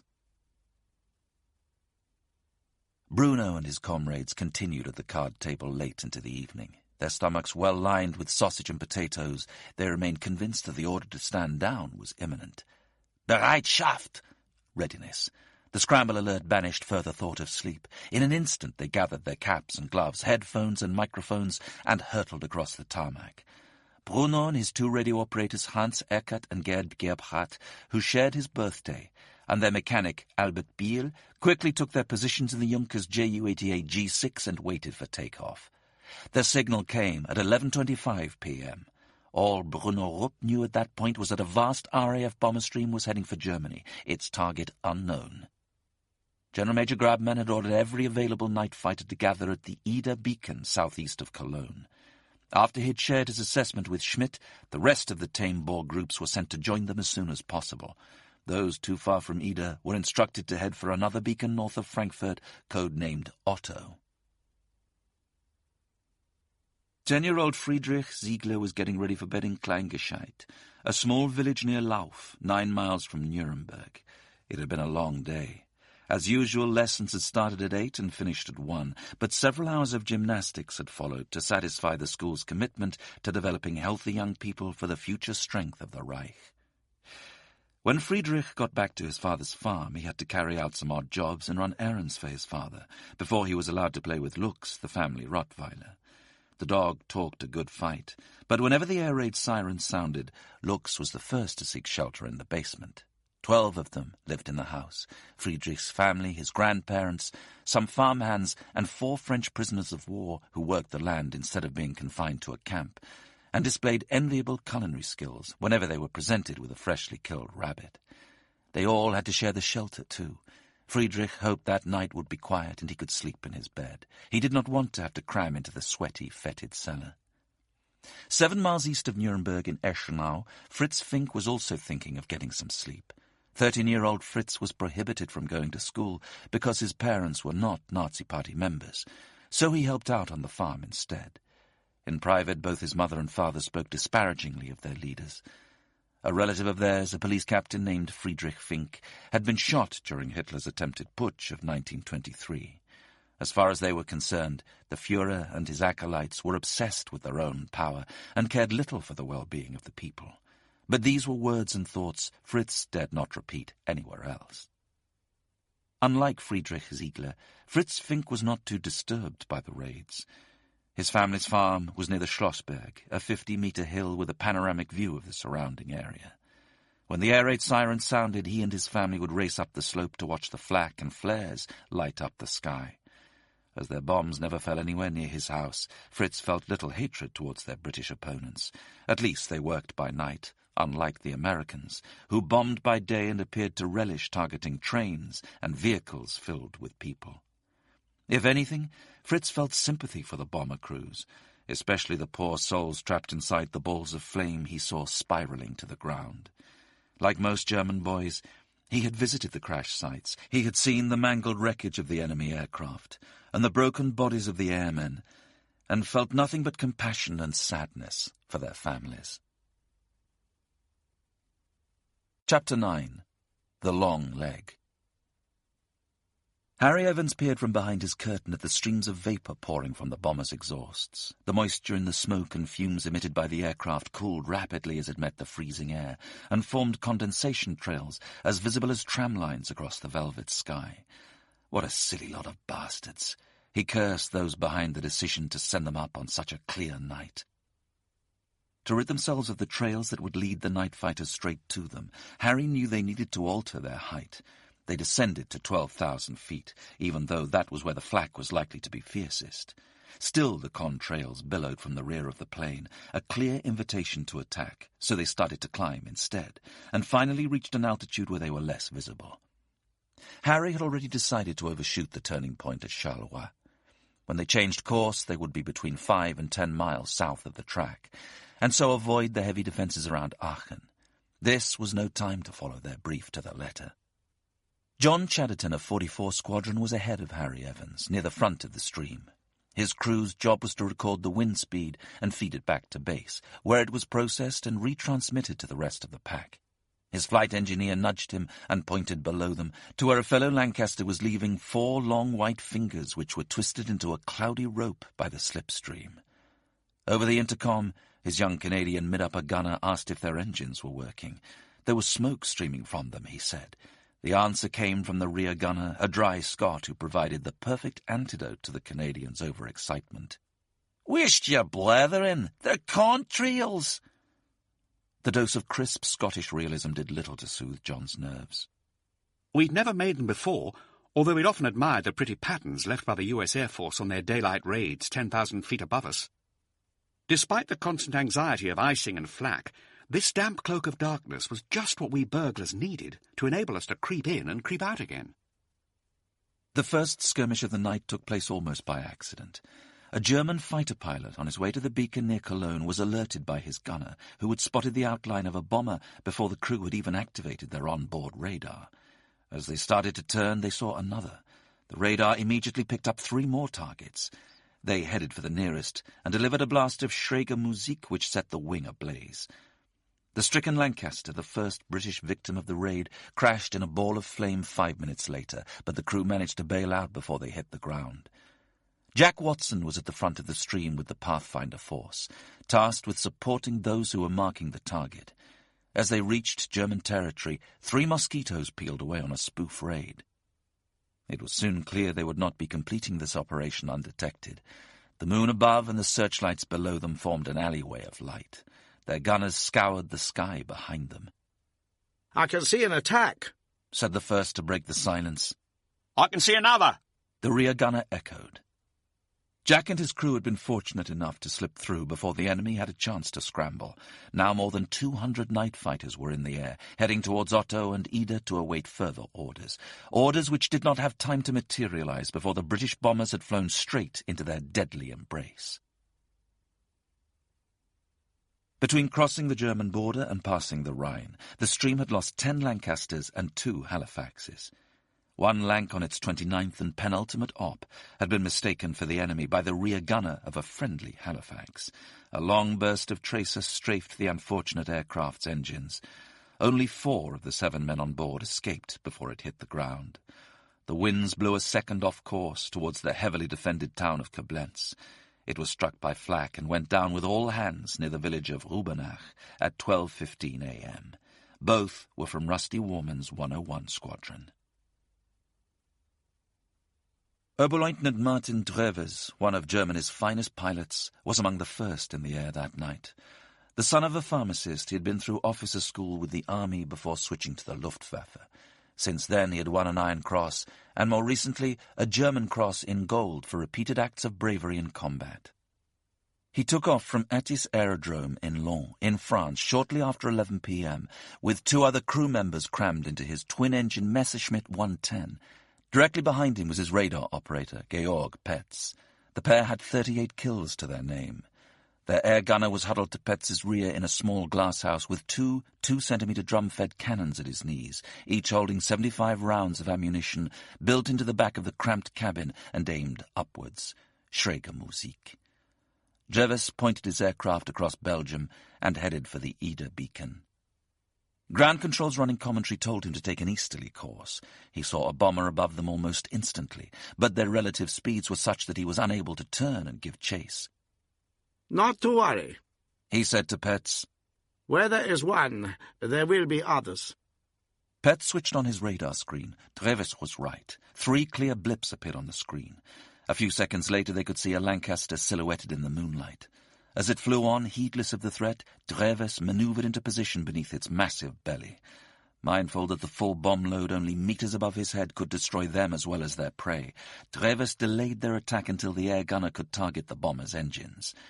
After a prolonged burst of schräge Musik, he dived away to safety as flames started to consume the wounded Lancaster, then tore it apart. 10 minutes later, Drewes slid his Messerschmitt beneath a second Lancaster. His gunner's cannon jammed, but he still managed to score a hit. The bomber tried to dive to avoid further damage, but its starboard wing was soon ablaze. Georg Petz watched as its nose started to fall. As Drewes pulled away, the Lancaster blew up, showering the sky with thousands of fiery fragments. Around us, bombers were dropping like flies, sprayed with an insecticide gun. Chalky white down in the bomb aimer's position in Sam Harris's aircraft saw fire in the sky. The night fighters and the main waves of the bomber stream had reached the radio beacons simultaneously. "Bomber going down in flames off the port bow." "I've seen that too," Max said. "There's another going down on the starboard side." Sam switched off the tiny light perched on his desk and looked out from behind his curtain. "I've just seen 2 more get hit on the port side." Eric moved through the aircraft to get a clearer view. The moonlight glanced off the crisp, snow-laden peaks below them. Then there was a blinding flash. The sky turned blood red, and he could see the clear outline of a bomber in flames. "Do you want me to log these, Ken?" he asked, overcome with a profound sense of helplessness. It was the navigator's job to record and note the approximate position of aircraft losses. Ken shook his head. "It's just a scarecrow." Rumours had spread amongst the crews that winter of a new type of flak designed to undermine the morale of the raiding crews. The shells burst in a shower of debris at the height of the stream to mimic the appearance of an exploding aircraft. Some were even said to release a succession of small parachutes to create the illusion of escaping crew. After the war, scarecrows were discovered to have been a myth, and what the men were seeing really was an exploding bomber. But many of the men clawing their way towards Nuremberg that night may have found it easier to believe in it than to accept that they were witnessing the violent death of friends and fellow aviators. Ken's crew remained unconvinced. "It's a scarecrow, I tell you," Ken insisted. "Now I want you all to shut up about it." Sam had to admire what Ken was trying to achieve. The situation was dire. Aircraft upon aircraft were being ripped out of the sky. He just wanted them to forget about it, focus on the job in hand, and give them all the best chance of survival. Exploding Allied bombers continued to light up the sky as they fell victim to the feasting night fighters. There was nowhere to hide. Sam returned to his position and closed the curtain, doing his best to banish any thought of what might be happening out there, praying that they would be spared. They climbed to 23,000 feet. Nuremberg was still 55 minutes away. From the cockpit of his Lancaster towards the middle of the stream, pilot Dick Starkey watched tracers stitch wild patterns across his path. In a matter of minutes, time seemed to have lost all meaning. He counted 30 bombers falling from the sky. I had never seen anything like this, and certainly not with as much clarity. The brightness of the moon meant that you could see it all in great detail. Fire would rip through the aircraft until it reached the bomb bay, which would blow up and shower debris around like flaming confetti. The flames died as what remained of the aircraft plummeted to the ground. Then there'd be another massive explosion on impact. So many bombers had fallen that the earth was ablaze. To give them the best chance of seeing and avoiding the night fighters, Dick turned into a banking search, veering steeply to port for 15 seconds, and then banking to starboard to regain course. He had been on bad trips before, including Leipzig, but this was already turning out to be one of the worst. With the help of his navigator, Dick had edged 10 miles north of the track, constantly banking and searching for safety, when a shadow appeared at their side. "Corkscrew!" The warning came from one of the gunners. Dick thrust the bomber into a turning dive, then hauled back on the controls and reversed into a climb in the opposite direction. He kept repeating the maneuver, sweat pouring off him from the sheer physical effort of throwing a heavy, bomb-laden aircraft around the sky. The rear gunner tried to fire at the enemy fighter as the G-force slammed his head into his chest. When Dick brought them level again, the intercom was silent apart from the rasping breaths of his crew as they tried to reinflate their lungs and regain their bearings. The rear gunner finally spoke. "All clear!" The words had barely left his lips when another fighter was at their heel. Dick hurled the aircraft into a corkscrew once again, twisting down and then back up. They resumed course when the sky was clear. Dick started to bank, eyes peeled, hoping for some remission. But it was never long before the rear gunner cried out, and the whole frantic, coiling maneuver would begin once more. They were now 60 miles short of Nuremberg, and the endless, energy-sapping evasive action seemed to have worked. They were off course, but they were safe. Dick dared to believe that they would make it to the target. The bombing run always presented its own set of potentially lethal challenges, so in this brief moment of respite, he tried to catch his breath and regain some strength. The next night fighter attacked without warning. Muffled by his helmet and the drone of the 4 great Rolls-Royce Merlin engines, the noise of its shells piercing the fuselage was like that of a pea shooter pelting an overcoat. Then Dick saw vivid flashes of tracer flash across the space above his bomb-aimer's head. The shock only lasted a few moments, but that was long enough for the port wing and engines to burst into flames. The Lancaster's nose fell and it started to plummet. Dick's flight engineer tried to feather the engines and help him with the controls, but their dive became steeper with every passing second. "Abandon aircraft!" he yelled across the intercom. He heard the bomb-aimer acknowledge the order. The rear gunner was trapped in his turret. The port engine was no longer supplying it with power, and he was unable to swivel round and scramble back into the fuselage. His only chance of survival was to reach the manual controls, which would allow him to turn and fall straight out into the night sky. Dick had no idea if the gunner even had a parachute within reach. The mid-upper gunner and the wireless operator did not speak. Both would have been in the direct path of the incoming rounds. The controls went limp in Dick's hands. The blazing aircraft was hurtling towards the ground at 300 miles per hour. His only concern now was to buy every precious second he could to give his crew a chance to leap to safety. His flight engineer appeared at his shoulder and snatched a parachute from the rack at their side. The G-force glued Dick to his seat, but he struggled with his chute and managed to connect one of its hooks to his harness. Peering through the canopy, he was unable to distinguish ground from sky. The engineer and navigator were at the escape hatch ready to go, but Dick couldn't move a muscle. He didn't even fumble with his parachute. He had felt no fear in the time since they had been hit, but now he was truly terrified. The plane was going to crash and he wasn't going to get out. In the blink of an eye, his life would be over. He sat waiting for the impact. I haven't even had a chance to pray, he thought. There was a mind-numbing explosion as the Lancaster's full bomb load and 1,500 gallons of high-octane fuel detonated. Dick's head was forced back into his shoulders. He felt as though he was being lifted from the cockpit, through the perspex canopy in front of him, soaring upwards. Then he lost consciousness. Scouse Nugent was a mid-upper gunner with 78 Squadron. He and his crew were approaching Marburg, halfway between the northwest German border and Nuremberg, when a Junkers 88 catapulted towards them, guns blazing, shells slamming relentlessly into their airframe. "Bandit at rear port! Dive to port!" Scouse screamed. Harry Hudson acted immediately, throwing the plane out of the path of the attacking fighter before he started to corkscrew. When he had corrected their course once more, Harry checked that everyone was okay. His voice was supernaturally calm. The fighter appeared to have gone in search of another target, but Scouse did not relax. He could see aircraft being blasted from the sky all around them. Their safety depended on his vigilance. Knowing an attack was most likely to come from behind them, he encouraged the rear gunner to watch the sky below them, whilst he scoured every inch of the space above. For 5 long minutes they maintained their vigil. No one spoke. The only sound was that of the Merlin engines and the blood rushing in their ears. Another fighter swung into view, and Harry repeated the corkscrew.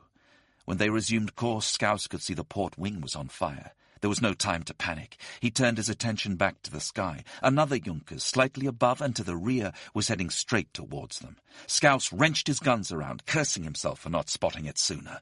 In a split second, the enemy was in his sights. He squeezed the trigger. Nothing happened. He followed the fighter as it passed them. Pressed the trigger. Nothing. Had the guns frozen, Scouse wondered, or had the earlier damage caused an electrical fault? He glanced at the port wing. It was now burning fiercely. The nose of the plane had dipped. It was starting to go down. "What's happening, Skipper?" he said over the intercom. There was no answer. He asked again. Complete silence. It was like the Marie Celeste. He slipped off his helmet. Forgetting to do up the chin strap on takeoff saved him a crucial few seconds. He dropped it on the floor and headed for the cockpit. As he did so, he started to feel lightheaded. By taking off his helmet, he had removed his own oxygen supply.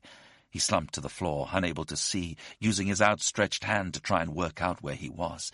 His fingertips brushed against a parachute, and despite his grogginess, he managed to clip it onto his harness. He forced open his eyes and peered along the fuselage. The others must all have been killed by the ceaseless onslaught of the Luftwaffe. The port engine was still burning. Smoke caught in the back of his throat, and the intense heat of the flames seared his skin. He felt himself getting weaker and weaker, but somehow forced himself to his knees. He scrabbled for the escape hatch between his turret and the rear gunners, but was sent tumbling backwards along the plane. He slammed against the rear turret and shook his head, trying to clear it. What was he doing there? It dawned on him with agonizing slowness. The plane was in its final dive, plunging vertiginously to earth, and he was pinned to the rear turret doors by the enormous forces created by the aircraft's 300-mile-per-hour plunge. But Scouse refused to give up. He summoned every last ounce of his remaining strength and willed himself forwards. At last he found a handle, the door to his turret. What he thought was the floor was in fact the ceiling. One twist, and he was sucked from the aircraft like a vacuum cleaner picking up a fragment of dust. The cold, fresh air brought him round. A different kind of panic kicked in. Was his parachute working? He started to tug frantically on the ripcord. He glanced upwards, desperate to see a mushroom of silk billowing above him. Nothing. He wrenched it again. It wouldn't open. He was terrified, unable to believe that he had escaped from a burning plane, only to find his parachute couldn't save him. "God, it won't open!" He shouted over and over, in increasing panic as the ground rushed towards him, a plea to a deity in whom he didn't believe, but whose help he urgently needed. Amid the panic, a moment of clarity. He had been tugging the carrying handle. Now he found the ripcord. There was a jolt as the chute opened and slowed his fall. In the distance, he could see a burning plane spinning to the ground. Scouse smashed through a tree. Branches clawed at him as he tumbled towards the ground. The force of the impact broke his ankle, but he was alive. Chapter 10. 1 hour of death. In all of his flying days, Roger Coverley had never experienced such relentless attack or witnessed such devastation. As the sky raged with fire and combat, and he flew through the thick of it in his Halifax, Roger started to hum Paper Doll, a popular ballad of the time. Tracer ripped into a nearby plane, and it fell from view, leaving a trail of fire and a cascade of scorching debris. But Roger carried on. With the flirty, flirty eyes, we'll have to flirt with dollies. The voice of his rear gunner over the intercom cut short his song. "Fighter on our tail, corkscrew!" Roger reacted immediately in tandem with his gunners. With a few well-aimed salvos they drove the Ju-88 away, but not before the fighter had scored a hit on the starboard engine and their midsection had started to burn. As a precaution, the flight engineer passed Roger his parachute before he went aft and checked the damage. In the process of shaking off the fighter, they had lost height and speed. Roger set about getting them back on course. As they sighed with relief, Otto Kutzner's Messerschmitt 110 stole unseen beneath them. His upward-firing cannon blew a hole in the Halifax's starboard wing, ruptured its fuel lines and started a furious blaze. There had been no warning calls over the intercom, no flashes of tracer, only the vibration of the shells tearing into the airframe. "I've been hit!" the rear gunner yelled. Roger wrestled helplessly with the controls, fighting to keep them level and airborne. The aircraft was not responding to its rudder and was losing speed. It had started to climb, and no matter what he did to try and force the nose down, it refused to respond. The fire rampaged along the starboard wing and began to consume them. It all happened in seconds. There was nothing I could do. The aircraft was in flames. It was uncontrollable. "Get out!" Roger shouted. "Abandon aircraft!" He stayed at the controls, trying to keep them level to give the crew the best chance of bailing out. They only had seconds before the plane fell into a fatal spin or blew up. Strangely, Roger felt no sense of panic as the heat in the cockpit grew. He just thought, "The CO is going to be pretty annoyed when he finds out I've lost the royal barge." A piece of debris struck him in the face, knocking off his oxygen mask and temporarily blinding him. Roger managed to unstrap, haul himself from his seat and clip on his parachute. As he did so, he tumbled backwards down the steps towards the escape hatch in the nose. It must have been open. All Roger felt was the sensation of falling, the wind rushing past his ears, and the cold air on his face. He fumbled for the handle of his parachute, but couldn't find it. It was on upside down. His first instinct was not fear, but anger. Here I was, falling through the sky towards German soil, and I couldn't open my bloody parachute.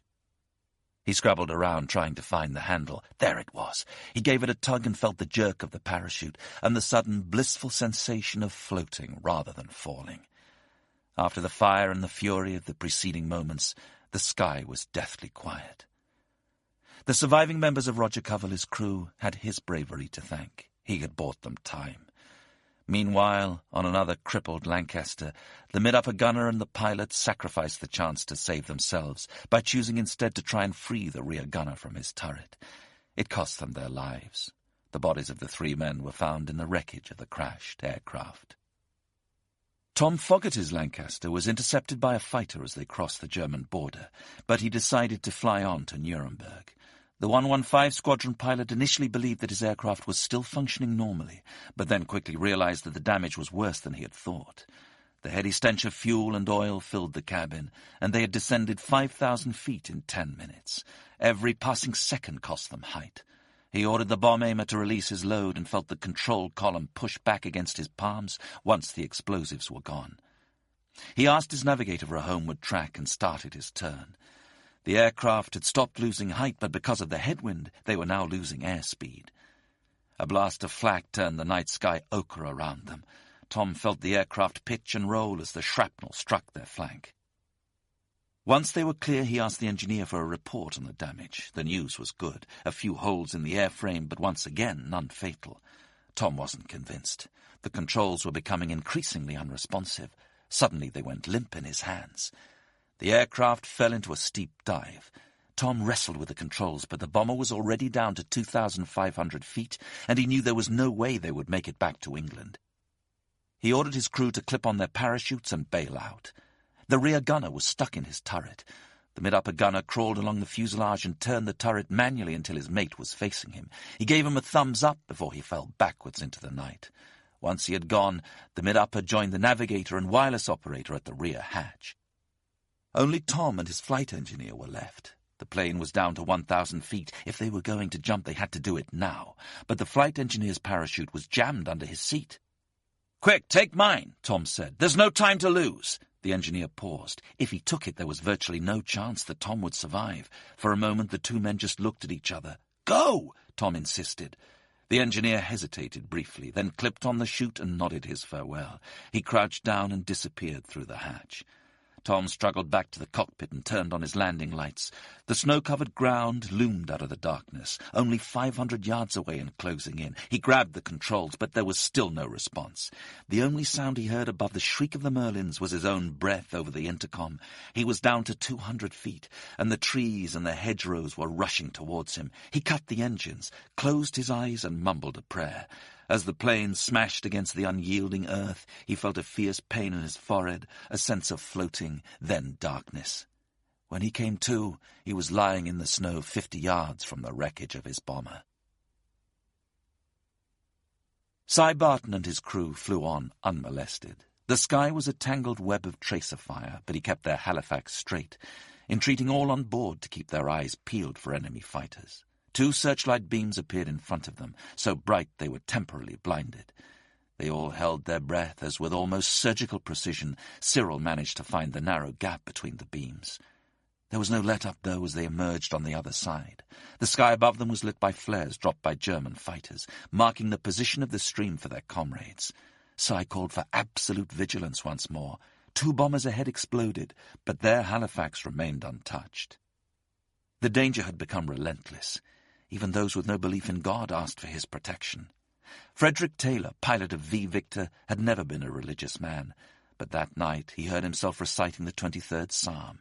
For hours on end, "The Lord is my shepherd, I shall not want." Behind him, Sidney Whitlock's radio went dead. A series of small explosions buffeted the aircraft. Sidney switched over to intercom and heard Taylor give the order to bail out. He could see smoke and flames rising from the bomb inspection panels on the floor. The front escape hatch was stuck fast, so he and the navigator scrambled to the back of the plane and hauled themselves over the main spar, trying to clip on their parachutes as they went. The tail gunner wrenched open the rear hatch and jumped. The mid-upper gunner followed. Sidney sat down on the step and rolled out into the night. Falling, he pulled the ripcord and offered a prayer of thanks when the parachute opened above him. As he floated down, he saw his aircraft hit the ground. Everyone had escaped apart from a new pilot flying second dicky and a stand-in flight engineer. Their usual one had been taken ill. Lucky bugger, Sidney thought. Bruno Rupp could hardly believe his eyes. Locating the stream was more often than not a question of luck. It was usually cloaked by cloud. It was not uncommon for him to return to base without firing a single shot, having used half his fuel in the search. Yet here they were, bombers everywhere, lit up like Christmas trees. The radar screen was swarming with blips. If one bomber managed to escape, they would soon find another. Bruno slid under one Lancaster. A burst of schräger Musik was followed by a series of small explosions. Soon the aircraft would fall from the sky, but not, he hoped, before those on board had a chance to parachute to safety. He scored 2 kills that night. Lieutenant Wilhelm Seuss was enjoying even more success. He still could not quite believe they had been scrambled. Based at Erfurt, near Weimar in Saxony, he was due to go on leave the following day, and he had been so confident there would not be an enemy raid that he had already packed his bag. Sent to circle the Otto beacon, he saw the bombers going down one after the other. The trail of burning wrecks on the ground led them directly to the bomber stream. I flew along, following the crashes on the ground, and I saw a Lancaster and a searchlight, and I shot it down. I could have picked up bombers on my SN2, but it wasn't necessary. The stream was tightly concentrated, and I shot down 2 more very quickly. Seuss eased beneath another Lancaster. His schräger Musik guns were out of ammunition, but by mirroring each move the bomber made, he remained unseen until the drum was changed. When the Allied pilot finally saw him and attempted to corkscrew, he only succeeded in flying directly into a cannon burst. A few seconds later, the aircraft was consumed by fire. When it exploded, Seuss only narrowly avoided being hit by the blast. He turned for home. There was little enjoyment for him in such easy pickings. I could have stayed in the stream and shot down even more, but I had simply had enough. My nerves were completely gone, and I thought if I carried on, I would be endangering my crew. The most successful German pilot that night was Martin Becker, the hero of Leipzig. Encountering the stream early, he managed to shoot down 3 Lancasters and 3 Halifaxes in the space of half an hour. He landed, not yet content with his night's work, refueled and took off once more. The ease with which a pilot of his skill could find and destroy the enemy that night devalued his success, he believed, even though Hitler was to personally award him a Knight's Cross of the Iron Cross for his efforts. There were such a lot of British bombers around that we could have knocked them down with a fly flap. Walter Heidenrich was the radar operator for a Junkers 88 crew led by Oberleutnant Günther Köberich. Based at Quagenburg, north of Münster, they had 12 kills to their name, 3 on the Stuttgart raid. They were heading south when Heidenrich noted something strange about the shape and size of the blip that had appeared on his screen. As they closed in on their target, he discovered why. 2 Lancasters were flying so close that they had registered as one. Köberich flew below them and fixed the nearest in his sights. His opening burst of schräger Musik blinded him and his crew. For some reason, tracer had been loaded into the drum. When he regained his night vision, he could see their first target in flames.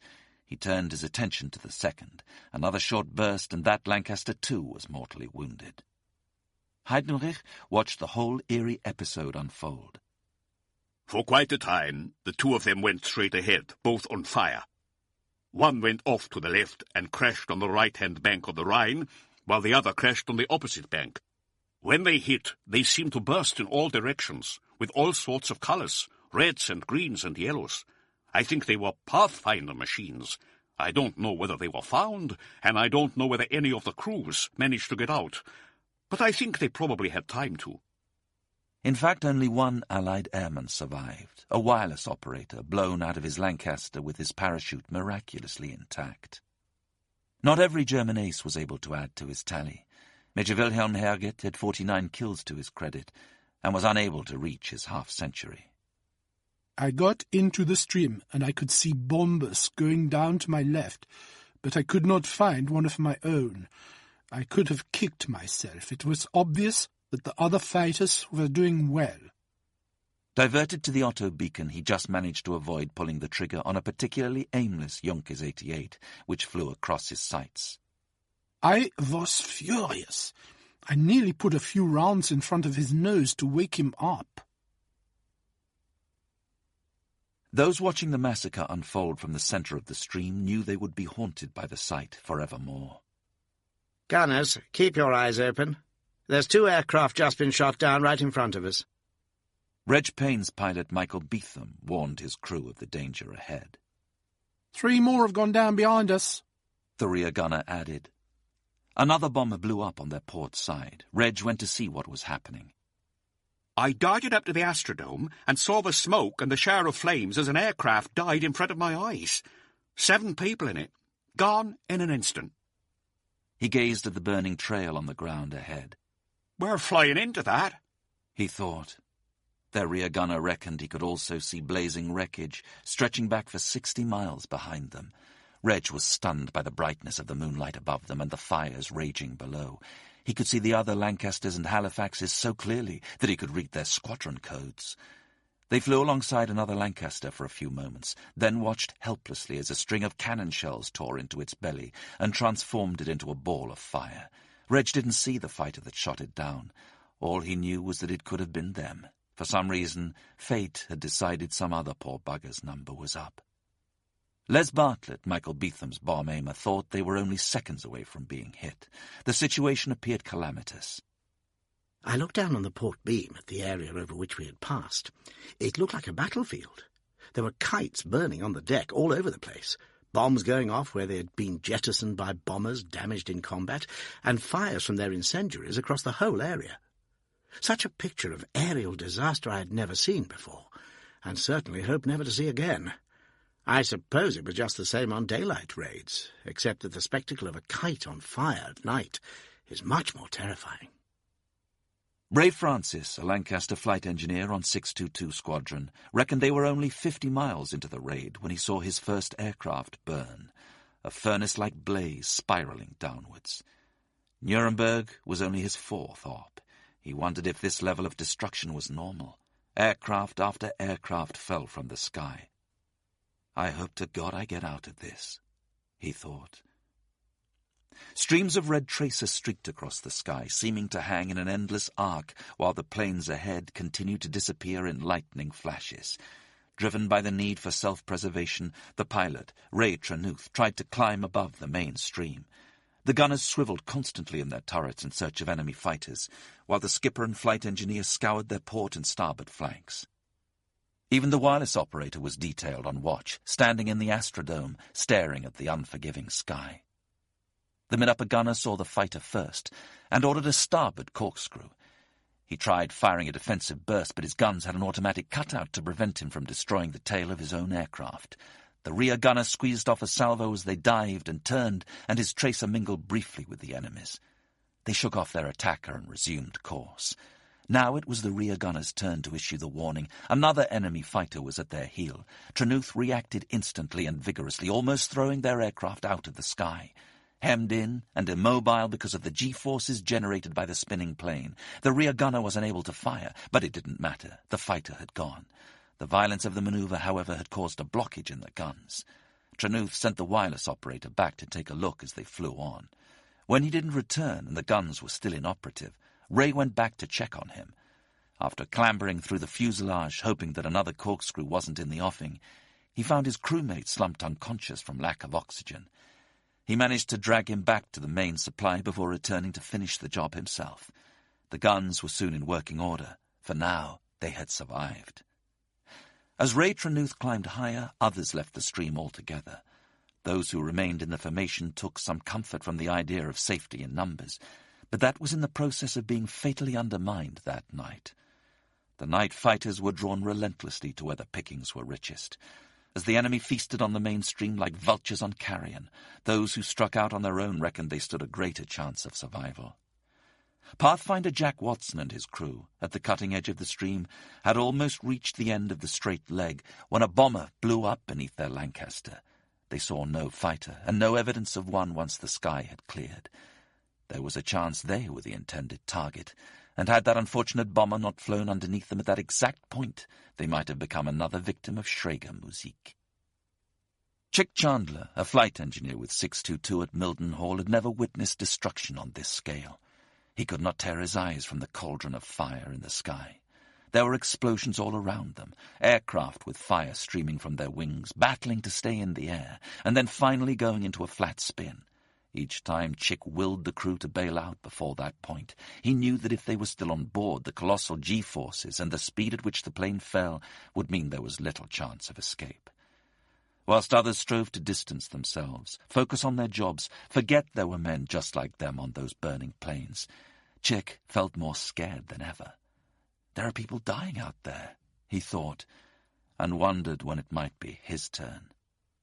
The gunner's voice crackled over the intercom. "Fighter low on the port side." For the moment there was no order to corkscrew, and the pilot held the same course. All eyes were on the night sky. Chick turned, eyes unblinking, peering out at the night sky for an oncoming shadow, aware that a moment's lapse could lead to their death. A Junkers 88, bigger than life, was boring in from the starboard quarter. Chick screamed, "Corkscrews starboard, go!" and ducked as if that would help. As the bomber corkscrewed, the Junkers strafed the underside of their port wing. The skipper continued his defensive move, and when he levelled out, the fighter had gone. When we'd straightened up, I did a visual check, and I could see petrol coming out of the outer fuel tank on the port wing. I thought, oh my God! Then I realised that the fighter had hit a tank with just a tiny bit of fuel remaining. We had been lucky. The tension eased a fraction. "Who gave the order?" The pilot asked. No one spoke. Chick's voice had been so high-pitched that it had been unrecognisable, but his panic had saved them. A second later, and the enemy shells would have blasted into the body of the aircraft and transformed them into a flaming Catherine wheel. Chick had never seen a German fighter before. He prayed he would never see one again. Even now, more than 65 years after that night, Chick Chandler's eyes grow wide as he recalls the sight of that enemy aircraft, tearing out of the darkness towards him. The whole thing was so vivid, I can still see it quite clearly.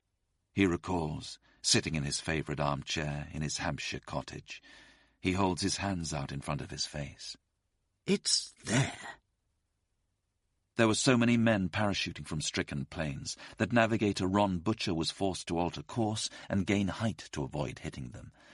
As far as Ron was concerned, fear was inevitable. Death was near. Even at 23,500 feet. Below them, the moonlight framed the airborne version of Dante's Inferno. Nimble night fighters spun the cumbersome bombers around in an endless dance of death. Ron usually stayed cocooned at his station, but that night the gasps of incredulity and horror from other members of his crew brought him out to watch. Never before had he seen a plane going down in flames, or the ghostly shapes of parachuting airmen. His initial reaction was, "Thank God it's not us," followed quickly by a rush of guilt. The guilt was fleeting, though. What could they do about it, he asked himself. Not a thing. There was no point dwelling on the fate of others. Towards the back of the stream, bomb-aimer Andy Wiseman had been waiting as patiently as ever to carry out his job. To keep himself occupied on the journey to their target, he maintained a ceaseless vigil for fighters. They were still an hour from Nuremberg, and the 7 minutes when he would be called into action. Without warning, there was a burst of cannon fire. Tracer shot past their starboard wing. Another burst struck home. Flames blossomed from a port engine. There was a curse over the intercom, and another louder when the wounded propeller started to rattle. A starboard engine had also been hit.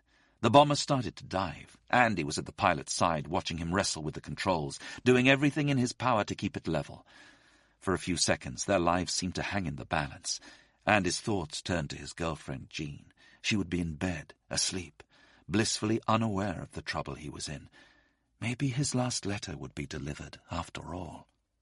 By a stroke of luck, the fire went out, but the engine died with it. With only 2 out of 4 working, there was no question of continuing. The flight engineer reported that the fuel tanks were intact. The pilot shouted to the navigator for a reciprocal course. There was nothing for it but to turn back. They would jettison their bombs to lighten their load for the return flight, but a long way short of their target. There were so many marauding fighters on that long leg that luck was often all that stood between life and death.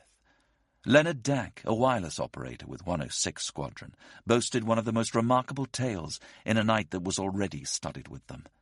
His Lancaster had been struck in the bomb bay. The skipper said it's time to get out, everyone. I was a careful sort of bloke, and I always kept my parachute underneath my seat. I put it on, but then she went down with all 4 engines flat out. It went through my mind that it was just like a scene from one of those American films, the aircraft going down, screaming out of control. Once that started, I knew we couldn't get out. I was thrown on top of the navigator, and we were rolling about together. I remember my face being pressed against 2 dials, which I remembered were in the roof, so I knew we were upside down. I tried to prod the navigator up towards the front to get out of the front hatch. All the time, I had the awful thought that we had a blockbuster on board, which went off on impact. I forgot that we wouldn't have survived the impact ourselves. Then there was an almighty explosion, and I was sent spinning. I thought we'd hit the ground, but it eventually dawned on me that I was still in the air.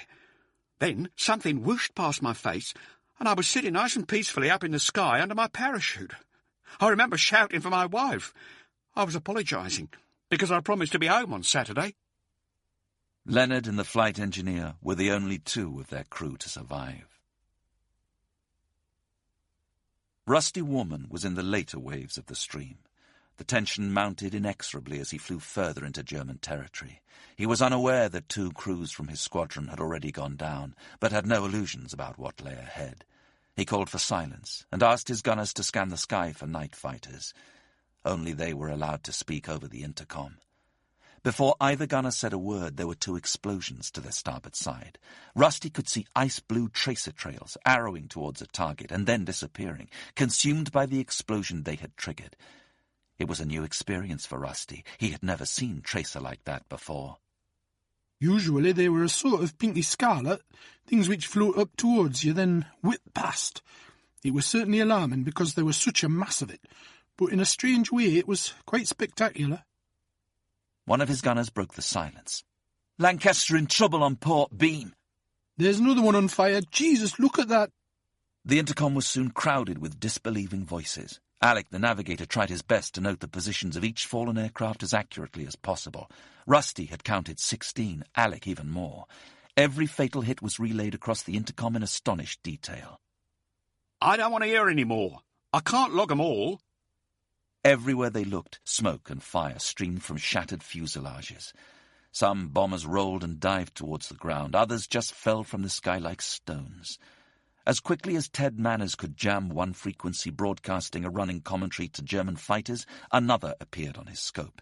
He was doing his best to stop a rout from becoming a slaughter, to give the battered bombers some respite from the relentless attacks. But it was a futile task.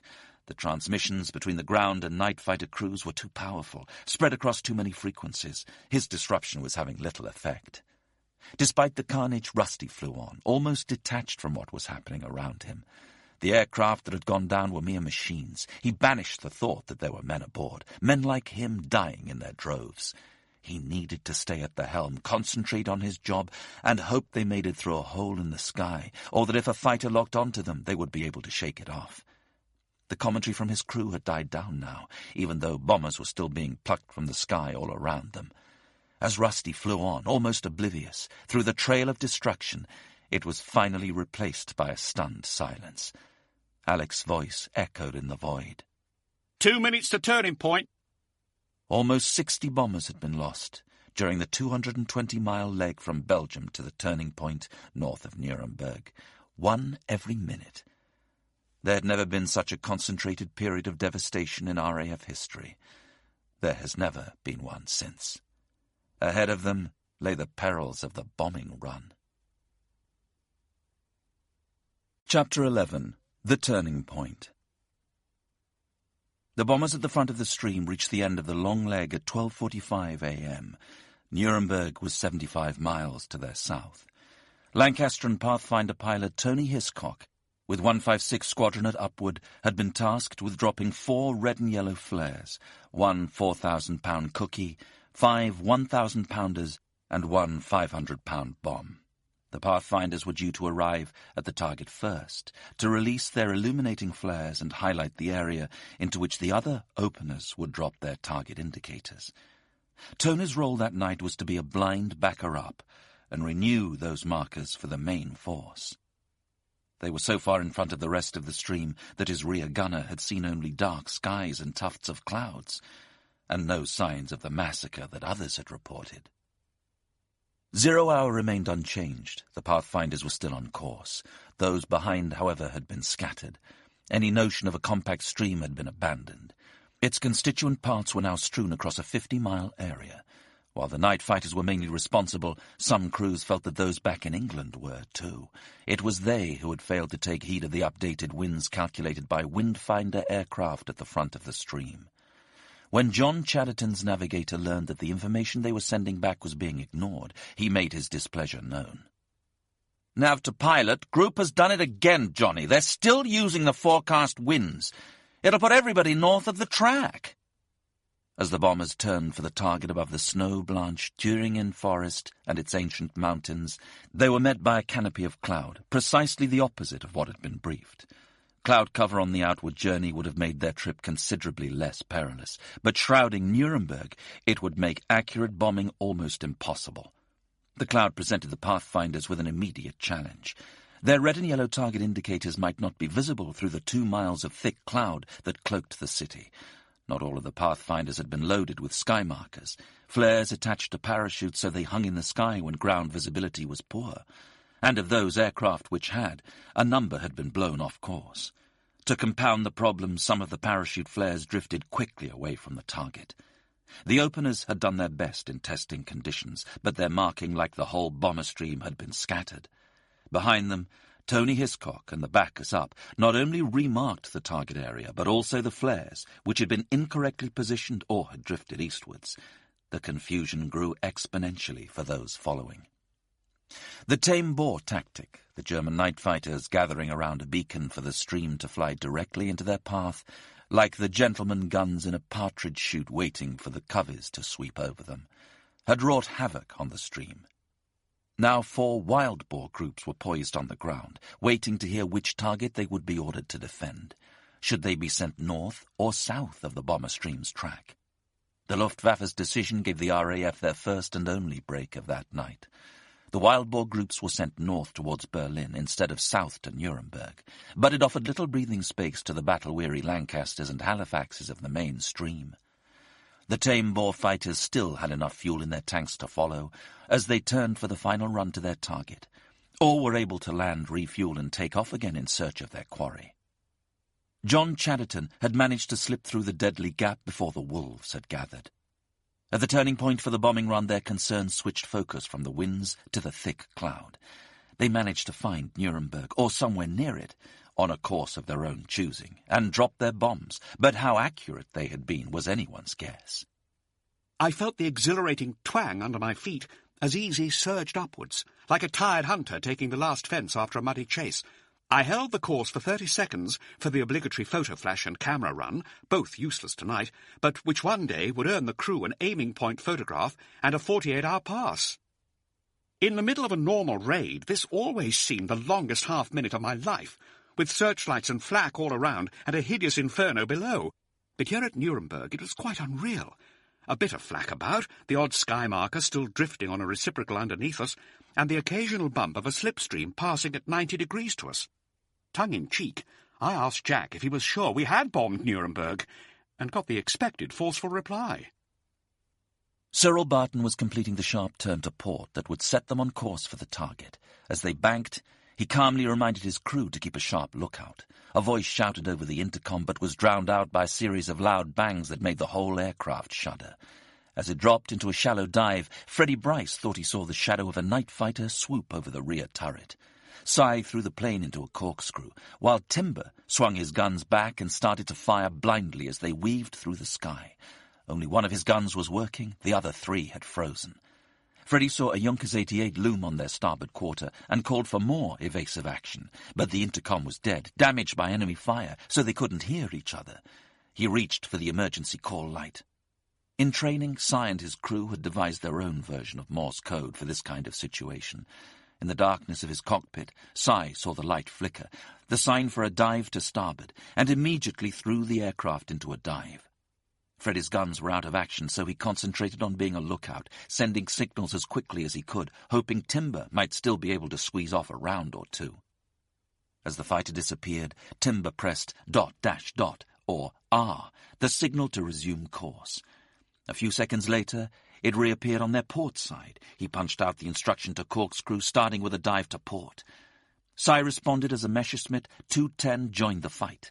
Timber watched mutely as its tracer sprayed over their heads. As its shadow flitted to starboard, he held his breath, scanning the night. Cy continued to run through his defensive dives and turns. When the fighters had gone, this time Freddie issued the order for his pilot to resume course. The 2 gunners and their pilot were working in perfect harmony. Cy brought the flailing Halifax level.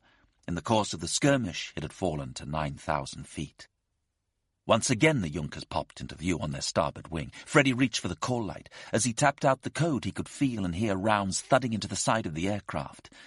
In Len Lambert's navigator's compartment, there was a terrific clatter as cannon shells hit the nose of the aircraft, and he saw a brilliant display of blue flashes and then flames from the electrical circuits. His table was riddled with cannon fire. As part of their usual drill when the bomber had started its approach to the target, it was Len's job to fold up his chair, clip on his parachute, and stand poised to open the hatch in case they needed to bail out. As Cy threw the plane into a corkscrew to shake off the fighters, Len reached for his chute and inadvertently pulled the ripcord. He desperately tried to gather in the billowing folds of white silk as the parachute opened. However, I managed to clip the main pack onto my harness, holding the rest of the material in my arms. The main escape hatch was directly under the navigator's chart table, and it had jammed. It may have been damaged in the attack.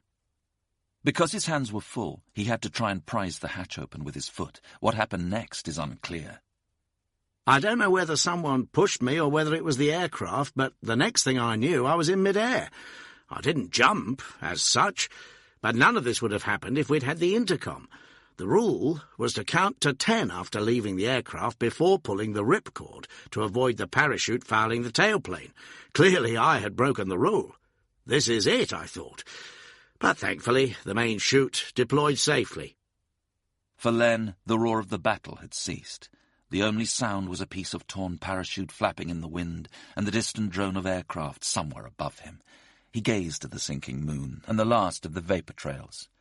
The contrast between the cramped frenzy inside the bomber and the vast silent sky was stark and unnerving.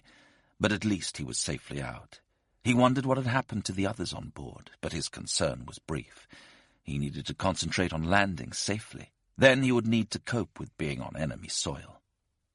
In his remote rear turret, Freddie Bryce wondered what the hell had happened. He had seen the fighters come at them in waves. While sending a succession of messages to Cy, he had counted at least 4 attacks. He knew the plane had been hit. The lights had stopped flashing.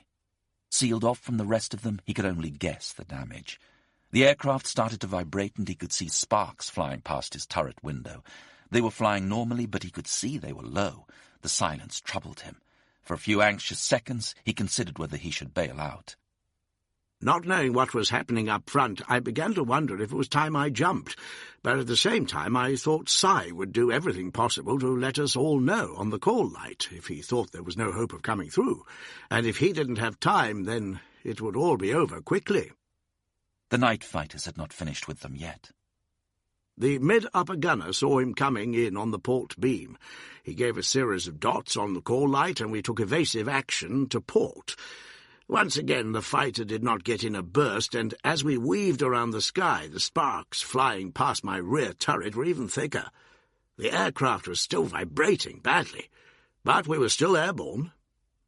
Another attack came from below, and once again the fighter scored hits. How long were we going to hold out?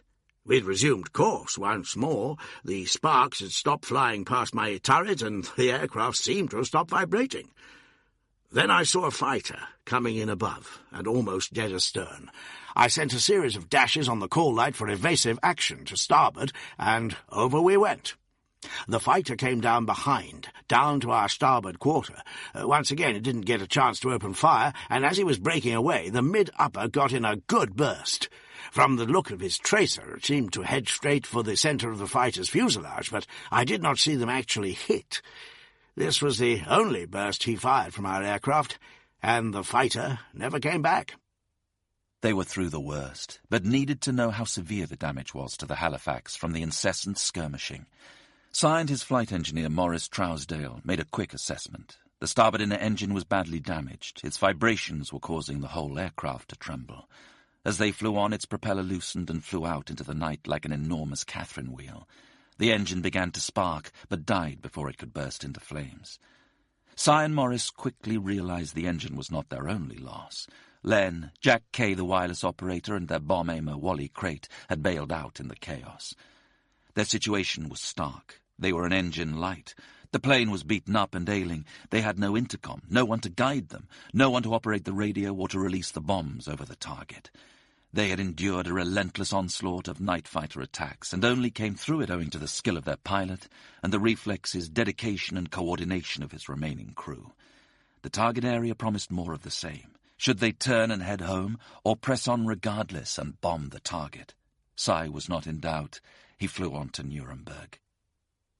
In their Halifax, Chris Panton and his maverick crew were preparing for their bombing run when cannon rounds streamed past the turret of rear gunner John McLaughlin, setting the starboard inner engine ablaze. A pilot flying second Dickey reported the fire, but McLaughlin didn't need telling. The flames were already licking his turret. Christian Nielsen did all he could. He dived and corkscrewed in the hope that the rushing air might quell the fire. But as he did so, the plane lurched into an uncontrollable fall. Nielsen gave the order to abandon aircraft. The next thing I knew, we were in a spin and heading down fast. McLaughlin remembered. I reached for my parachute, in between either being pinned down or thrown from side to side of my turret. I couldn't get the bloody pack clipped onto my harness. I was all thumbs, and still being thrown about and burned. Rather than stay there and be roasted, I decided to bail out. I'd practiced this many times before, but never in a spin. I pulled the ripcord handle and was immediately plugged out of the aircraft. I'd not pulled out the connections for my oxygen mask or the heater cords for my gloves and shoes, and so smashed my head against the airframe. Down I went, though, covered in blood. As he fell clear, an explosion blew Nielsen and Cooper, the wireless operator, out of the side of the fuselage at 15,000 feet.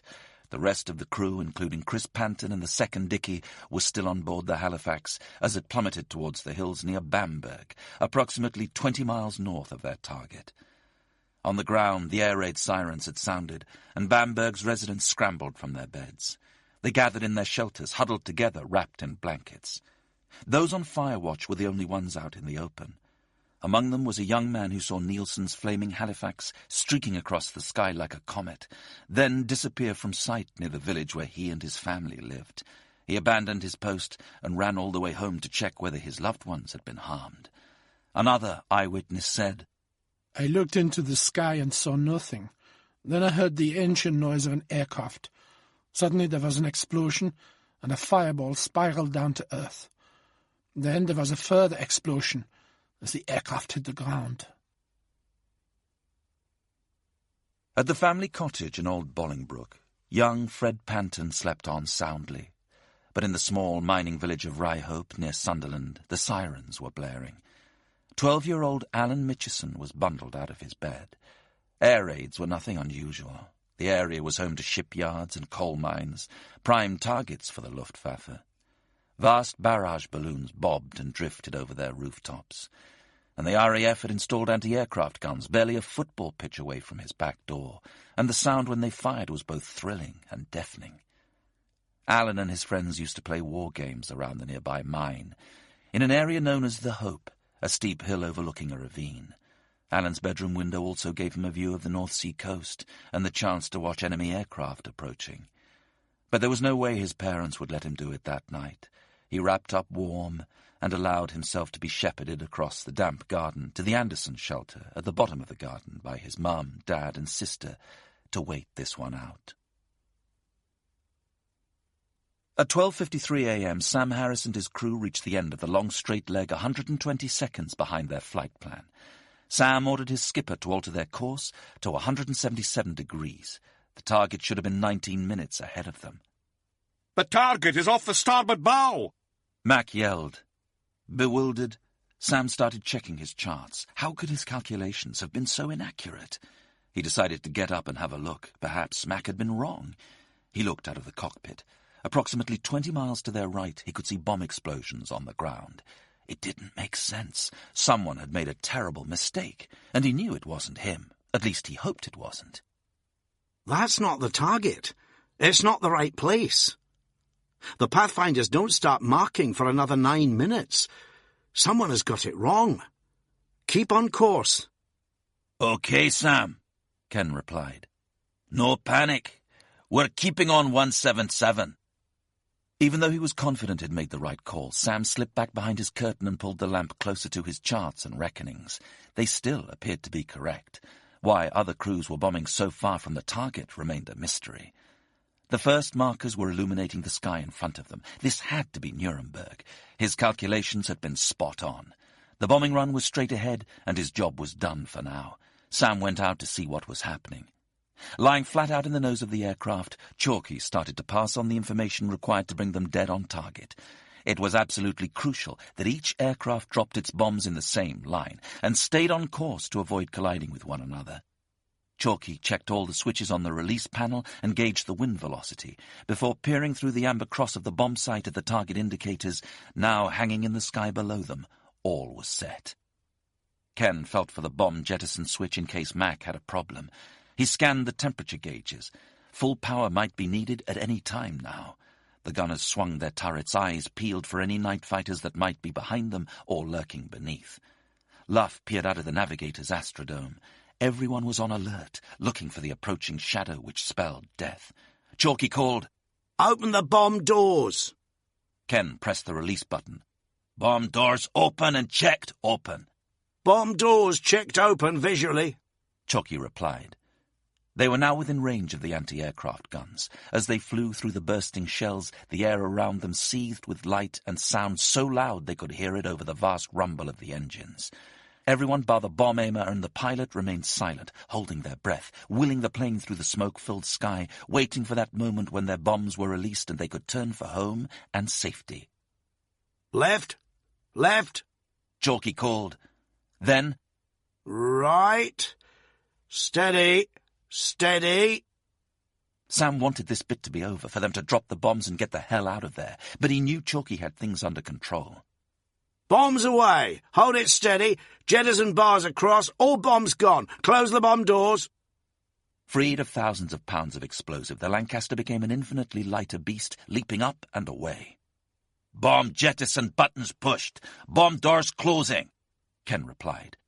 Bomb doors checked closed.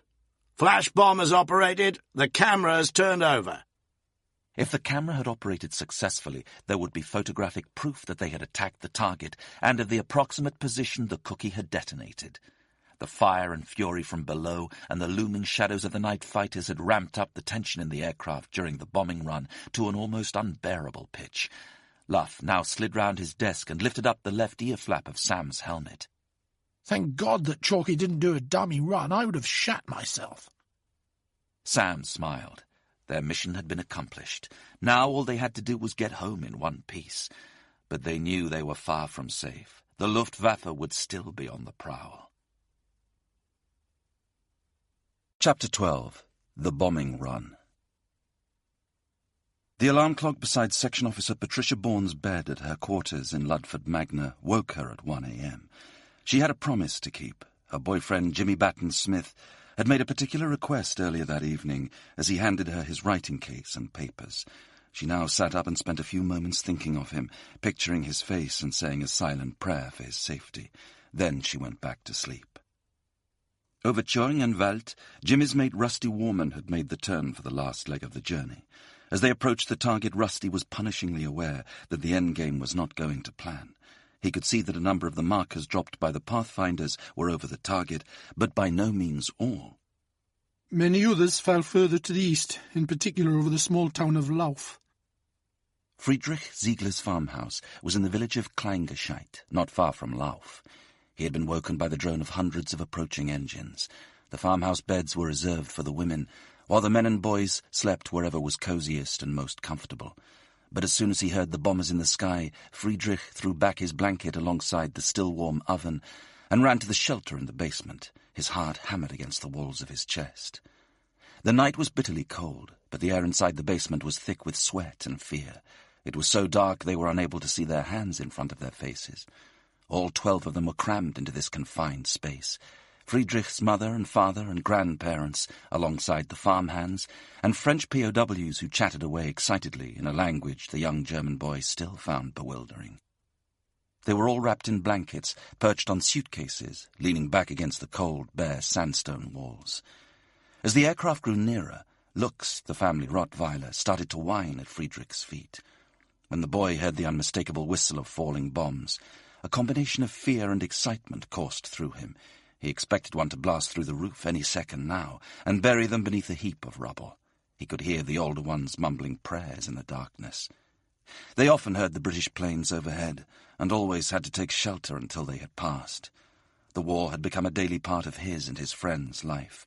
The weekly Hitler Youth meetings never allowed them to forget what the hated British and their bomb-laden planes were doing to their homeland. But Friedrich's village had not been hit before. That night was different. He heard the Allied aircraft screaming from the sky and felt the ground shake as they piled into it. If he got out of the cellar alive, Friedrich knew there would be a host of wrecks to explore in the morning. His father seemed to sense what he was thinking. Don't go anywhere near them. There may be men still alive near them, and they might kill you. Right at that moment, Friedrich had no intention of leaving the safety of the shelter. The bombs had started to fall, and they were not falling on distant Nuremberg. They were falling on his village. 0 hour had passed, and only 3 aircraft at the front of the main stream had been able to drop their bombs on time. Over the next 5 minutes, only another 33 managed to do so, far fewer than planned. Rusty and his crew were bang on schedule. Norman, whose job it was to unleash their explosives, relished each second of this phase, but it was the most nerve-wracking part of the operation for the rest of the crew. Rusty did what he could to try and keep the plane straight and level through the curtain of exploding flak. From the nose, Norman coaxed his pilot into position. The cloud beneath them formed an impenetrable shield over the city, but Norman's patience was rewarded. Once over the aiming point, he spotted what he believed to be Pathfinder target indicators through a small break in the cumulus and discharged their cargo. "Bomb's gone," he said. It was exactly 1:17 a.m. As the 4,000-pound bomb left the bay, the aircraft surged upwards. Norman checked his control panel to make sure all the bombs were gone. In the distance, east of the target, a huge explosion lit up the sky. Another bomber had scored a direct hit on an ammunition wagon on a military train en route between Nuremberg and Lauf. Exhausted, thankful, and desperate to leave the carnage behind, Rusty turned a wing and a prayer for home. Harry, stuck in his turret at the tail end of the bomber, was increasingly concerned. He hadn't yet informed his skipper, but his electrically heated suit had stopped working. The biting wind, accelerated by their own slipstream, was blasting straight through a gap in the Perspex canopy. Because it regularly frosted up or became smeared with dirt and oil, a protective section of the Perspex had been removed from all rear turrets. The gunners' visibility had been improved, but it meant they were exposed to temperatures of -30 or 40 degrees and the risk of severe frostbite. Harry didn't complain. It wasn't good form. And anyway, everybody else was too busy to listen to him moaning. He would just have to cope. Navigator Harry Evans prepared for their bombing run, confident in his calculations. They were on schedule and on the right track. But dense cloud obscured the target indicators, and any fires on the ground which might have offered them guidance. So his skipper decided to risk circling the target for a few minutes, searching for a gap. Harry was feeling the pressure. "Have I got this wrong?" he kept thinking, even though his charts told him he hadn't. But where the bloody hell was the target? He wondered if the Pathfinders had been wiped out in the bloodbath on the long leg. They continued to circle the area for 15 minutes, weaving between searchlights and constant bursts of flak, eyes fixed on the sky around them and the swirls of cloud below. They finally spotted a small fire through a break in the cloud and took the decision to bomb that. There was no question of returning home with a full load. The perils of Nuremberg still lay ahead for Ron Butcher and his Canadian crew. As diminishing fuel forced the tame Boer fighters to land, Ron felt safe enough to descend to the bombing height they were given at the briefing, but the fluctuating winds meant they were approaching the target more quickly than he had anticipated. Ron stood up to stretch his legs. He had set their course. There was little else he could do until the return flight. As he made his way down the aircraft, he heard the staccato patter of shrapnel. He rushed back to his station. His seat cushion was nowhere to be seen. A gaping hole had been blasted where his backside had been only seconds before. The shredded cushion lay on the floor to one side. Ron picked up what was left of it, replaced it, and tried to focus on his charts. The numbers danced in front of him. His mind was reeling. Had the flak been fired a few seconds earlier, or had he not got out of his seat when he did? It didn't bear thinking about. Here was the reality of death, writ large. The roll of the dice in Bomber Command. A slightly different wind direction, a different choice of movement, a slightly different decision, and I'd have been dead. Such were the chances we live with. I was one of the lucky ones. He wasn't the only one with good reason to give thanks to the gods that night. Fred Stetson, a Lancaster rear gunner, was so superstitious that on each operation he draped his turret with more than a dozen St. Christopher medals. They had protected him for 24 ops, and been sorely tested during the tumult of the long leg. Their fuel tank was holed by flak at the beginning of their run over the target. They managed to drop their bombs, but the pilot couldn't prevent the plane weaving from side to side. Then a German night fighter swooped into the attack. "I tried to swivel me guns. The turret wouldn't work. I could turn it a little to port, not at all to starboard. Luckily, the attack was from the port side, and I was able to direct a stream of 303s in his general direction. I yelled to the wireless operator for help freeing the turret. The fighter turned away. Was I relieved? But the wireless operator couldn't get the turret working either. I fumbled on the floor in case there was an obstruction. Guess what? One of those St. Christopher medals I was so fond of had fallen during the weaving and jammed between the moving parts of the turret. In Eschenau, 13-year-old Fritz Fink stood on the mound near his family's farmhouse and watched the sky above Nuremberg start to glow red. The rumble of aircraft above him was broken only by the howl of the bombs and their ear-splitting eruptions on contact. From their vantage point, they had been able to watch the whole raid unfold. First there had been the pathfinders. They had dropped their sky markers on little parachutes like enormous Christmas trees or multicolored cascades. They burned with such intensity that the surrounding area was bathed in an unearthly yellow light. Fritz realized something had gone seriously wrong. Nuremberg was on fire in the distance, but the markers were also landing near their village. Some had started to fall close to where they stood. The bombs would soon follow. "Quick!" Fritz's father said. "We need to get home." The boy felt his stomach turn to water as they stumbled back towards the house. The war had always been close, but never this close. They ran to their cellar. Why were the British bombs falling on the fields and villages and not on the distant city? He and his family cowered in their dank cellar, usually reserved for storing potatoes, and listened to the bombs falling around them.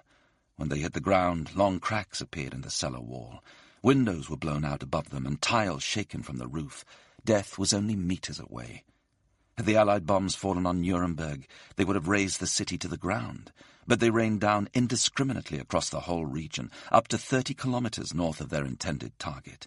They were landing on open countryside, small hamlets, rural villages, and towns of little strategic or symbolic importance. As they completed their bombing run and swung westwards for the path back to England, Ron Butcher was still in shock. But he was shaken out of his stupor when one of his crew pointed out a set of target indicators 30 miles to port. Ron felt his stomach lurch. Was the altimeter correct? Was the speed reading right? What else could be wrong? Had they bombed Nuremberg or somewhere else? Schweinfurt? He must have voiced his concerns, because a no-nonsense voice on the intercom told him his efforts would be better spent guiding them home, rather than trying to analyze what had already been and gone. The headwind was almost gale force. The journey back stretched inexorably ahead of them, and the Luftwaffe would lie in wait, determined to pick off any stragglers. But Ron could only focus on the possibility that he had made an error. He reluctantly concluded that after being blown north of the track, they had almost certainly bombed Schweinfurt. They were not alone. Approximately 100 bombers, many of them manned by inexperienced crews, dropped their loads on the unfortunate town. 50 miles northwest of Nuremberg, Schweinfurt was home to the German ball-bearing industry, but they had no orders to bomb it. Those that did so were at the mercy of the winds, and thankful for the sudden appearance of a large town beneath thinner cloud cover. There were no pathfinder markers, but the first crews assumed they had found the target because of the fires on the ground from other aircraft that had dropped their bombs, or were just a little too eager to get rid of their payload and head for home. Ray Francis and his crew turned for the run on Nuremberg, and aimed for the optimum height from which to release their bombs. They managed to reach 25,000 feet. Ahead of them were 3 distinct blazes. The question was, which should they choose? The bomb aimer elected to go for the middle one. All other voices fell silent as he coaxed the pilot over his chosen target. Once their bombs had gone, they turned for home, the searchlights and the flak behind them. But the drama was far from over. "Are we diving?" The rear gunner felt the aircraft losing height. "I've got the instruments in front of me and they don't show it," the pilot replied. There was a brief pause as he checked again. The outside temperature was minus 40 degrees. The instruments weren't working. "Hell, we've iced up. Where's the engineer? Where's Ray?" In the tension of the bomb run, Ray's absence had gone unnoticed. He was found lying unconscious and freezing cold on the floor of the fuselage, where he had collapsed earlier after helping the wireless operator. He was so focused on fixing the problem and rescuing his crewmate that he hadn't noticed that his own oxygen bottle had run critically low. They hooked him up to the main supply and he slowly regained consciousness. He had pains in his chest, but was otherwise unharmed. As soon as he was compos mentis, he unhooked himself from the supply and went back to work. Rest would have to come later. They were in the middle of an op, and his crew needed him. George Prince, a flight engineer with 50 Squadron, had let himself relax. As they headed south towards the target, the worst, it seemed, was behind them. He could see flak ahead, but he had been through much worse, and the waves of night fighter attacks seemed to have diminished, or so he thought. They were halfway between Schweinfurt and Frankfurt, when there was a loud bang and the aircraft rolled to starboard. He glanced out of a side window and saw tendrils of flame snaking from the starboard outer engine. They had soon consumed the whole wing, leaving a trail of smoke in its wake. The aircraft started to lose height and tilted into a gentle right-hand turn. George flicked on the Graviner extinguisher. propelling methyl bromide into the engines, 1 ounce of which could douse 10 ounces of flaming fuel. But the Inferno was too far advanced. They were going down. They needed to bail out while they were still able. The pilot gave the order to abandon the aircraft. George clipped on his parachute. A day before, he had been expecting to go back home on leave. Right now, he might have been tucked up in bed in New Malden after a few pints and a dance with Jocelyn, instead of preparing to jump from a nose-diving bomber over enemy territory. The bomb aimer battled with the escape hatch, trying to prise it open. George waited impatiently. Every second they remained on board brought them closer to impact. He glanced across at the pilot's seat. It was empty. Had he bailed out of the canopy escape hatch above it? Cold air blasted through the cabin. The front escape hatch was open. The bomb aimer tumbled out, and George followed, feet first, cutting his face and scraping his leg as he fell. But that hardly concerned him now. Once free of the aircraft, he pulled on the ripcord and muttered a small invocation. The chute billowed above him. Oh, God, bloody hell! In his panic, he thought he saw a tear in the silk. The rip was an imaginary one. He was floating down normally, or as normally as one could when one had bailed out of a burning bomber at 20,000 feet. He made sure to inflate his Mae West life jacket. He was a non-swimmer and petrified of landing in a river. The darkness swirled around him. He couldn't even see his plane. Ron Auckland's Lancaster was north of the target when he first saw searchlight beams like giant fingers arcing across the sky ahead. The flak started to burst around him, pummeling the aircraft. He felt as if it was rolling over 1,000 tiny marbles. The acrid stench of cordite was so overpowering that Ron opened the side window to let in some air. Almost immediately he was caught in a dazzling blue light. The beam was radar-guided. Unless he took drastic action, it would stick to them like flypaper. It was only a question of time before the rest of the searchlights and the guns below were trained on them, and they would be coned. Eyes tight shut, he reached for the controls that lowered his seat, and he only opened them again once he was beneath the relative shelter of the cockpit coving. He blinked in the glare, but could see enough to throw the Lancaster into a dive. The nose went down and they started to plummet.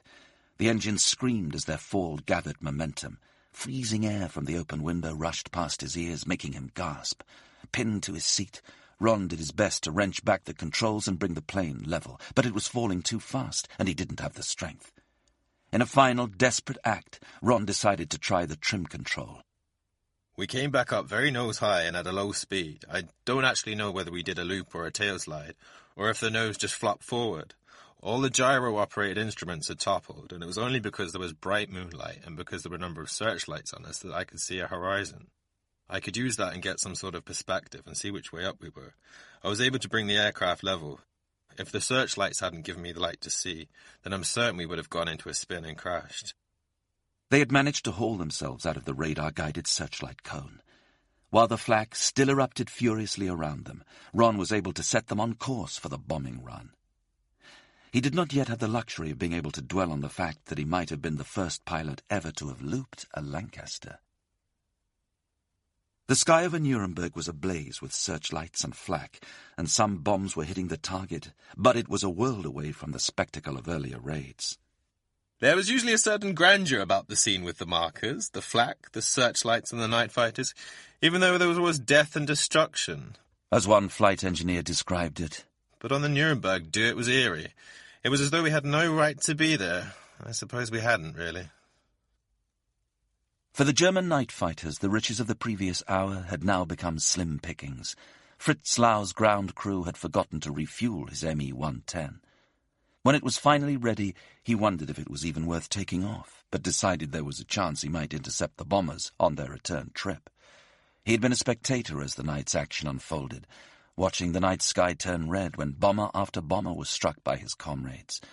Eventually he downed a rookie Australian crew with a burst of Schräger Musik, and only one man was able to parachute to safety. Once the night's target had filtered through to the ground radio operators, Lau headed to Nuremberg. Most of his fellow pilots had been forced to land through lack of fuel. As he neared the city, he could see the ground fires, but the stream had scattered completely. Luck was not with us.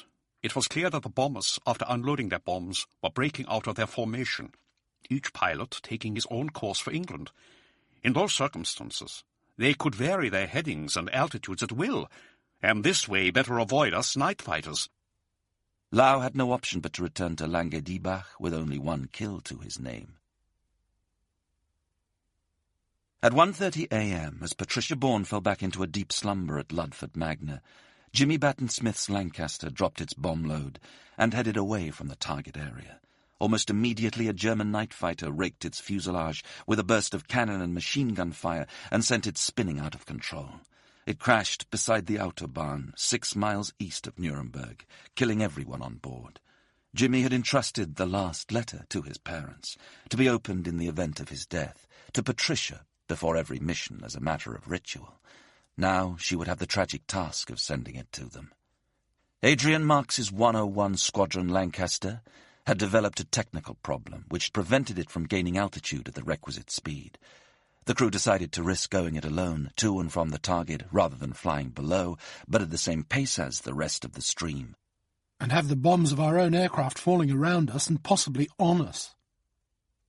In the light of unfolding events, this may well have saved their lives. When they arrived over Nuremberg 25 minutes later than scheduled, the city appeared to be on fire in several areas, but the absence of night fighters and flak allowed them to complete their mission untroubled.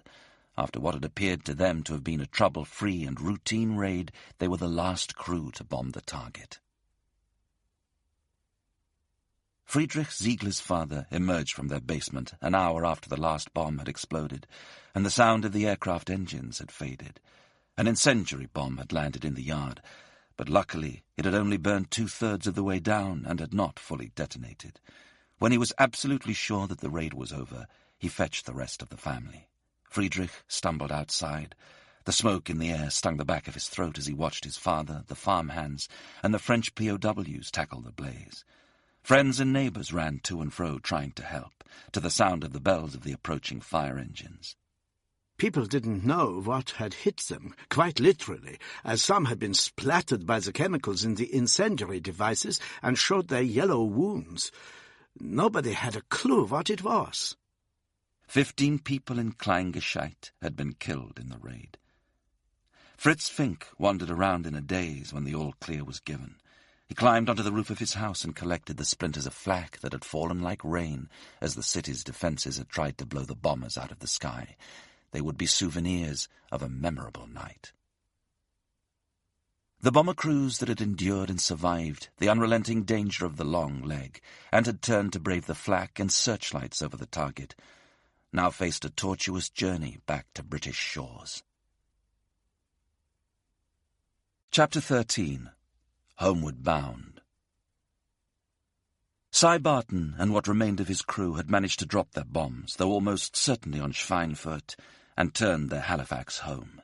Now the gusting headwinds promised a protracted return journey, with no navigator to guide them, no wireless operator to call for help or obtain a radio fix, no intercom, and only 3 working engines. Cy had no option but to use the North Star as his guide, in combination with his pilot's compass and a small captain's map that he taped to his knee to stop it sliding to the floor. He increased their height to 13,000 feet and set a course he hoped would take them where they needed to go. In the distance, he could see searchlights roaming the sky, but as he had on the way out, he succeeded in weaving a path between their beams. His flight engineer was at his side. Maurice Trousdale remained unruffled by the searchlights, but troubled by the instruments which told him how their stricken aircraft was coping. "What shall we do next?" Cy asked. "Do you think we can make it, or should we head for Switzerland?" They might manage an emergency landing in neutral territory and get home to continue their war. Morris said nothing. They had 2 ruptured fuel tanks and had lost 400 gallons of petrol. There was no way of telling exactly how much fuel remained in the tanks, but he made some hasty calculations.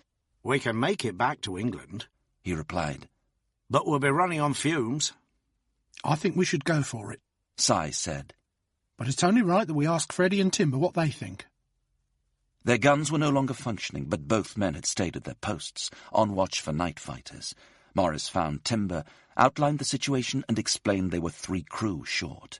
"Have we got enough fuel to get back?" "I think so. We either go back or make a course for Switzerland." "What do you think?" "Cy and I want to carry on for England." "Then so do I," Timber replied. Freddie Bryce stared into the infinite darkness from his immobile rear turret. The call light had stopped flashing, and there was no noise save for the drone of the Halifax's 3 working engines. I now had time to wonder how far we were from home, and how they all were up front. Not being able to speak to anyone was leading me to think of all sorts of things about what could have happened. It all seemed so quiet now as we made tracks for home. No one was bothering us, no flak, no searchlights. We were now so low that I remember flying over a wide river, and the moon was shining on the mudflats, and I could see little huts built on the banks. Freddie began to wonder if everyone else had bailed out.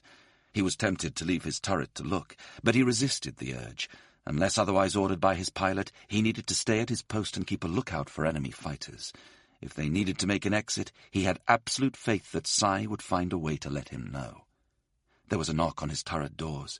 He twisted around to open them, and was mightily relieved to see Morris. I asked how they all were up front, and he told me that Jack, Len, and Wally were gone. By this I thought he meant that they had been killed, so asked no more. He also told me that on the way back, Si had asked him if he would like to try to head home or head for Switzerland, and to go back and ask Harry the mid-upper what he would like to do. They both decided to try for home. And here we were. The moon had now set, and the sky was dark, and apparently free of danger. Freddie left his post and clambered gratefully over the main spar. When he reached the cockpit, he tapped Si on the shoulder, and he was greeted by the familiar boyish smile and a thumbs up. "We'll soon be near the English coast, with a bit of luck." Freddie felt immediately reassured. Si had that effect on everybody. If Si thought it was going to be okay, then who was Freddie to doubt him? Morris said he was going into the nose to look around, and Freddie went with him. The open escape hatch told its own story. There were no patches of blood to suggest that any of his 3 crewmates had been wounded before they bailed out. The wind gusting through the hatch had scattered maps and notepaper across the front section of the aircraft. There was nothing they could do in the nose to alleviate their plight, nor anywhere else for that matter, at least as far as Freddie was concerned. They were at the mercy of fate and reliant as ever on the skill of their pilot. On that basis, Freddie still fancied their chances. Timber went aft to the navigator's position. Len's desk was peppered with holes, and his maps had been shredded by cannon fire. Si had always insisted that his crew should have a working knowledge of each other's roles. Timber had enjoyed some success when playing with the GEE navigation system on the ground, and had a basic understanding of its subtleties, but Len's set, like the radio, had been shattered by incoming fire. He did all he could to try and get it up and running, but without success. The charts were useless too. They had been damaged beyond all recognition. Timber reported the bad news to Si. By now the North Star had disappeared, and it was too dark to navigate by sight. Si started to send mayday calls in case they were able to transmit but not receive, but there was no hint of a response. Si took the decision to continue flying. If the engine started to fail, he would ask Morris if he could change over the tanks and hope for the best. But there was no escaping the grim reality of their situation. They were lost, alone, and badly damaged. As they flew south of Stuttgart, Sam Harris watched as the other bombers flew directly over the heavily defended city, and offered thanks that he wasn't in one of them. He had tried to avoid the strong headwind by descending to 19,000 feet. It was less gusty at that height. He reckoned it would be around 80 minutes flying time from the French border to the Channel, plenty long enough for the night fighters to hunt them down. Mac, the flight engineer, sat up front, watching the instrument panel. Ken had taken a wakey-wakey tablet an hour before the target, as usual, to make sure he was as alert as possible for the business end of the flight. The snag was that when it wore off during the return, he had a tendency to fall asleep with the plane on autopilot. Mac was there to keep an eye on things and wake him up if they got into difficulties. At his desk, Sam had his work cut out.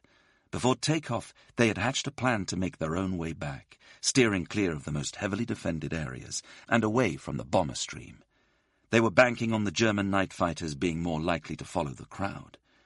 The problem was that his squadron navigation officer was an irascible martinet, not the sort to look kindly on an underling stepping outside well-defined orders and acting on his own initiative.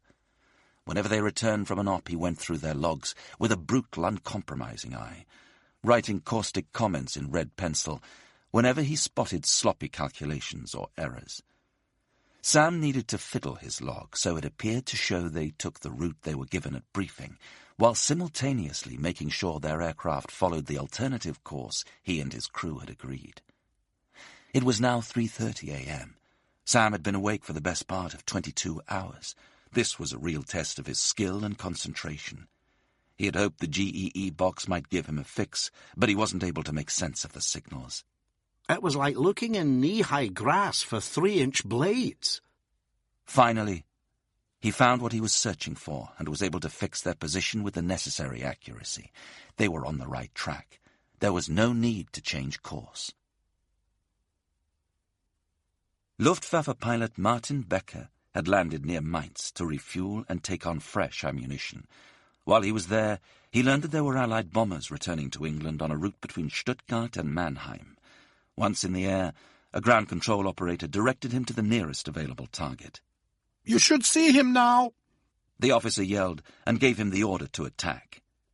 "Bauche machen! Bauche machen!" Becker was less excitable than his earthbound guide. He picked up the bomber, a Halifax from 429 Squadron, and eased calmly into position beneath it.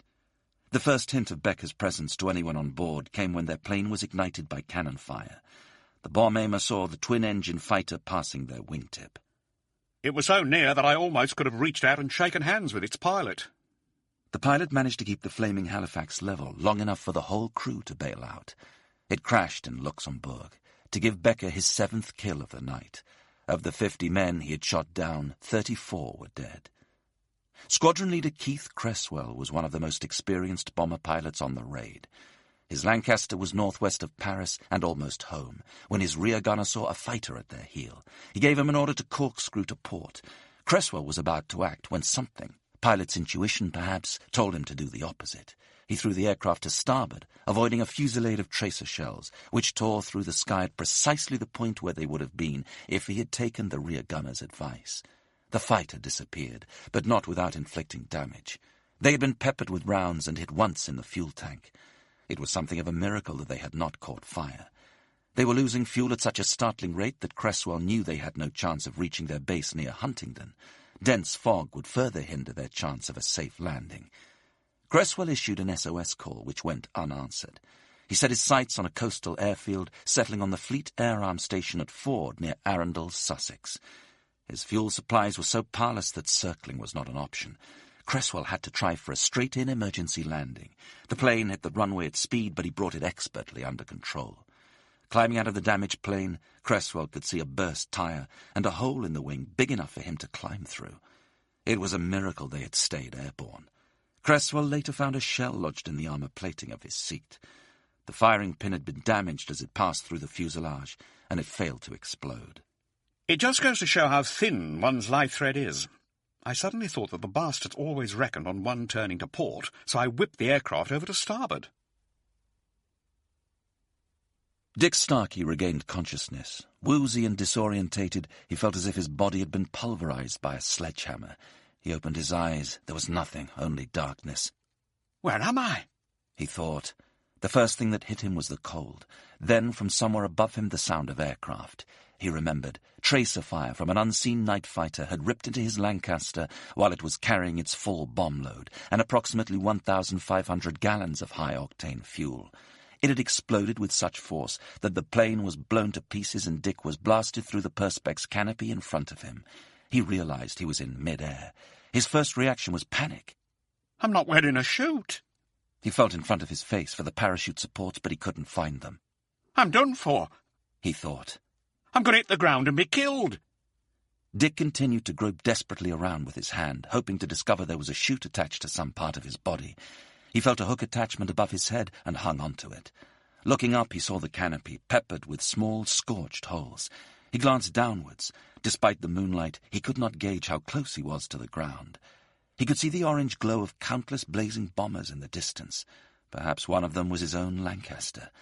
Every second that passed, he felt as if he was falling far too swiftly, despite the parachute being open, and that the impact with the ground would kill him. His flying boots had been blown off, his nose was bleeding, and his face was cut and bruised from being forced through the cockpit window. As the ground rose from the gloom, Dick started to brace himself.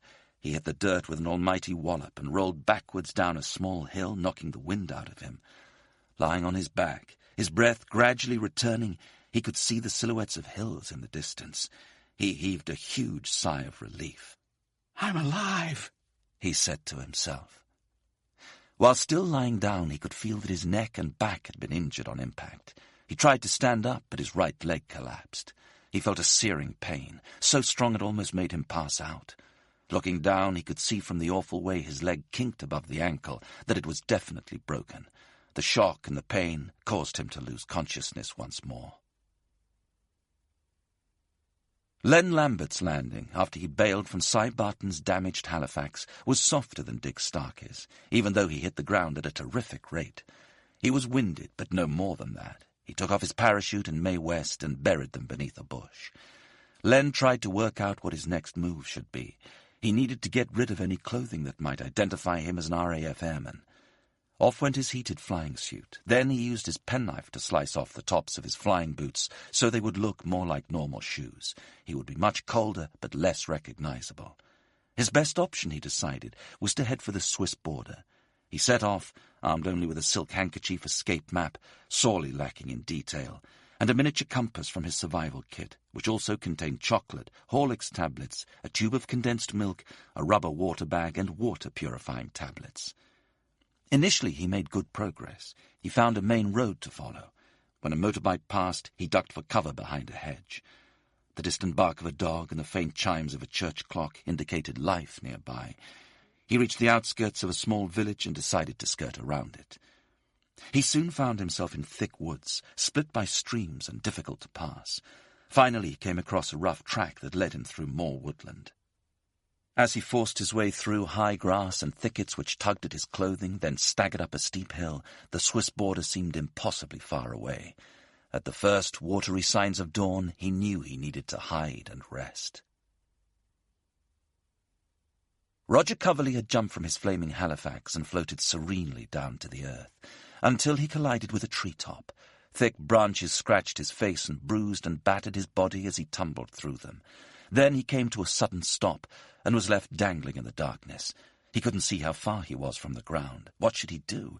He could be 20 or 30 feet up, far enough to do himself some serious damage. But he could hardly just hang there until the Germans found him. He took a deep breath, reached for the release harness and braced himself for the fall. He fell 10 inches onto German soil. Roger looked up. The parachute was spread out above him, a beacon in the darkness, like a bloody great umbrella giving a big signal where I was. He needed to get as far away from it as he could, and as quickly as possible. He was no longer Roger Coverley, veteran pilot, carving his way through the air towards prime German targets. He had no crew, and he had no plane. He was on his own, deep in enemy territory, and it was his duty to try and find his way back to safety. Every crew had been sent on escape and evasion courses as part of their training, but not everyone paid close attention.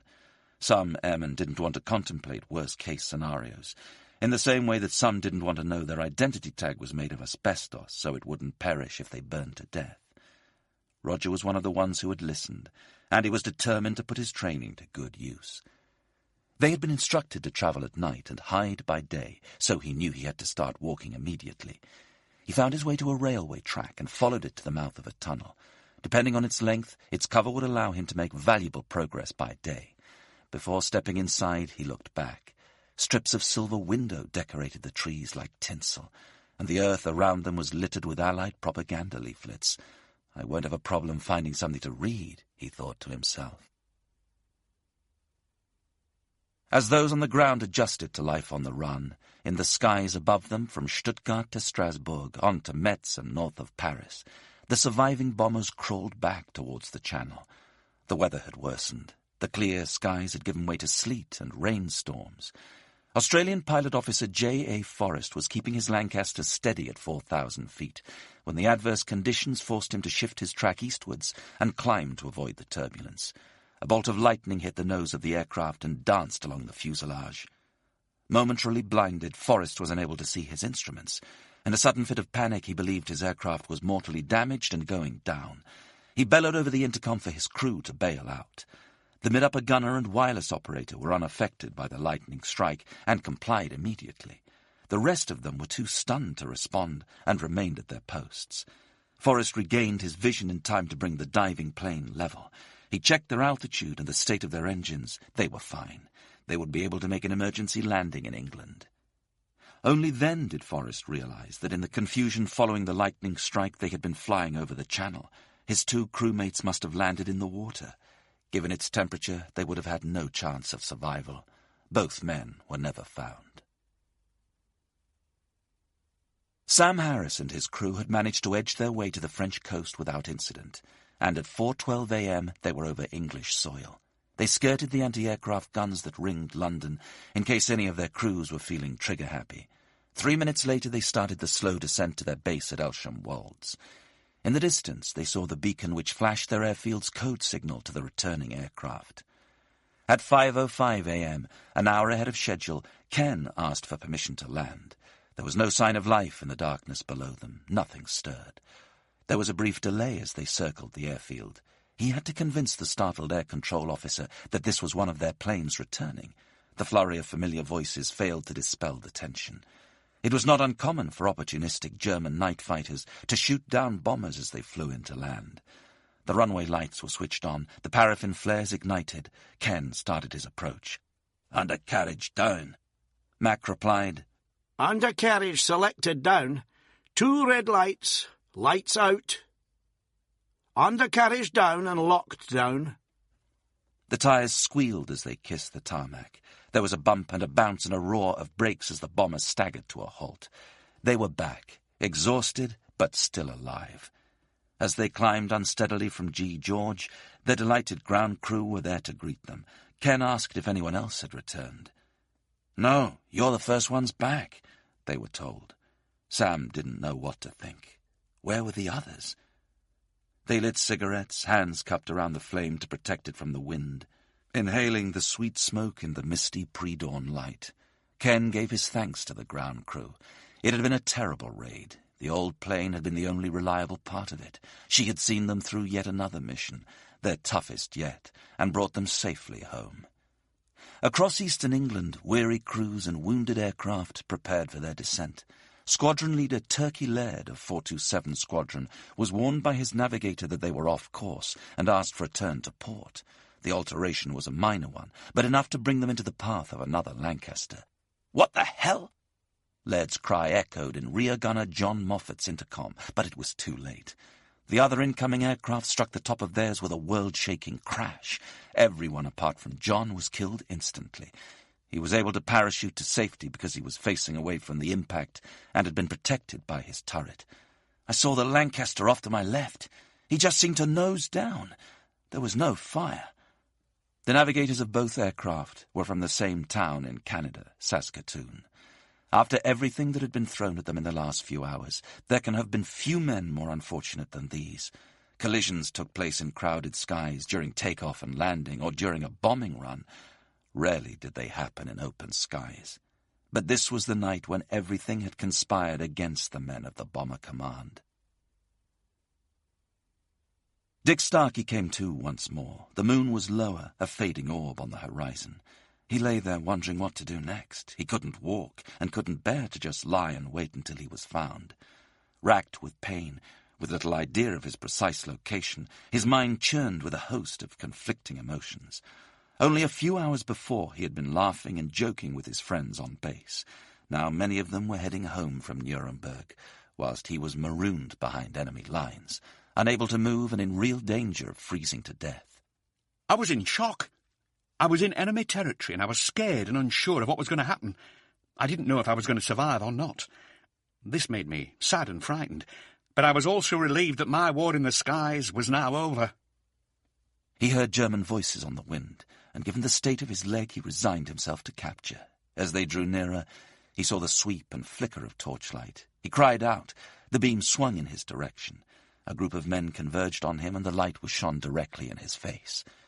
One of the younger Germans started to shout and pulled back his rifle butt as if poised to smash Dick in the head, but he was stopped by one of the older ones. They wrapped the injured airman in his parachute, lifted him onto a stretcher, and carried him to a horse-drawn cart. The cart was driven with agonizing slowness along a dirt track. Every protrusion and pothole reverberated along his broken leg. Above him the skies had fallen silent. The bombers would be almost home, a place that seemed impossibly distant now. He was increasingly haunted by the lesson of his escape and evasion course. More important than the skills they might use to avoid capture was their conduct if they were captured. The message was drummed into them. Don't let the side down and blurt out everything you know. Instead, give only name, rank, and number, nothing else. They finally pulled up outside a small brick building, the office of the Bürgermeister, the local mayor. Dick was carried up the stone steps and his stretcher was laid none too carefully on the floor. A policeman asked for a volunteer to keep watch on their prisoner. The man chosen was a veteran who had been invalided out of the German army after losing an arm on the Eastern Front. Those early morning hours were as long as any Dick had lived through. The pain from his neck, back, and smashed, misshapen ankle was relentless. He hoped a doctor might come with medication to help ease his misery, but the only visitors were a stream of curious and excited locals. Sometimes whole families with children who had come to see the exotic enemy flyer who had dropped so suddenly from the skies. The women clucked their tongues and gave him sympathetic glances as he lay wincing on the floor. Dick wondered what was going through their minds. It's almost as though you're an alien, or in a zoo or something like that. They came from miles around to have a look at this guy who'd landed in their midst. They'd been told all their propaganda we were Terrorflieger, terror flyers, who were getting paid bonuses to kill them. And here was the reality, me, a frightened young lad. One man came in brandishing a bloody flying boot, inscribed with the name of one of Dick's crew. He tried to ask if they had found the man to whom it belonged. Eventually he made himself understood. Kaput, came the reply. In his discomfort, he had only been able to worry about himself. Now he wondered how many of the others had made it out alive. And perhaps the most agonizing thought of all. We were all meant to miss this op, and were only put on the battle order because we insisted on it. Chapter 14. A Terrible Dawn. After watching his crews depart, Eric Howell had slept fitfully in the back of the dispersal hut. 31st of March, 1944, was his 23rd birthday, but all he asked for was the safe arrival of the 15 aircraft that had left Dunholm Lodge the night before. At 5:30 a.m. he was woken by the duty NCO. The returning bombers were flying a circuit above the airfield. He rubbed the sleep from his eyes and waited for the call confirming that his new Lancaster, C. Charlie, flown by Pilot Officer Charlesworth, was on its way in. For the ground crews, the vigil was over. When the phone rang in their hut to let them know their aircraft was on its way in, they grabbed their torches and headed out into the dawn gloom. Red, green, and white navigation lights did battle with flashes of torchlight, and the air was filled with the roar of idling engines as the bombers taxied to a halt. Once the chocks had been put in place and the weary crews had disembarked, there was a chance to ask them if there had been any snags. That morning they knew it had been a bad one. The fatigue was etched on their faces. In his hut, Eric Howell watched an hour crawl by. There was still no news of C. Charlie. Eric went outside, hoping to see a dot in the grey sky and the blink of navigation lights, or to hear the sound of distant engines. One by one, 10 other Lancasters landed, taxied onto the hard standing, and shut down their engines. The silence that followed seemed like a reproach. He knew then that his aircraft was not coming home. Neither were 4 others from the squadron. Eric was beside himself. My stomach was knotted. It wasn't just the loss of a single aircraft, it was the loss of so many of them. When a ground crew lost an aircraft, a little niggle of conscience invaded the mind, and made you all the more determined to do a better job of servicing. Eric trudged disconsolately across to the mess with the other ground crew whose planes were missing. C. Charlie was the 4th of his bombers to go down in the past 3 months. He knew the guilt and sadness would burden him for months to come. Sam Harris and his crew had been amongst the first to return. They climbed aboard the truck which would take them to the debriefing room. This was normally a time of relief and laughter, a time to enjoy a coffee laced with rum as other crews arrived, and the intelligence officers and flight commanders made a note of all that they had seen and done. A time to swap stories and jokes and pats on the back. That morning was different. There was no light relief. Few of them spoke. Each dwelt on his own thoughts. Each tried to absorb and process what they had experienced that night. Ken, Sam's pilot, leaned back in his seat and lit a cigarette. The station commander asked if he had seen many losses. Ken tilted his head back and exhaled. The smoke hung over them like a pall. It was a few seconds before he spoke. "I think there were tremendous losses tonight." Sam raised an eyebrow. To maintain their morale whilst they were still in the air, Ken had blamed the carnage on scarecrows, the mythical shells the Germans fired that were rumoured to mimic the appearance of exploding aircraft. But here on the ground, he was not going to varnish the truth. As their Lancaster stuttered across Europe, Andy Wiseman clutched the lucky doll given to him by his girlfriend Jean. They managed to clear enemy territory without incident, but as they crossed the channel, the bomber started to falter. His pilot knew they wouldn't be able to make it back to Leconfield. They needed somewhere else to land, and quickly. The wireless operator broadcast their distress, and a searchlight beam appeared to indicate the path to their nearest airfield, a US base in the south of England. That beam was a lovely sight. It was almost like a saviour. There's somebody down there who knows we're up here and in trouble. As they came down through the thick cloud, Andy could see the distant flicker of the paraffin lamps marking the runway. It was not home, but it was a very welcome sight. Their pilot brought them in slowly and steadily. As they neared the ground, Andy could see fire engines and ambulances gathering beside the runway. He braced himself. There was a small bump as they touched down, but that was all. The landing was perfect. Andy uncurled his fingers from around the doll. They had needed every ounce of her help that night. The emergency vehicles swarmed around them as they came to a halt. Even though none of them was injured, they were helped off the aircraft and taken to the mess for a much-needed beer and breakfast. But the hospitality ended there. Looking like zombies, still in their helmets and flying suits and clutching their parachutes, they were issued with railway vouchers for the journey back to their base, 3rd class. On board B Beer, heading for 622 Squadron in Mildenhall, Ray Francis had every excuse to rest after passing out earlier. But the aircraft had developed a fault in the pneumatic line that served the brakes, and only he was capable of fixing it. Without his expertise, they would have had to head for the emergency airfield at Woodbridge. Only 40 miles from Mildenhall, Woodbridge boasted specialist rescue and medical teams, and a 3-mile runway to give damaged aircraft room to stop, but it was known as the graveyard of many bombers who had crash-landed there, and every man on board was desperate to sleep in his own bed after the debrief. Ray made his way woozily back up front. He had lost his pliers when they were corkscrewing to escape the swarms of night fighters, but he was determined to do what he could. The ruptured line was under the pilot's seat. As Ray crouched beneath his skipper, his pullover started to feel warmer than usual, then damp and cold. He looked up, wondering what the hell was happening, but only for a moment. "This has not been my night," he thought. The pilot had decided to relieve himself into a contraption they called the pissophone, and the bottom end of the hose had come loose. Rusty Warman and his crew, lightened of their bomb load, made good progress back to the UK. The night fighters were still patrolling the sky, but Ted could tell from the German controllers' broadcasts that the frequency of their attacks was diminishing. As they approached the English coast, Rusty fired up the VHF radio to let their Ack batteries know they were coming in. Despite their relief, no one felt like giving voice to their usual homecoming rendition of Coming Home on a Wing and a Prayer. The op had been too traumatic to allow the luxury of celebration. Despite Rusty's broadcast, they were misidentified as they flew closer to London, and flak shells started to erupt around their aircraft. They were plunged back into the kind of nightmare they had somehow survived 4 hours earlier, but no damage was done, and they started their descent towards Ludford Magna. They circled the airfield with 4 other bombers before coming into land. Rusty eased back on the throttle as they touched down, and then guided a wing and a prayer to dispersal.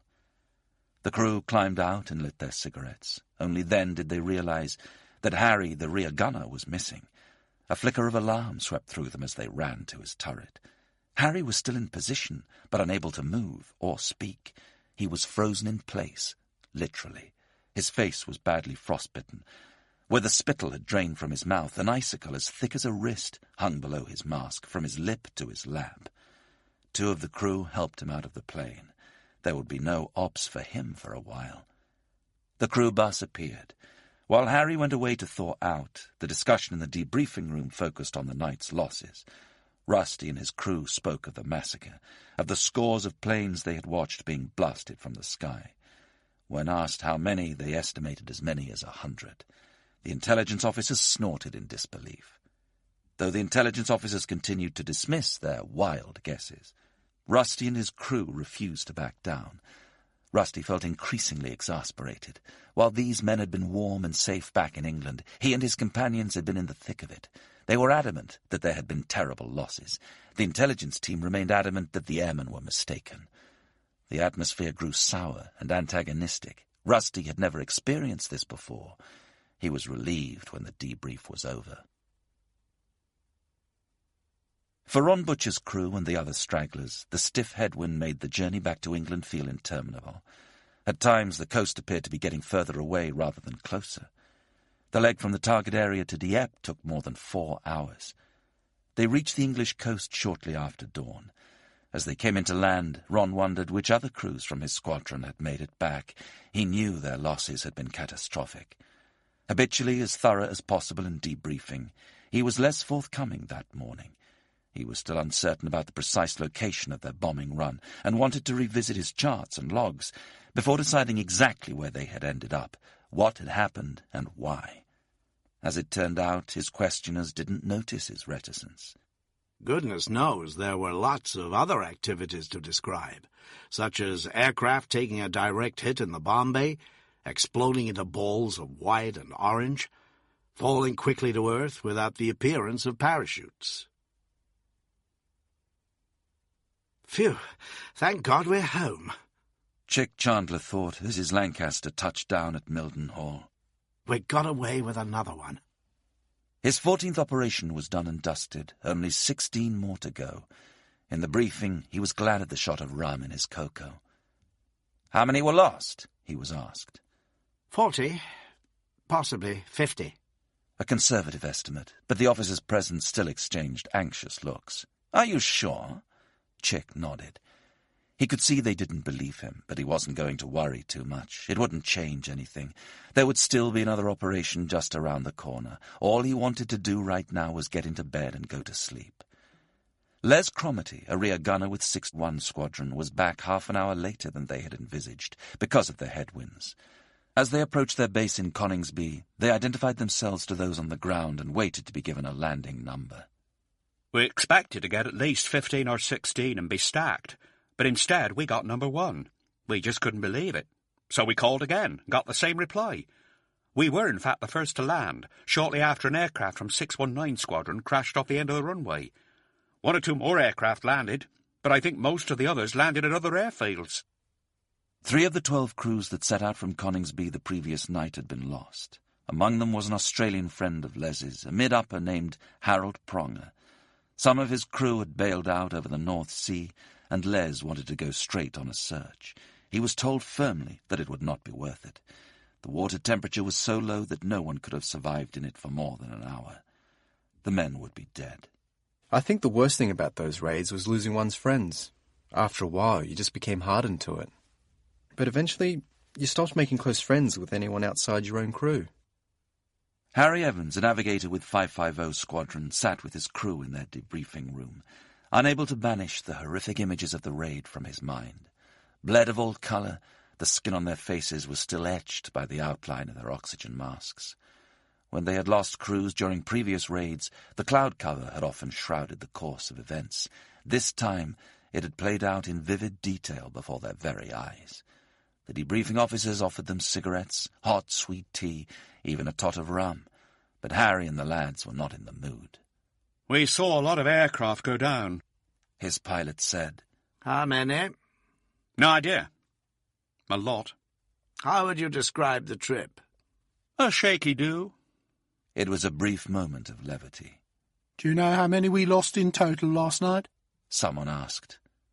Too early to say, came the reply, but everyone knew it had been a bad one.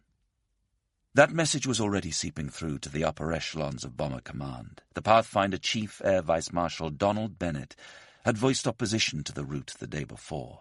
Now he was waiting in the debriefing room at Gravely for the first of his crews to return. The first through the door was Wing Commander Pat Daniels, a skilled pilot who had accompanied one of the new Pathfinder crews. His experience had saved them. He had taken their aircraft higher, way above their usual height, using every inch of sky to avoid the worst of the night fighter activity. When he saw Bennett, his customarily affable demeanor melted away. "Bloody hell!" he bellowed. "Why did we have to go that way?" Bennett knew Daniels well and calmly asked why he was so animated. Daniels refused to be pacified. He told Bennett that in 76 previous operations he had never seen losses on this scale. The chief's initial assumption was that Daniels must be exaggerating, but he knew he was not prone to hyperbole. He began to worry that his fears of the previous evening had been realized. Daniels gave him the headlines: the moonlight, the condensation trails, the sparse cloud on the way out, the thick cloud over the target, and the swarm of night fighters which had wreaked havoc on the stream. His normally brisk and resolute superior said little, but he was clearly shaken by Daniels's account. As the last few bombers landed at their bases that morning, Cy Barton's crew was one of the many still unaccounted for. His Halifax had become lost somewhere over mainland Europe. As they flew on through the darkness, unable to see any landmarks below, those left on board tried frantically to calculate their position. The searchlights they had evaded earlier had been near Frankfurt. Since then they had travelled due west. Someone suggested there was a chance they would fly over the English Channel and out into the Atlantic unless they altered course. Unaware that the safety of the emergency airfield at Woodbridge lay only 20 minutes ahead of them, Cy decided to follow a more northerly route to make sure they crossed British soil. Timber saw a faint glimmer of blue below. If they were convoy lights attached to a ship's stern, it meant they were flying over water. But where? The Atlantic, the English Channel, or the North Sea? Cy turned back onto a westerly heading. A watery grey dawn started to break, much to their relief. They would soon be able to see more. Through the gloaming they saw a Beaufighter flying past. They flashed an SOS signal with a torch, but it showed no sign of acknowledgement. The flicker of hope faded, and they were alone in the darkness once more. Freddie Bryce, the rear gunner, mouthed a silent prayer for their safe return. He turned to look at Cy. Once again he got the thumbs up and a broad grin. His anxiety eased. Eyes straining through the perspex canopy, they were finally able to make out the vast silhouettes of barrage balloons outlined against the dawn sky. Though they now had no working wireless or intercom, they began to hear the distinctive squeaker radio noise the balloons emitted to warn Allied aircraft of their presence. As Cy skirted around them, they heard the familiar boom of anti-aircraft fire resounding through the sky. Shells started to explode around them. "We're being fired at by our own defences." Freddie could not believe it. They had been chased and harried by enemy fighters, avoided the glare of enemy searchlights, been targeted by enemy flak, and managed to navigate their way across Europe by their wits, only to be fired at by their own side. Cy immediately banked the bomber and flew back out to sea. Timber crawled into the nose, wired up the oldest lamp, and started sending out frantic SOS signals to those firing at them from the ground. The guns fell silent. Freddie again looked to his skipper for reassurance. We cruised in over the coastline. I was standing beside Cy, and he was grinning all over his face and giving the thumbs up. Then he shouted to me to go back and tell the engineer to change tanks. He must have noticed a failing in the engines. Morris was at the main spar, standing over the tank selector cocks. He knew he had to work swiftly. He switched the tanks. The air was filled with the pungent odour of aviation fuel. The damage they had suffered during the endless night fighter attacks had caused the fuel to run out of the engine rather than into it. The tanks were empty. The aircraft was running dry. Freddie was clambering back to the cockpit when he met Timber heading the other way. "Crash positions!" he shouted. Cyril had decided to put his faith in luck and the Lord and try to land the plane wherever he could. 12-year-old Alan Mitchison was tucked up in his bed in Ryhope on the Durham coast after leaving the family's Anderson shelter at 5:30 a.m. He had turned down the offer of a cup of tea from his mum because he needed to be up for school in only a few hours. As he drifted off, he was jolted awake once more by the sound of a bomber in the sky. Like many of his contemporaries, he had learned to distinguish between the sounds of the RAF and enemy bombers. This is definitely one of ours, he thought. But that didn't stop the anti-aircraft guns firing off a deafening burst. That's strange. Guns firing after the all-clear had gone. He went to his bedroom window in time to see the roundels of a 4-engined British bomber overhead. He watched it bank and disappear into the distance. Les Lawther usually finished his night shift at the colliery at 5, but that morning it was his turn to check the water pump in the yard. To reach it, he needed to be lowered by the engine operator, who didn't start work until 7, so he ambled down to the spotter's shed, a cabin built for watching aircraft, which was manned 24 hours a day. Jack Coxon was on duty. He and Les chatted for a while. Then he wrapped himself up against the nagging east wind and went out for a smoke. That was when he first saw the crippled bomber coming in over the sea. Jack raised his binoculars. "She's one of ours," he called. Les could tell that the Halifax's propellers were only working on one side, which must have been why the pilot was flying low. Someone on board was flashing a light, some kind of signal, he assumed. Then, just before it reached land, the bomber turned and headed away from them. Alan Mitchison had climbed back into bed when he heard the bomber return, except now it sounded different, wounded, as if the engines were failing. He dashed back to the window. He knew it was the same aircraft, a Halifax, and that it was struggling to stay airborne. It was flying directly towards him, its lights piercing the early morning gloom. The engines were starting to splutter like the sound of a car misfiring. With every second it was getting lower and lower. There was no way it would be able to stay in the sky much longer. On board, Cy remained at the helm. Morris, Fred, and Timber sat with their backs to the cold, vibrating metal of the rear spar, hands behind their heads, leaning forward, bracing themselves for the impact.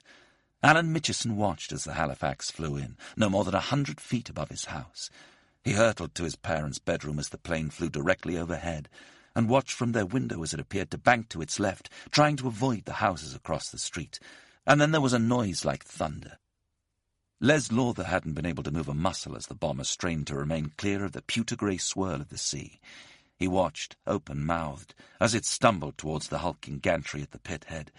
He could see the pilot fighting every inch of the way, nursing the starving engine as it went through its death throes. I contend he saw the headgear because he was very low, and naturally tried to avoid it. But he was too near to get round, and his wing just caught the end house on West Terrace, and the plane just tumbled. If he went the other way, he would have hit the house on Hollycar Terrace. 17-year-old Arthur Milburn was out in his backyard when he heard the whine of the dying aircraft. As soon as he saw it heading his way, he fled towards the cover at the doorway, fearing it was an enemy bomber.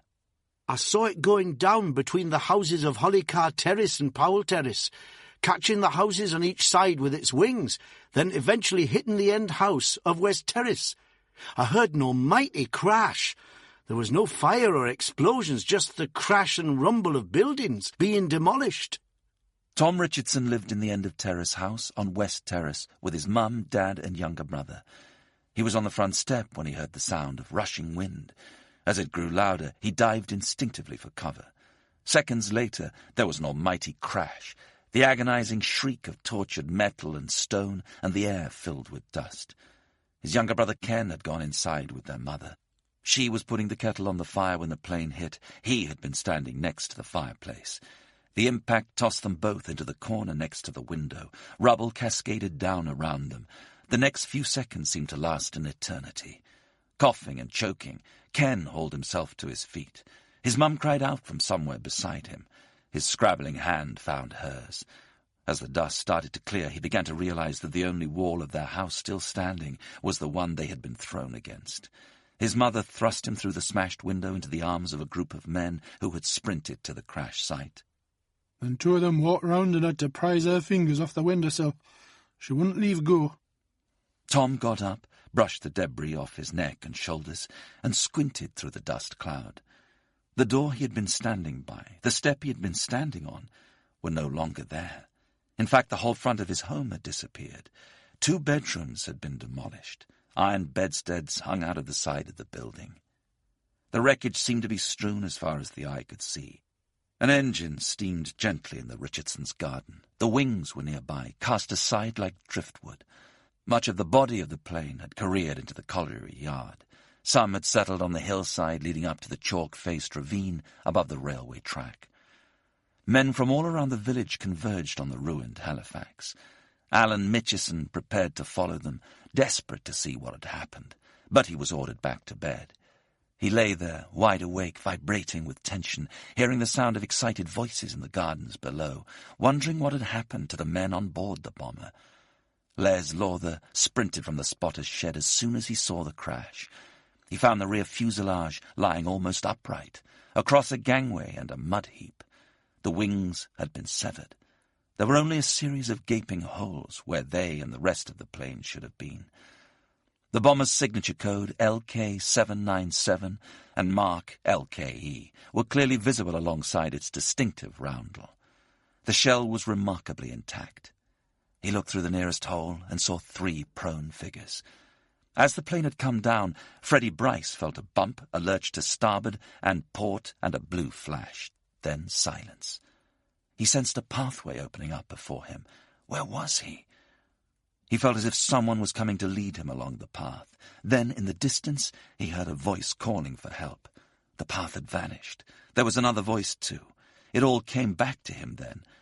Cy up front, he, Timber and Morris assuming crash positions, and then the bang and the lurch and the mind-numbing force of the crash. He started to cry out, too.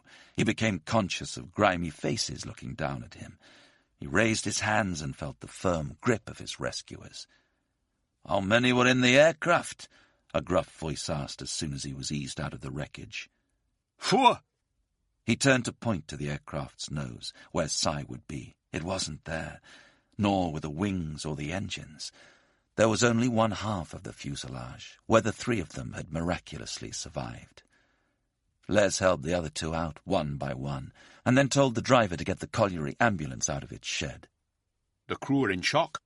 All they said to me was, "Get the pilot." I got back in again. I knew where the pilot would sit, but the front end was missing. There were some men on the gangway then, and I said, "Will you have a look in the gardens to see if you can see the pilot?" The men reported back. The nose was at the top of the ravine, above the railway track, an area of land the local kids called the Hope. Someone said the pilot might have fallen down it. Les rounded up a group and headed to the scene. Chapter 15. Disaster. Through the soft grey light of dawn, Fritz Fink, his family and their neighbours, surveyed the damage to their house, their village and those nearby. Pettensiedel had been hit hardest. A bomb had landed at its centre, obliterating 4 residential houses and damaging several others. The villagers started digging through the rubble. They found 6 bodies. In Nuremberg itself, 75 civilians had been killed, most of them in an apartment building that suffered a direct hit, and a further 100 or so had been injured. The archives record that 256 buildings were destroyed and 11,000 people had been bombed out of their houses, though many were able to return after only a few repairs. When they compared this figure to the thousands killed by each raid on Hamburg in 1943, they may have thought themselves lucky. Albert Speer's imposing Nazi monoliths remained mostly intact, and the industrial centre to the south of the city was barely touched. The only factories destroyed in the raid manufactured cables and margarine. There were direct hits on a fire station and one near the telephone exchange. Both would have impeded rescue attempts if the raid had been successful, but meant little in isolation. Not a single person was killed in the old city centre, and the historic buildings of Nuremberg had survived. There was anger and grief amongst its residents, but little damage to their morale. Given the scale of the raid, when the people of Nuremberg emerged from their shelters to assess the damage, they knew they had escaped lightly. In England it was also time for taking stock. Their acrimonious debriefing over, Rusty Warman and his crew headed for the mess. Norman, irrepressible as ever, was looking forward to his eggs and bacon, but few of the others could summon up an appetite. The atmosphere at Ludford Magna felt different that morning. It was as if something had changed irreparably. Rusty and the boys were accustomed to seeing the friendly, smiling faces of the WAF girls serving breakfast. It provided much-needed comfort after the ordeal of an op. Today the food counter was laden with fried eggs, fried bread and bacon, but there was no one to dish them out. A notice pinned to the wall asked people to help themselves. They eventually found the WAFs crying in the restroom. The squadron had lost 7 crews.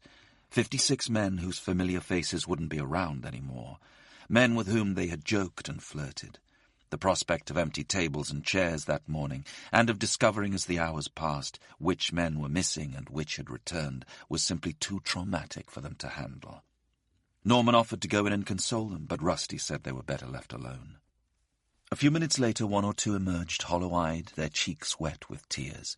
Rusty would never forget the pain etched on their faces, nor would he forget the unsavory atmosphere that hung over the base that day.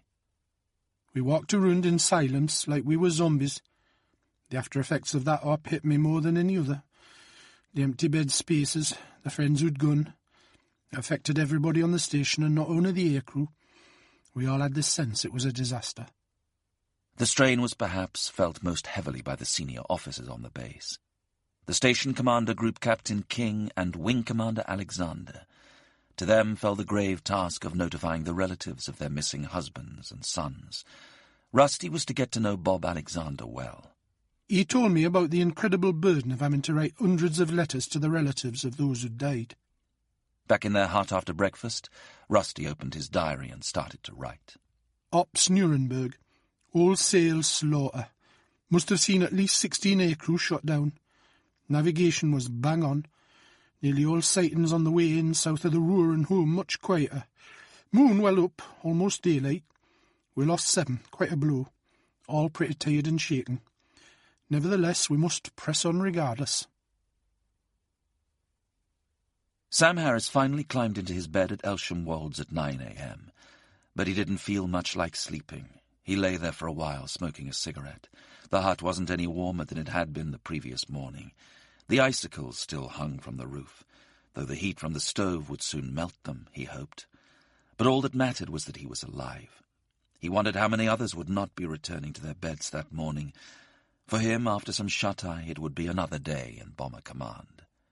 Harry Evans was so troubled by his experiences over Nuremberg that he did something he had never done before and would never do again. He realized that news of the raid and its losses would start to trickle out as the day wore on, when it was released to the press and radio, and the public would learn that Bomber Command had suffered a serious setback. Telegram couriers would soon be delivering their heartbreaking news to unsuspecting families across the land, and he was concerned that his parents might worry. More than 65 years later, his eyes brim with tears, as, sitting in the comfort of his spacious home, he recalls making that phone call. I rang them to say I'm still about. That was the only time I ever rang them to tell them I'd made it home from an op. After the debrief and breakfast, Ron Butcher and his crew went back to dispersal to check the damage to their aircraft. The ground crew was hard at work fixing her up. They had been hit 5 times by flak, twice through the left bomb bay door, and 3 times in the fuselage next to the bomb bay. 2 pieces of flak had travelled back with them, one large one embedded in the wireless set, and another smaller splinter near the navigation desk. The other shrapnel had probably fallen from the bay when the doors were opened and the bombs released. They had been extraordinarily lucky. The hits to the door had been inches from detonating thousands of pounds of explosives and killing them all. Their good fortune was felt more profoundly when Ron learned that his roommate and friend Gord Schachter was among the missing. In some respects, it was no surprise. Ron had flown with that crew when Gord was unwell, and he knew how uncoordinated they were. But it did not ease the shock. He was asked to help the service police identify and catalogue Gord's belongings, bag them up, and then prepare a casualty telegram for the adjutant. It was a sobering task, especially as Ron reflected on the fact that Gord could have been doing the same for him if the cards had fallen in a different order. Gord was not the only friend that Ron lost that night. Bill Dixon, another navigator with 578 Squadron, born in a village very near Ron's family home, was also killed. Every crew became hardened to seeing others go down, and felt that surge of guilty gratitude that it was someone else's turn. Nonetheless, he was gravely affected by the loss of 2 close friends. Others were even less able to shrug off the constant spectre of death. Another roommate of Ron's, Captain Charlie Duke, was a Canadian dentist who had arrived on base only a few days before Nuremberg, and was so traumatized by the extent of the losses that he requested an immediate move away from the base to a training station. He left that day, and they never saw him again. Alan Payne landed back at East Kirby to be met with the disbelief others had reported when he described the legions of losses he had witnessed. After a sleep, he went into Boston and sank a few beers before heading for the Regal Cinema with his girlfriend Pat to see Du Barry Was a Lady, an escapist musical about a washroom attendant who strikes it rich. It was a chance to take his mind off the events of the last 24 hours. Pat and I didn't discuss the op in any great detail. She asked how we'd got on, but I brushed it aside. My time with her was when I tried to forget the reality of the war. I just wanted to enjoy the moment. He doesn't remember being more shaken on this occasion than he had been previously. We knew it was a heavy chop rate that night, but a few days before there'd been a heavy chop rate on a Berlin raid, with about 70 or 80 aircraft going down. The pain from Dick Starkey's fractured ankle grew worse with each passing minute. Were his captors simply going to leave him here in this small office to die? Finally, that afternoon he heard a motorcycle pull up outside. The local doctor had arrived. Dick almost wept with gratitude. The doctor walked in and stared at him. There was no compassion or concern in his expression, only anger. Dick tried to smile, but the doctor began to yell words he couldn't understand. What was wrong? He grabbed hold of Dick's legs and started to shake them. The agony from his shattered ankle coursed through him like wildfire, and he was unable to stop himself screaming. He started to gasp for air. Once the pain lessened enough for him to be able to open his eyes again, he looked around the room. The veteran designated to guard him was still there, his face taut with concern. The doctor had gone. He resolved not to put his trust in the local medical profession, but in the enemy's soldiers, who would at least escort him to a camp or a military hospital where he might receive some treatment. His next visitor was a boy who looked no older than 10. In broken English, he told Dick, "Me, English, tutor." Dick, his mind fogged by pain, thought the child was telling him he was an English tutor, which seemed highly improbable. Then he understood. The boy was telling him he had an English tutor. Thank heavens, he thought, and asked the boy to bring him over as fast as he could. Half an hour later, an elderly man arrived and explained in English who he was. "I saw your plane crash," he said. Dick was amazed. "I saw it explode," he continued. "It was a terrible sight." The old man would not stop talking about what he had seen. It had clearly affected him, but Dick was becoming increasingly impatient, more concerned about the present than the past. "I'm in terrible pain," he gasped. "Can you ask the police officer if I can be taken to the hospital?" "You will be taken later in the day," the old man replied. News of the night's losses started to spread. Ron Butcher and his crew were eating in the mess to the sound of Alvar Liddell's radio news bulletin. The grim announcements Liddell often found himself having to make in his stentorian but nicely modulated tones had earned him the nickname the Voice of Doom. He certainly lived up to it that day. "Last night our bombers attacked Nuremberg. 96 of our aircraft failed to return." The silence that followed seemed endless. There wasn't even the scrape of a knife or fork on a plate. No one spoke. Liddell's words seemed to hang in the rafters before they settled on those present. Ron knew the losses would be heavy, but no one suspected they would be that high. It had been Bomber Command's worst night of the war. I'd never heard the mess so deathly quiet. It seemed as if everyone had died or gone elsewhere. When the conversation started once more, its tone was bleak. Everyone agreed that unless the choice of targets and the tactics of Bomber Command were altered, then the chances of them surviving their tours were non-existent. After the meal, they made their way back to their quarters, just as they had on that cold February night a few weeks before. Ron and his crew spoke of their fears and doubts about whether they would see their homes, friends, and families again. It appeared inconceivable that they would survive if asked to go on more raids like Nuremberg.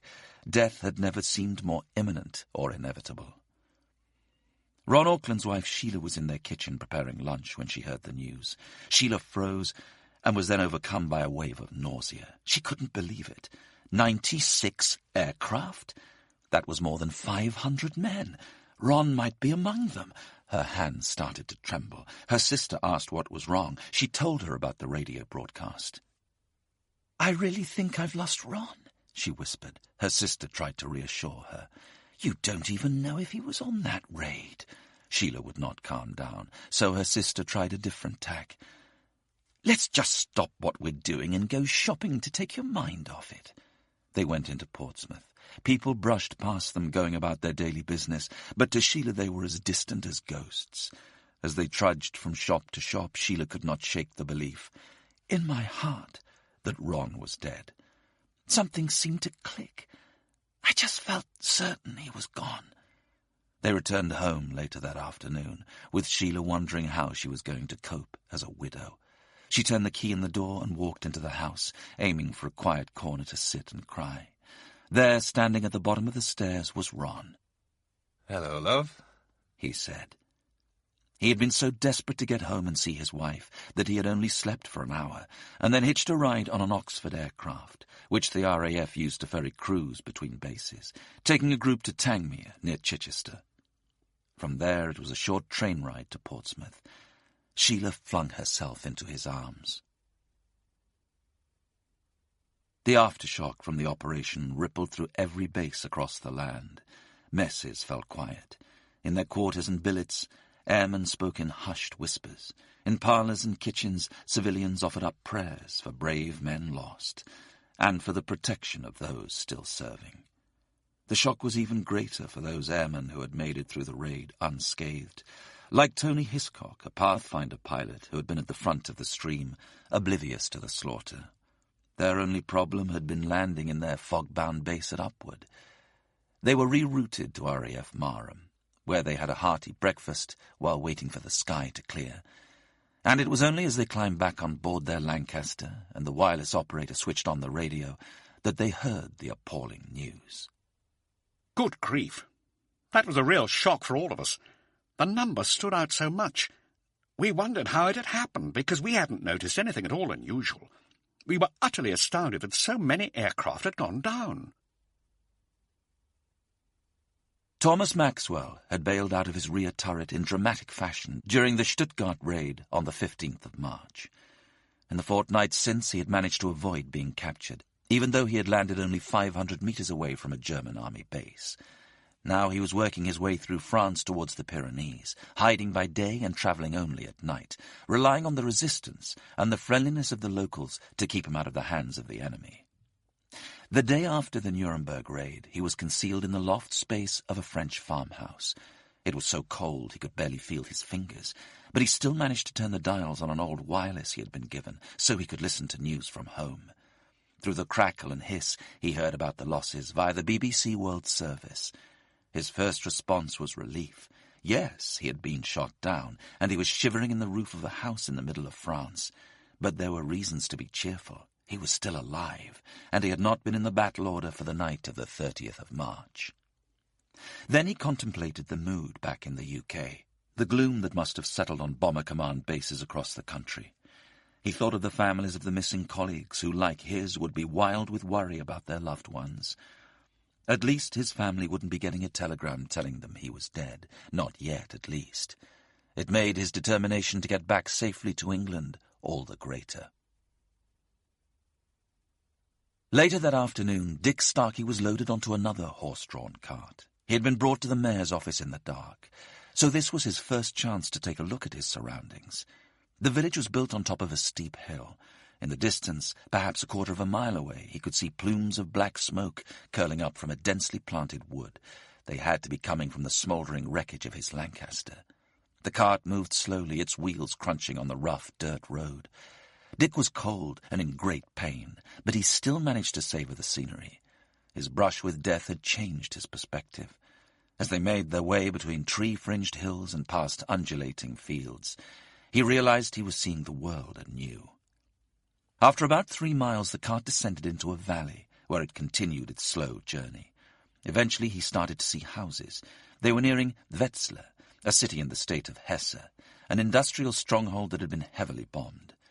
The historic old town had survived, and it was here that Dick was brought to a makeshift hospital used to treat German soldiers wounded on the Russian front.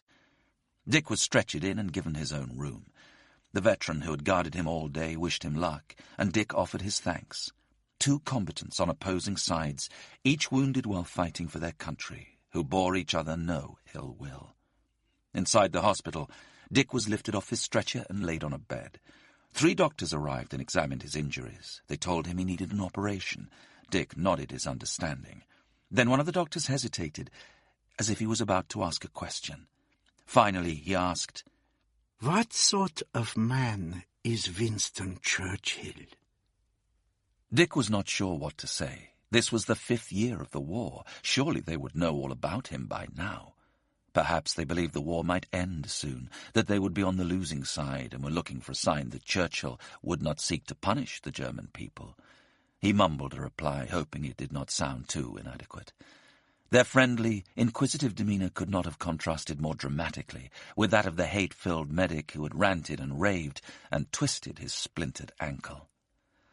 When he came around from the operation, a small piece of metal had been removed from his right foot, which had been set and plastered. His left leg and foot had also been bandaged. His neck had been x-rayed. It was badly jarred but not broken. Then he was put on a ward with a group of German soldiers no older than he was. They brought him books, or simply came to gawp at him. Lying there in their pyjamas, they could all have been on the same side. They were certainly no strangers to the conflict and its horrors. These young soldiers were from the Eastern Front, and they must have seen terrible battles between Russian and German forces. Most of them would have made up their minds that Germany had already lost the war, because they were taking severe punishment on the Russian front. Many of them would be sent back there once their wounds had healed. Len Lambert, who had bailed out of Cy Barton's Halifax, lay hidden all day in the woods. In the valley below he could see a village studded with timber houses, surrounded by fields and farmland. He pored over his map, desperately trying to work out where he might be, but without a more obvious landmark it was impossible. He grew colder and colder until dusk fell. Then he emerged from his refuge and decided to head south. Aided by the same brilliant moon which had been the downfall of so many the previous night, he was able to cover a considerable distance. As the cold seeped into his bones, he started to suffer terrible cramp, but he remained determined to preserve his rations, even using melted snow for water. He managed to find and follow a network of dirt tracks through the trees to speed his progress, but was all too aware that hunger and the pervasive cold were starting to sap his strength. He began to regret slicing the tops off his boots. At 7 o'clock in the evening of Friday, the 31st of March, there was a knock at the door of the Bartons' home in New Malden. A solemn young man stood on the step, clutching a telegram. "I hope you've not brought bad news," Mrs. Barton said as she took it from him. It was addressed to Cy's father, but hands trembling she opened it. All she saw were the first few lines. "Regret to inform you," and then the word funeral. She stood motionless for a few seconds, unable to speak. Finally, she managed to murmur a few words to Roy, Cy's younger brother, who had walked in a few moments earlier. "Go and get your Auntie Dot and Uncle Reg." Then she burst into tears. The telegram was brutal in its finality, and could only have added to Mrs. Barton's distress in its staggering bluntness. "Deeply regret to inform you that your son, Pilot Officer C.J. Barton, was killed this morning as the result of an aircraft crash. Stop. Desire to express deepest sympathy in your loss. Stop.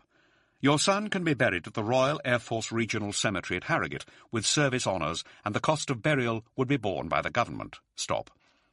If you wish to attend the funeral, a free third-class railway warrant for 2 persons, one of whom must be a relative, would be issued on production of this telegram at the nearest police station. Stop. If you desire a private funeral, the body will be sent home at government expense, and the cost of the coffin would be met from government funds. Stop. In addition, you will be allowed a grant of £5 towards funeral expense, but no other expenses will be allowed. Stop. Please telegraph your decision as soon as possible to RAF Station Usworth. Stop. His body is at Cherry Knoll Hospital, Sunderland. Stop.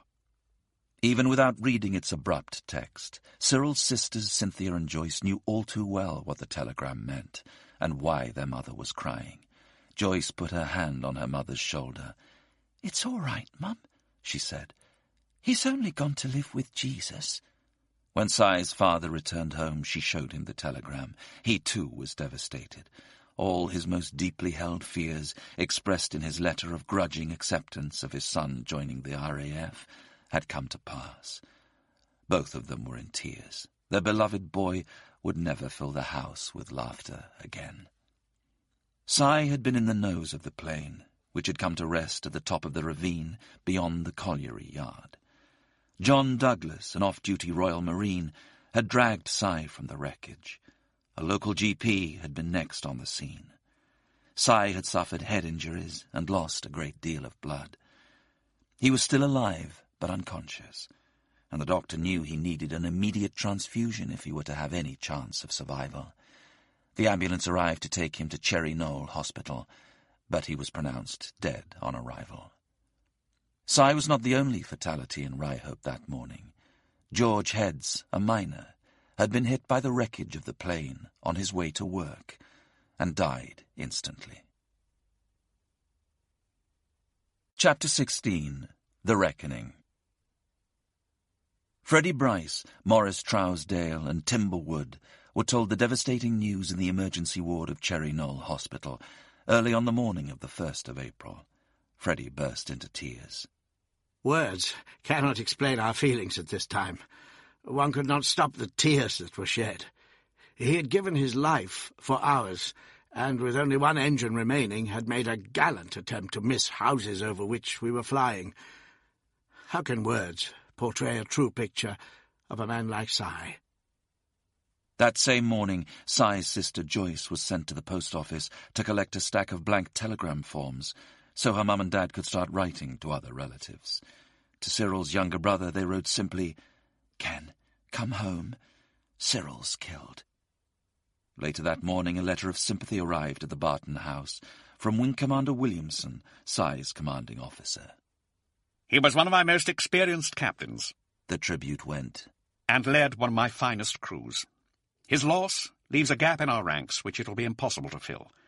He always showed a devotion to duty and a keenness which was an example to us all, and you may be proud of the fact that he died doing a magnificent job of work." The evening newspapers of the 31st of March were the first to carry reports of the raid. 2,000 tons on Nuremberg, screamed the Star of London from its front page. A raid that seems to have been on the 2,000 to 2,500-ton scale was made on Nuremberg, home of the great Siemens electrical and engineering works, and an important rail centre. During the night, it began. It wasn't until 6 paragraphs later that it quoted from an official press release announcing the number of missing aircraft. The loss of 96 aircraft is the heaviest the RAF have yet experienced in a single night's operations. The article went on, before trying to reassure its readers with an explanation. And it has been frequently stressed that we must expect our losses to vary according to the weather conditions prevailing at the time, the distance to be flown over hostile territory, or other obstacles that may be encountered. The Star did not make any mention of bright moonlight and veering winds, though the next morning's editions did. The Daily Express headline trumpeted, "Why RAF lost 94 bombers," claiming that initial reports of 96 having been lost were incorrect, before listing why the raid had been so costly. The Germans had mustered their biggest effort of the war. The moonlight was uninterrupted by cloud. The Germans were using a new kind of flare. The Yorkshire Post quoted an unnamed Lancaster pilot talking of how the vapour trails had given them away to the enemy, and went on to say, less accurately, that so many bombers hit Nuremberg that the city had been saturated with explosives. The Air Ministry's internal communications were less bullish. They knew that many had lost their lives for little gain, made no reference to new German flares or the use of scarecrows, and admitted that Nuremberg was not successfully bombed. The only similarity the official communiques shared with the newspaper reports was the need to downplay how disastrous that night had been. The initial German reaction was understandably ecstatic. The High Command communique issued the following morning read, "Last night our air defences achieved their greatest success while warding off British terror raids on Nuremberg. They prevented concentrated attacks from being carried out and destroyed 132 four-engined bombers. Damage was caused, and the population had losses in the Nuremberg built-up area and in several other German localities. On the German bases, there was widespread satisfaction. For the most successful aviators, there would be awards, medals, and leave. The night ghost of Saint-Tron was one of the few who didn't share in his colleagues' delight. Heinz Wolfgang Schnaufer had tried to intercept the mainstream as early as possible, as it crossed the coast, but he was too late, and by the time he returned, the battle was over. A pilot of his skill, working under a bright moon, would have inflicted even greater destruction on the mainstream if he had caught up with them, but he had been too eager. Despite the failure of their ace, the German top brass were jubilant. Reichsmarshal Hermann Göring sent a telegram of stirring congratulation to the command of one fighter corps. The enemy suffered its worst defeat by night so far during its criminal attacks on our beloved homeland, and the German people were given their first revenge through the merciless spirit of the night fighters. Jocelyn Norfolk had browsed the account of the Nuremberg raid in her morning newspaper, but never imagined that her friend George might have been involved. She wasn't to know that he had fallen behind enemy lines and been spotted as he emerged from hiding that morning by a young boy who raised the alarm. The police duly arrived, and he was marched to the nearest station. George had been told stories of airmen being beaten and even killed by civilians in their fury at the invaders who had flattened their cities, towns, and villages, and killed their women and children. Much to his surprise, he encountered no hostility whatsoever. He was taken from the police station to a nearby Luftwaffe base, where he was invited to share the mess like any other airman.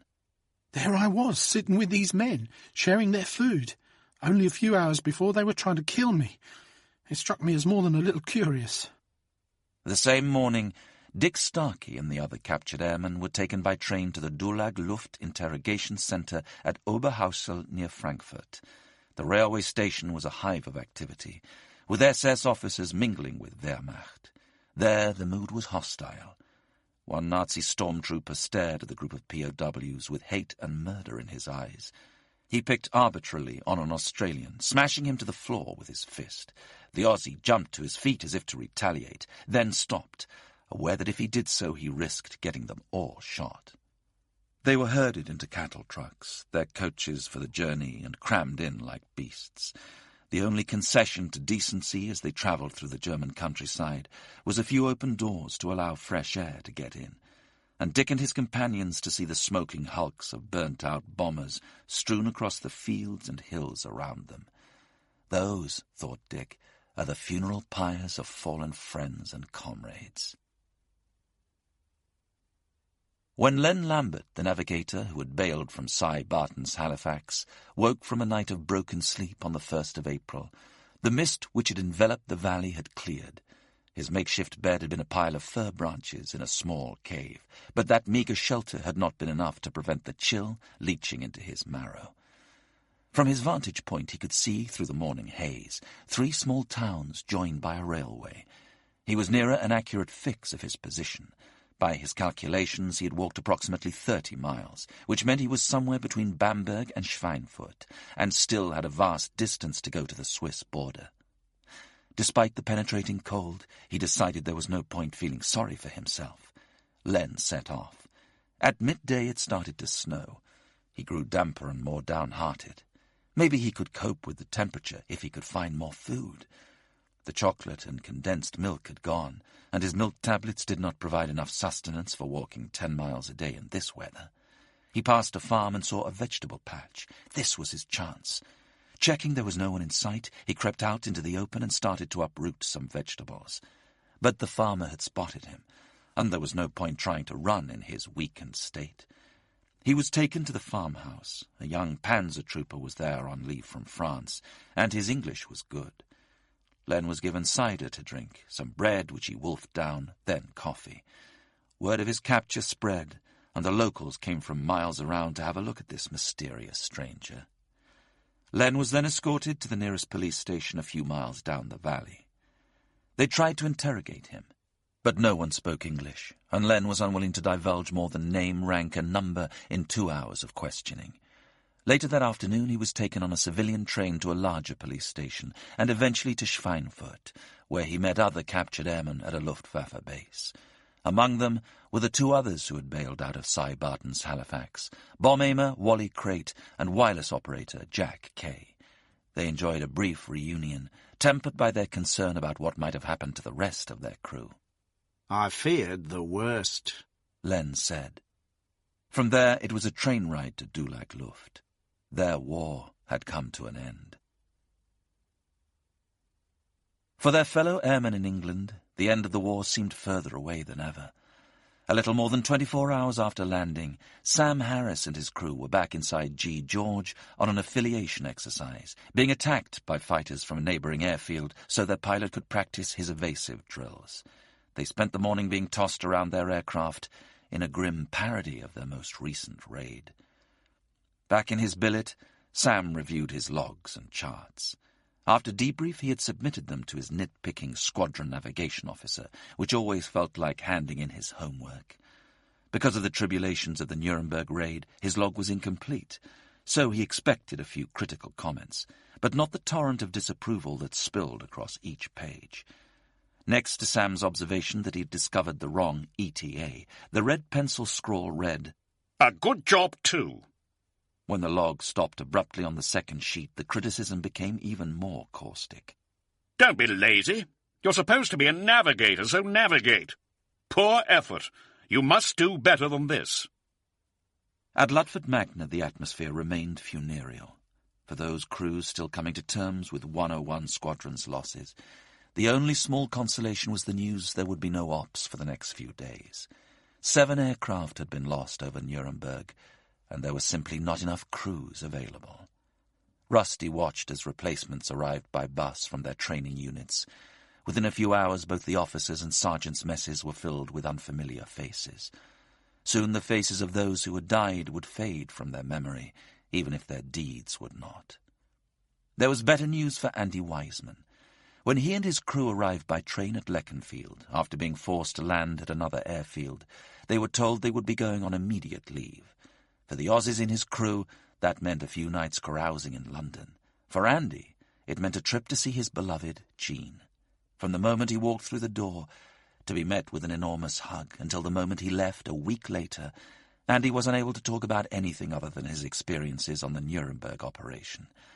In Jean, he had someone to counsel him and console him, to hold his hand, comfort him, and allow him to unburden himself before his return to base.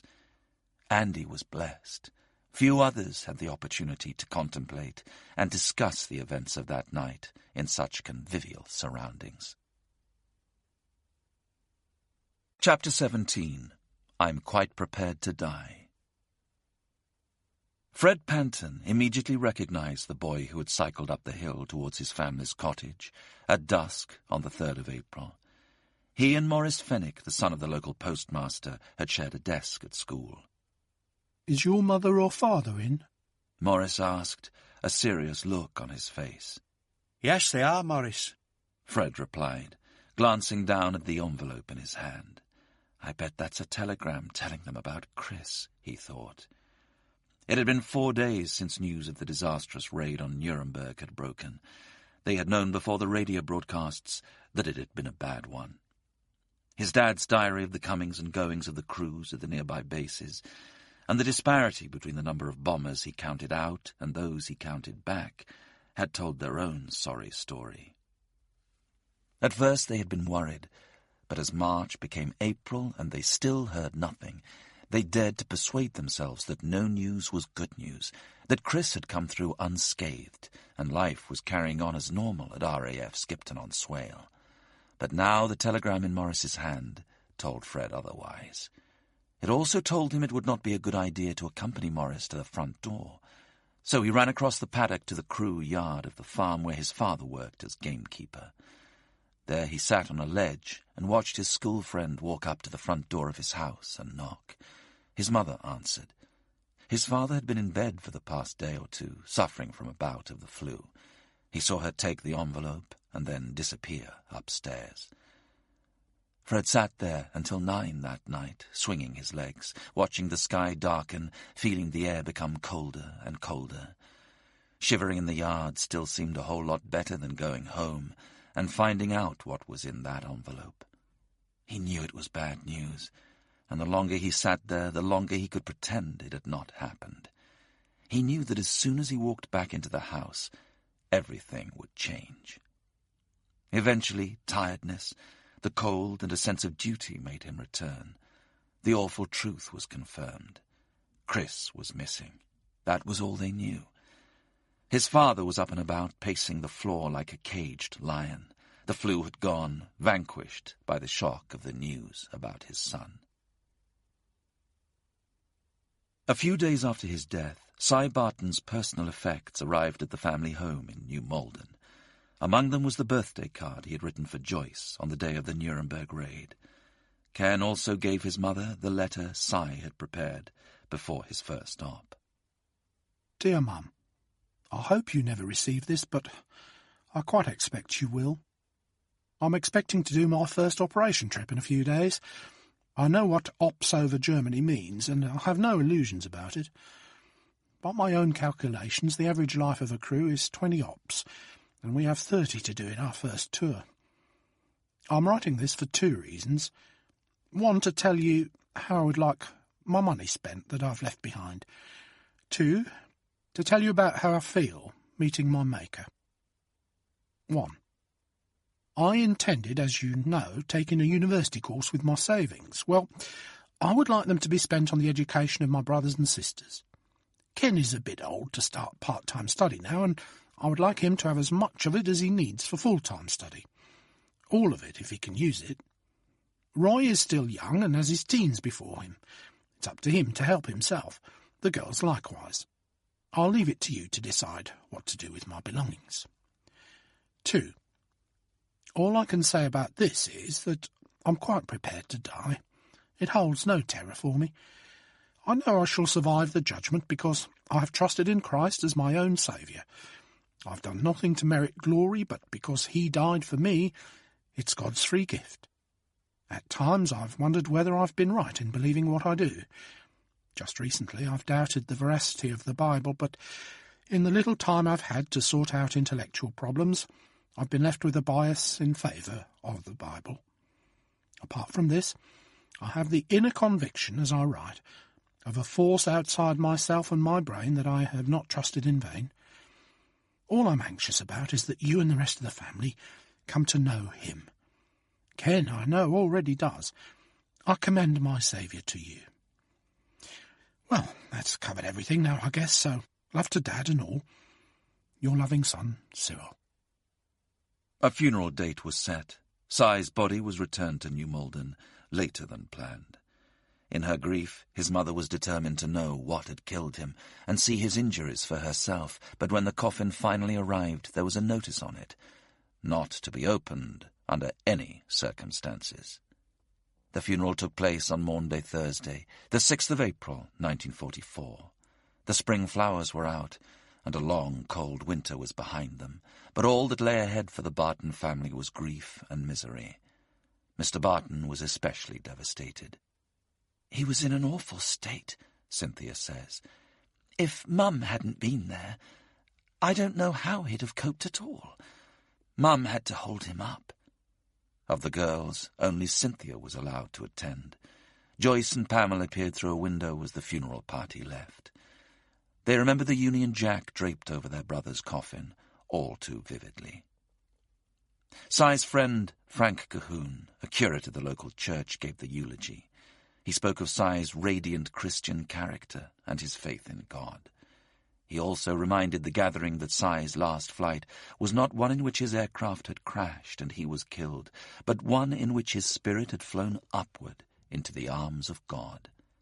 They sang, "When I Survey the Wondrous Cross," and "Abide with Me," and then Cy's body was buried at Kingston Cemetery among the sprouting daffodils.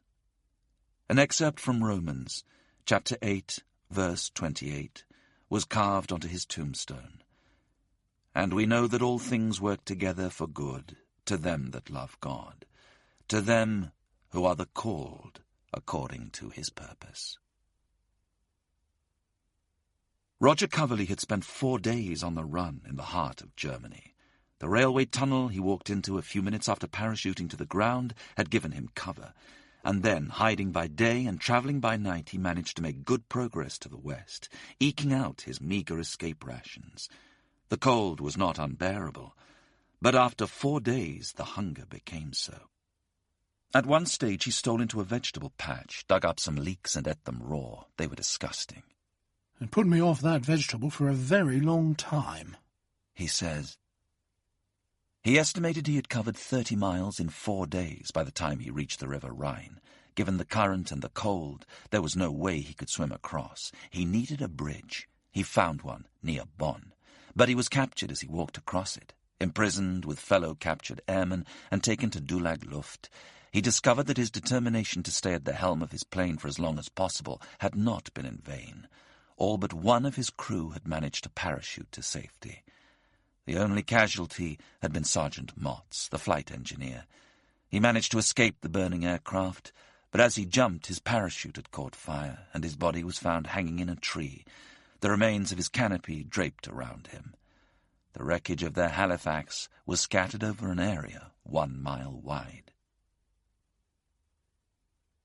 3 days into his incarceration at the interrogation centre at Dulag Luft, in a tiny cell with the heat turned up to maximum at night to make him as uncomfortable as possible, Dick Starkey noticed a black discharge seeping from the plaster cast on his leg.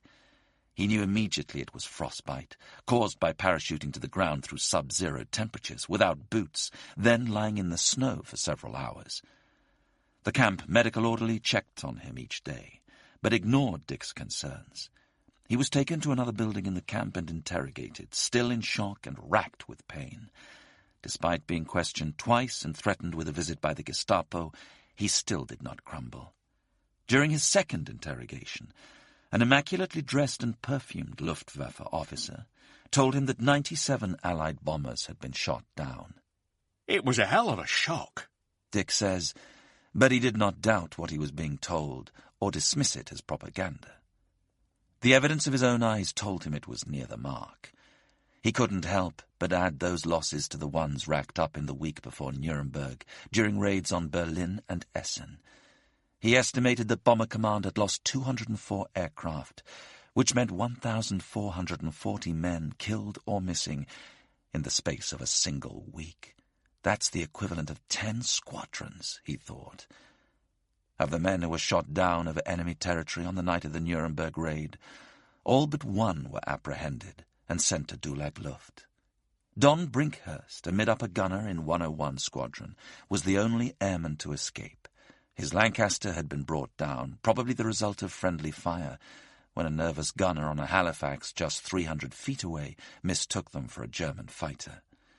Brinkhurst was one of 3 who parachuted to safety. The other 5 all perished. They were only 2 ops short of completing their tour.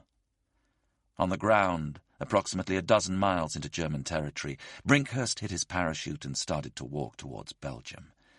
He managed to avoid capture for 4 days, despite the proximity of patrols with dogs, having to take shelter at one point near a German airfield, and suffering a debilitating bout of stomach cramp when he ate raw potatoes from a field. He walked 40 miles cross-country from the place he landed to the Belgian border, where he made himself known to a very fat lady at an isolated farmhouse who was putting out her washing. He had chosen well. The woman took him in. Cy's funeral was over, but the Bartons' suffering had only just begun. His distraught mother was tireless in her efforts to discover all she could about the last few moments of his life. She remained desperate to know whether he had experienced any pain, and to learn more about the nature of his injuries. His commanding officer at Bern replied to her letters, informing her that it was probably shock that killed him, and his cheery face, with which we have become so familiar, was still the same, even at the last. A more detailed picture of his last moments was provided by the Ryhope GP, Dr. J. Bain Alderson, who had been with the rescue party. He described Cy's head injuries and traumatic blood loss. He was insensible when I saw him. He was not burnt in any way, as the plane only burnt a little, and the crew were pulled out without any burns. I very much regret that the hospital authorities and myself were unable to do any more for him. Please also accept my personal sympathies in your great loss." Her questions answered, it was time for the Bartons to start grieving the loss of their treasured son, and to try and pick up the pieces of their lives. But the gap he left proved impossible to fill. Cynthia was particularly aware of the toll it took on her father. He almost became an old man overnight. Her mother appeared to cope better, at least superficially, but the girls could tell her heart was broken. Chapter 18. A Charmed Life. Sam Harris and his crew flew on, nearing the end of their tour in May 1944. When they were 5 short of the golden target of 30 completed ops, their pilot Ken Murray told them that he wanted to volunteer for yet another 5. This announcement was met with a mixed response from the rest of them, to put it mildly. Chalky had only recently married, and Mac planned on doing so when his tour was over. There was no chance they were going to put their head back in the lion's mouth 5 more times, if they made it all the way to 30. Sam was the only one who said he might consider it, because he did not want to be sent to an operational training unit away from his crewmates. But that wasn't enough for Ken. "Right, that's it. You're a bunch of yellow-bellied bastards." He turned and stormed out of the room. The crew were quite perplexed by his attitude. If Ken was determined to do more ops, then the squadron would find him another crew. They wondered whether their flight commander had approached him with the idea. They were extremely short of experienced and battle-hardened crews. Perhaps they were desperate to keep Ken and his crew together. Whatever the reason, it created tension and bewilderment, where previously there had been comradeship. "Well, that's it, chaps," Chalky said after Ken walked out. "We still have 5 trips to go, and it looks as if they're going to be a right bundle of fun."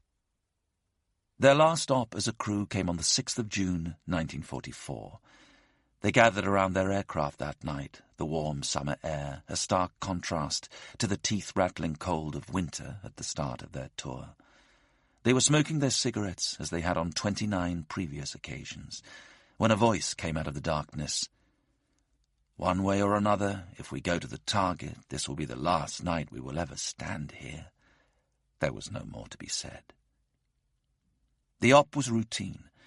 At 2:39 a.m. they returned to base. They had flown together for the last time. As they sat on their bunks later that morning, unable to sleep, they smoked more cigarettes and reminisced. They talked of Nuremberg and its exceptionally high losses, and G2, their ropey old aircraft which they had last flown on the 13th of April, before it was taken out of service. Luff summed it up. "Well, lads, you have to admit it. We've been a very lucky crew." They were all quick to agree. Little more than a month later, the brand-new Lancaster, which they had been given to replace G2, and which they passed on to another crew as they left the base, collided with another aircraft, and all but the gunners were killed. "It could have been us," Sam said. Ken did return to a squadron, but not until 1945. Sam also returned to the front line, this time in a Mosquito. The story of Cy Barton's heroism spread to the higher echelons of the RAF. One day, in late June, a dispatch rider arrived at the Bartons' house. He carried a letter from the Under-Secretary of State at the Air Ministry. His father opened the letter. His mother asked what it said. He told her that Cy had been awarded the Victoria Cross for conspicuous bravery. Mrs. Barton remained unimpressed. "It won't bring him back," she said. "But it's the highest honour any serviceman can earn," he explained. "I don't care. It won't bring him back, will it?" Newspaper reporters arrived at the house in packs to revel in the family's reaction. Mrs. Barton stayed in her bedroom, still too distressed to speak publicly of her son's death. The next day his citation appeared in the London Gazette, providing the world with the first official account of Cy's outstanding heroism. The honour bestowed on her brother was mentioned at Joyce's school assembly the next day. My teacher was so excited, she put her arm round me and sort of lifted me up. I was excited, but I didn't really know why I was excited. I didn't understand what it all meant. The publicity brought a rush of letters through the Barton store, from hundreds of people wanting to congratulate Si's family on the bravery of their son, as well as offering their sympathy. Amongst them was a letter from Sir Arthur Harris, the Commander-in-Chief of Bomber Command. My dear Mr. Barton, I write to inform you that His Majesty the King has been graciously pleased to confer upon your son the Victoria Cross. I ask you on behalf of Bomber Command, and for my own part especially, to accept our sympathy in your loss. I hope, however, that this loss will be to some extent mitigated by the manner of your son's passing, and by his high award, so well-deserved, so hardly won. Your boy set an example of high courage and, finally, of extreme devotion to duty towards his crew, which will go down in history in the annals of his service and shine as an inspiration for all who come after him. I hope, indeed, that a rightful pride in his achievements and his conduct will be of some consolation to you and yours at this time. These letters, sent by people she had never met from halfway across the world, did in time give Si's mother succor. She kept every single one. Once the media frenzy had abated, she wrote to the lady who had looked after Si when he was training in the USA. Her letter revealed both her stoicism and her profound sadness. I have been very brave, and try hard to carry on as he would wish me to. I feel so overcome when I sit down to write. Now he has been awarded the VC, I have had to do a good deal of writing. We are very pleased this honour has been awarded him, but it has brought it all back again, tenfold. In June, the Panton family was informed that, in his absence, Chris had been given a commission and made a pilot officer. But there was still no news of his whereabouts. The weeks of waiting turned into months. Eventually, so much time had passed that Chris's status was now missing, presumed killed. But their father refused to give up hope. He wrote letter after letter trying to find out what had happened to his son. It was Fred's job to take them to the post office before school and check if there were any replies, a 2-mile round trip, because his father couldn't wait until the postman's delivery later in the morning. Fred and his little brother created a series of daily rituals to help sustain their hope that Chris would miraculously reappear. He would watch Harold run between 2 elm trees. If he made the distance before Fred counted to 10, then Chris was definitely still alive. Of course, he always made it, and just for a few moments both the boys felt better. The waiting went on for half a year. 6 months of agony, of clinging to the faintest hope, 6 months of wishing in the face of mounting evidence to the contrary that Chris was alive and well and being held by the Germans as a prisoner of war. Even more fancifully, they sometimes liked to imagine him making his way across Europe, like Pimpernel Smith in the Leslie Howard film, evading the enemy pursuers and finally arriving back in England safe and sound. Then, one autumn morning, there was a letter. The same sense of foreboding that told him Maurice Fenwick's envelope contained bad news told him this one did too. He ran back to the cottage and watched his father tear it open. The letter listed those on Chris's Halifax who had survived and those who had been killed. Chris was one of the 2 who had died. Fred used to think that if anything happened to Chris, it would just about kill his mother. But she had come to terms with the possibility over the months that had passed since Nuremberg, and now, at last, she could begin to grieve. For his father, it was different. It knocked the stuffing out of him. He was never the same again. Christian Nielsen, Chris's pilot, travelled to Spilsby to see him when the war was over, to explain what had happened that night, and told him how Chris had passed out the parachutes before the plane exploded, and that those who had survived had been blown free. He also received a letter from another crew member, Canadian Jack McLaughlin, who was still grappling with the mystery of why everyone except Chris and one other airman had been spared on that dreadful night. What I cannot understand is if the Lord helped Chris Nielsen and Harry, why didn't I get killed and let your Chris escape unscathed? If anyone had a right to live, it was this Panton. Gladly would I have laid down my life for Chris. He was the truest friend I have ever had. I believe Chris will be buried around a town called Bamberg, near Nuremberg. We were not allowed to attend the funeral, and it broke my heart. At the time I went missing, no doubt Chris told you I owed him a £1 note, so I have enclosed a postal order for the sum. But that was it. Chris's death was never spoken of again in the Panton household, and neither was the war. On a cold and damp day in December 1944, Cy Barton's parents received his Victoria Cross from the King at Buckingham Palace. They had been offered third-class rail vouchers to make the short trip to London, but their local MP, Sir Percy Royds, a former admiral in the Royal Navy and himself a decorated veteran of the Battle of Jutland, asked to honour their brave son by driving them. Cyril's brother Ken took Joyce, Cynthia and Pamela to London by train, and they waited near the gates for their parents to emerge. There were no celebrations, just quiet pride at the honour bestowed on their son, and their lingering sadness at his loss. As they strolled around St. James's Park, their mother told the girls that the King had praised Cyril's actions.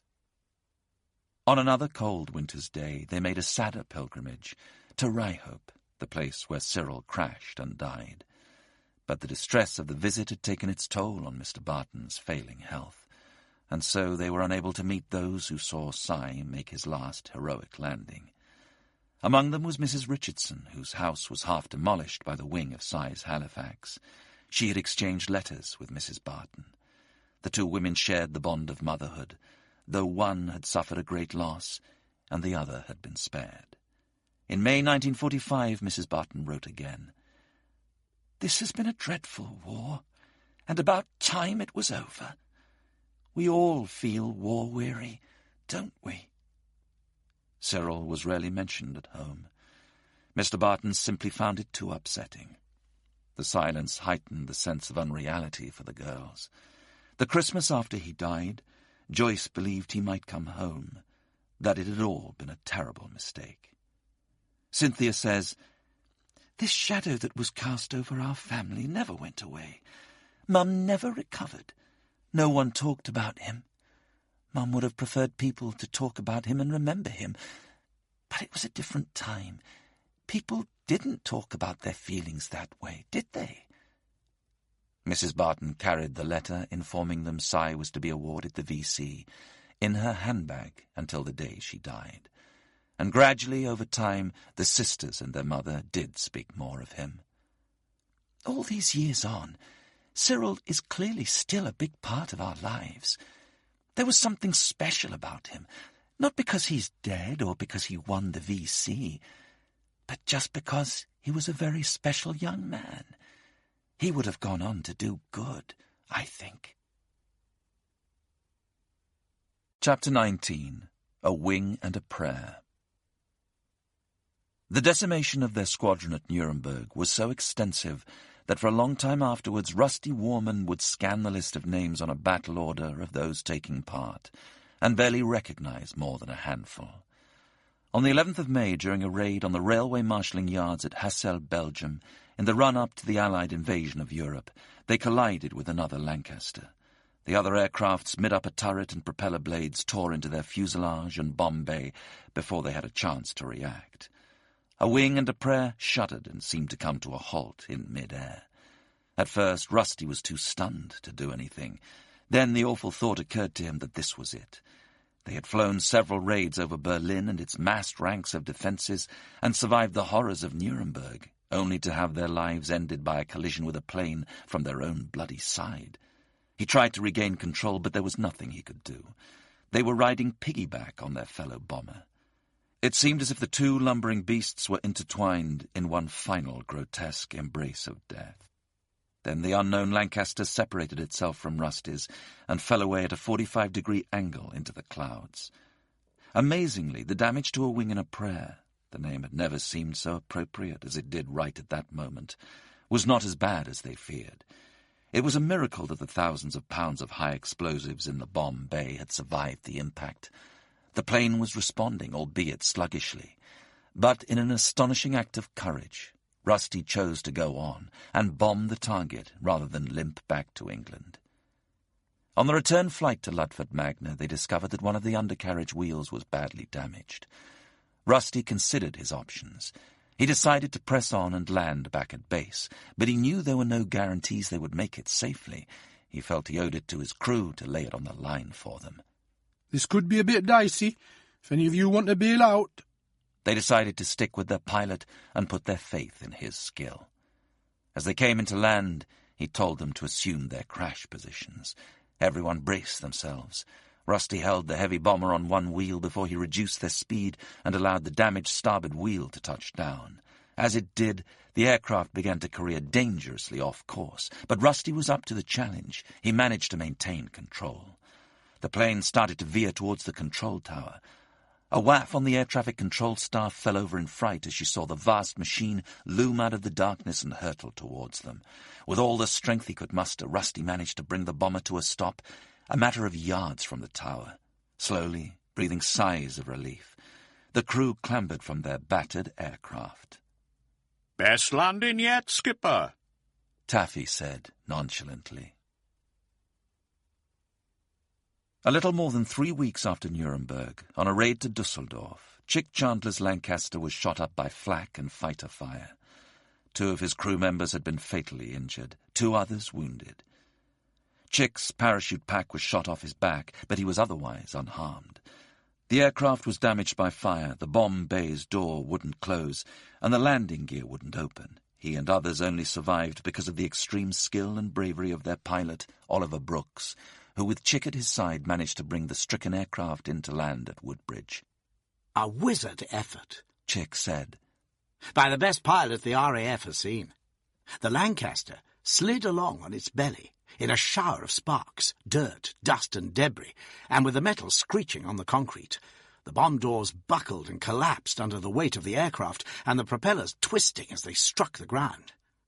Once his tour was over, and there were few more relieved crew members than Chick when he returned from his last flight in one piece.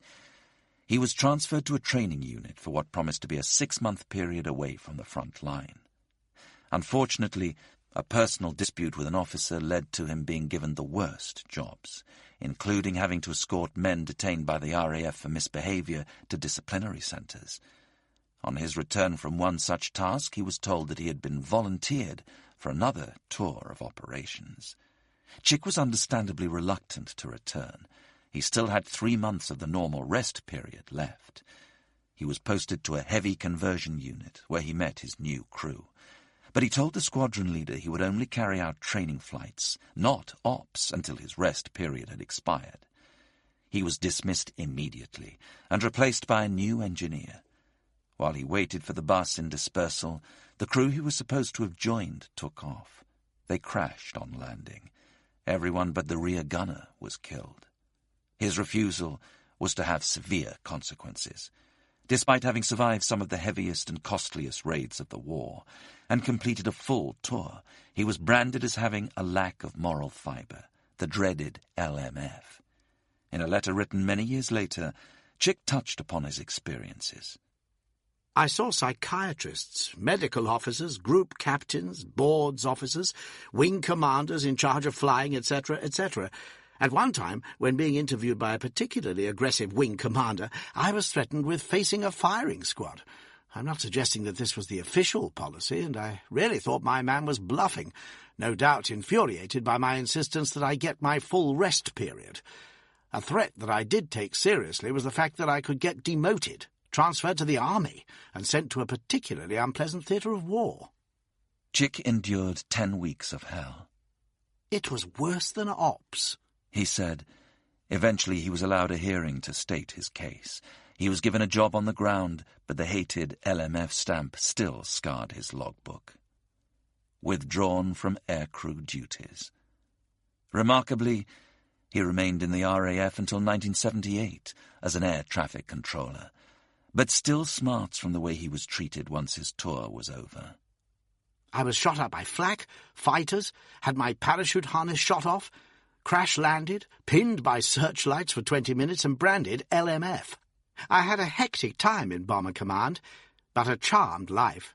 I was lucky, and I can't have too much luck left to rely on. But the Air Force treated me very shabbily over the LMF issue. On the 18th of April 1944, on the way back from bombing a railway station at Ternier in northern France, Andy Wiseman's aircraft was ripped apart by cannon fire from a fighter they never saw. The pilot sitting right next to Andy was killed, as were the rear gunner and flight engineer. The navigator bailed out. Andy quickly followed, carrying the lucky doll given to him by Jean. The navigator managed to make his way back to England, but Andy was captured and ended the war in the infamous Stalag Luft III prison camp in Zagen, Lower Silesia. Another of its inmates was Dick Starkey. His broken, frost-bitten ankle had slowly healed, thanks to treatment in 2 different military hospitals. At the time of his arrival, security at the camp had never been more severe. A week before the Nuremberg raid, more than 200 Allied servicemen had tried to escape from it, and 76 had succeeded. 50 of the 73 who were recaptured were executed. All further escape plans had been abandoned. Not that Dick would have chosen to go, given his disability. As 1945 dawned, there seemed to be another good reason not to risk going under the wire. Word had spread that the Russian army was making significant advances towards them. Dick and his fellow POWs would soon be liberated. In January 1945, however, in a temperature of -20 degrees centigrade and a gusting blizzard, Dick, Andy Wiseman, and thousands of fellow POWs were marched from Stalag Luft III across the Silesian plain. They walked for 16 hours a day, dragging what few possessions they had behind them on sledges. At the rear of the column, when they took shelter at a farm, Dick was one of the last inside the barns, which the prisoners shared with cows, sheep, and horses. They continued in this fashion for 4 days, and the effort began to take its toll on Dick's battered body. His neck was still so stiff that he couldn't raise his head above eye level, and though he was able to walk, his ankle was not up to trudging for hours on end through heavy snow and ice. It became so swollen that he dared not take off his boots in case he wouldn't be able to get them back on. Dick refused to give up. Rumours passed up and down the column that those suffering from frostbite, injury, or exhaustion, to the point of being unable to carry on, were being shot. The periodic echo of rifle fire seemed to confirm it. Dick summoned up the last of his dwindling reserves of energy and determination and soldiered on. Finally, after 7 days of marching, they reached a train station and were transported to Luckenwald, where he became one of the 28,000 inmates praying for the war to end. Thomas Maxwell, the 18-year-old rear gunner who had been shot down over Stuttgart and learned of the Nuremberg raid on an old wireless in a French farmhouse attic, continued to make his way back to safety with the help of the Comet line, a resistance network which helped British airmen evade capture by offering shelter, clothes, false papers and transport, and guided them through occupied France into neutral Spain. They could then get home via a flight from British-owned Gibraltar. His journey took 2.5 months, but at the end of May 1944, Thomas arrived back in England to be debriefed by MI9. Before making his way back to Mildenhall to rejoin his squadron, he went to collect his possessions, which had been bagged up and shipped out to the Central Repository at RAF Uxbridge by the Committee of Adjustment, the branch of the RAF tasked with clearing away the personal possessions of missing aircrew, after his plane went down in March. One of his principal concerns was the 11 bars of chocolate he had been squirreling away before he was shot down. But what he saw on his arrival immediately destroyed his appetite. The place smelled of death. All the personal effects of aircrew missing or killed in action were there, as well as huge piles of uniform, which were heaped on trestle tables. These were being sorted out with great care before being sent on to loved ones and next of kin. I imagined what it must have been like for the people who worked there, young waifs mainly, whose job it was to sort through these objects. I saw so many things. Cigarettes, golf clubs, squash rackets, beer-soaked 10-shilling notes, old theatre tickets, half-completed letters to girlfriends, chocolate and sweet ration coupons, a tin box containing pennies which a father had saved for his child. That was only a few of the items. Imagine the sort of trivia one might leave if you were all of a sudden taken out of existence, and then multiply it by hundreds. The WAF had the job of going through and sorting all the personal letters, and with the help of a squadron officer would decide which would be sent on and which destroyed. This was only done when it was confirmed that someone was killed in action, or they'd been missing in action for a certain amount of time. I can't imagine how they coped with reading all those words. I got the impression that it was a rare event for someone to turn up and collect their stuff like I had. I was introduced to them and everyone stopped what they were doing and applauded. It seemed to bring a little bit of brightness to what must have been a terribly onerous task. I got my cardboard box. My chocolate ration had gone. Returned to catering officer. But I was given a new ration book allowance in lieu. Thomas reached for his logbook. The last entry was written in red ink. LL 828, March 15th, Stuttgart. Failed to return. He was mortified.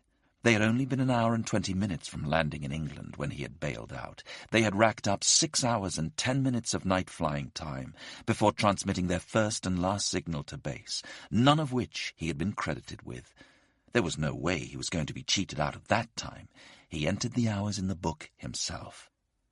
The next entry on a new page was 3 months later, by myself, and said simply in red ink, balls. Thomas also added the details of his most recent flight, which had brought him back from Gibraltar to Whitchurch at 9:10 that morning. Possessions in hand, Thomas returned to Mildenhall, the first of his squadron to have been shot down and returned to operational duty. He went on to complete a further 26 operations. Don Brinkhurst, the only airman from the Nuremberg raid to evade capture on the ground, was taken in by the Belgian resistance near Liège. He was met at the safe house by a civilian carrying a revolver who led him into a back room where his mother-in-law was frying mushrooms. "What is she frying?" he asked Don in English. Mushrooms. The man put away his revolver. "If you had stopped or hesitated, I would have shot you as a German impostor." His credentials established, Don was even given a party to celebrate his 21st birthday 3 weeks later, though he had to flee when someone betrayed him to the Germans. He crossed into Switzerland after being helped over a heavily guarded bridge by a résistante who posed as his girlfriend, and then back into newly liberated France, where he encountered some Allied troops. From there, he made his way back to the UK and joined up with his old squadron. On the 2nd of January 1945, he took off in a Lancaster on the first of another 20 operations. The target was Nuremberg. Chapter 20. Scars and Ghosts. For those whose loved ones were missing, the infamous radio broadcasts of William Joyce, more commonly known as Lord Haw Haw, became required listening. In between snatches of jazz music and tedious passages of Nazi propaganda, Joyce read out the names of prisoners of war and often passed personal messages from them to their families over the airwaves. George Prince's family was listening to one such broadcast when his name was mentioned. He was alive. The joyous news was passed on to his friend, Jocelyn. She was ecstatic, but still surprised he had been captured. "We thought that they were all invincible." Jocelyn started to write to George in Dulag Luft. Her letters were, she says, merely a mundane account of all the things she had been doing, friends she had seen, gatherings she had been to. Inconsequential, but she hoped they would be of some comfort to him. She also tried sending him cigarettes via the Red Cross. She only received one letter from him in return, but she kept on writing regardless. Jocelyn had no idea that George treasured each letter she sent. It was a reminder of home, evidence that life was continuing as it had always done in New Malden, and that beyond the brutality and barbed wire of his prison camp, a normal world still existed. A few days before VE Day in 1945, there was a knock at the door of her parents' place, and without any prior warning, there he was on the threshold. They went straight to the cinema. It soon became clear that something had shifted in their relationship. Her correspondence had intensified their feelings for each other. They married in 1949. "It's curious, I suppose," Jocelyn says. "I only started writing to him because he got shot down. I wonder what might have happened if he hadn't been. Things might have turned out very differently." Jocelyn was not the only object of George's affection waiting for him. His father travelled to Skellingthorpe, where George had been stationed, and drove his beloved MG down the A1 from Lincolnshire to Surrey. "That car started the war with me and ended the war with me," George says. In the middle of April 1945, Dick Starkey's German captors evacuated Luckenwald, where he had been held since the New Year, and fought a running battle with the advancing Russian forces in a nearby forest. Eventually, to the joy of the inmates, the Russians rolled in. They were free. Or so they believed. The Russians refused to allow them to leave the camp until the Americans arrived, and an exchange was agreed. There was an agonizing wait as they were forced to stay inside the camp until the deal was done, whilst listening to the BBC announce that thousands of other POWs had been released and were on their way back to England. As time dragged on, their wariness about their new Russian overseers grew. One afternoon, a group of elderly German conscripts who had somehow survived the fighting in the forest walked towards the camp with their hands held high. The Russian POWs at the gate, now given the responsibility of guarding the place, shot them down in cold blood. "We realized the Russians would show no mercy after the atrocities committed by the Germans in their country." Some became so impatient they decided to make a run for it, though that meant trying to force their way through Russian lines. Dick chose to stay, even if the frustration grew each day. The Russians started to ease the restrictions, allowing the POWs to go for a walk within a 1-mile perimeter of the camp. With an Australian pilot, Dick chose to walk into the forest, where the Germans had been hiding before the Russians had cleared them out. They found a clearing and the remains of a field kitchen. German helmets were still scattered across the ground. Dick picked one up. "Ah, what have we here?" a voice asked in English. They turned. 2 German soldiers and a young woman, possibly a nurse, were standing there. One of the men was holding a Luger. It was pointed at them. "Do you know who we are?" he asked. He unbuttoned his tunic. He was wearing a black shirt emblazoned with a yellow skull and crossbones, the insignia of the SS. The SS officer asked if they had anything to eat. Dick told them the Russians ran the camp very strictly and gave them little food. A thin smile played on the SS man's lips. "Probably Britain and America will now fight the Bolsheviks," he said. Dick felt the kind of despair he had not experienced since his first few hours on German soil. There was no way that these men would let them return to camp and risk them telling the Russians that there were still German soldiers hiding in the forest. The safest option would be to shoot them. Dick had survived being blown out of a burning plane, the impact of hitting the ground after falling 15,000 feet, more than a year as a POW, and an arduous week-long march through the Silesian winter. Now the war was all but over. He was about to be killed for taking a misguided stroll through the woods. "Go back to your camp and get us food," the SS man said. Dick was stunned. Were they really letting them go? But he was not going to stay and argue. They turned and started to walk, expecting to be shot in the back at any moment. Those 25 steps back to the trees were the longest of my life. We dared not start running. As soon as they reached the trees, they started to sprint, forgetting for a few panic-stricken seconds about his injured ankle. At the end of May, their agony came to an end. Dick was one of the last British POWs to be repatriated. He landed at RAF Bicester, a very relieved and happy man. He stayed in the RAF and was posted to RAF Dishforth in 1946. To familiarize himself with the new Avro York aircraft used to bring troops back from the Far East. But when he was asked to be captain, Dick was forced to make a decision he had been putting off for several months. Ever since his arrival back in England, he had been suffering from dreadful recurring nightmares, in which he was falling to earth without a parachute. These had become so disturbing that he began to dread going to sleep. He knew he would never be able to recover as long as he remained at the helm of the plane, so he asked to be discharged. The scars of the Nuremberg raid ran deep. Stella Wilton was deputy head of the American Red Cross in Naples. At the conclusion of hostilities, she had plans to return to the USA to start a new life. But first, she wanted to find her son, Andy Wiseman, who had been shot down a few weeks after the Nuremberg debacle. She had not seen him for 7 long years. Their last meeting had taken place in such a different world, it might as well have been on another planet.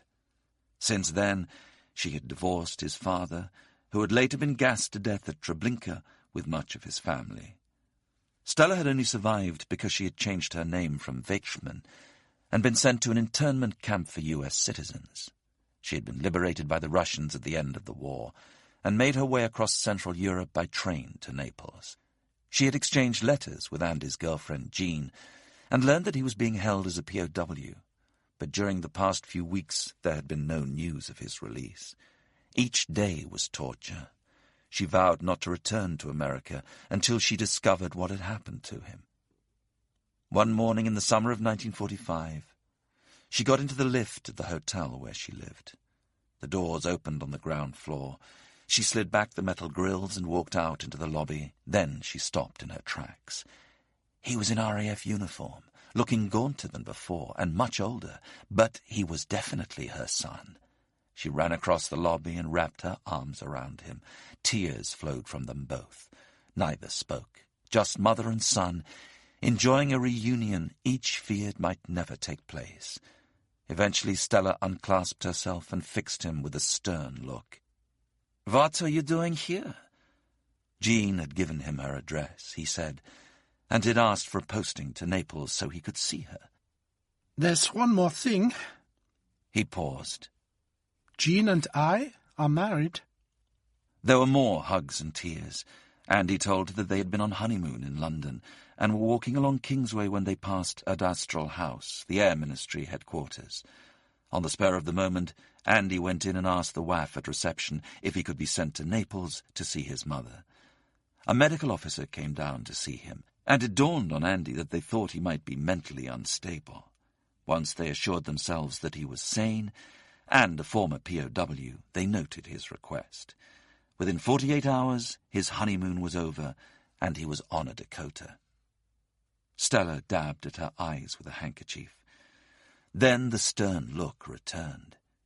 "If I'd been in England, I would have made you go to Oxford and stopped you joining the RAF."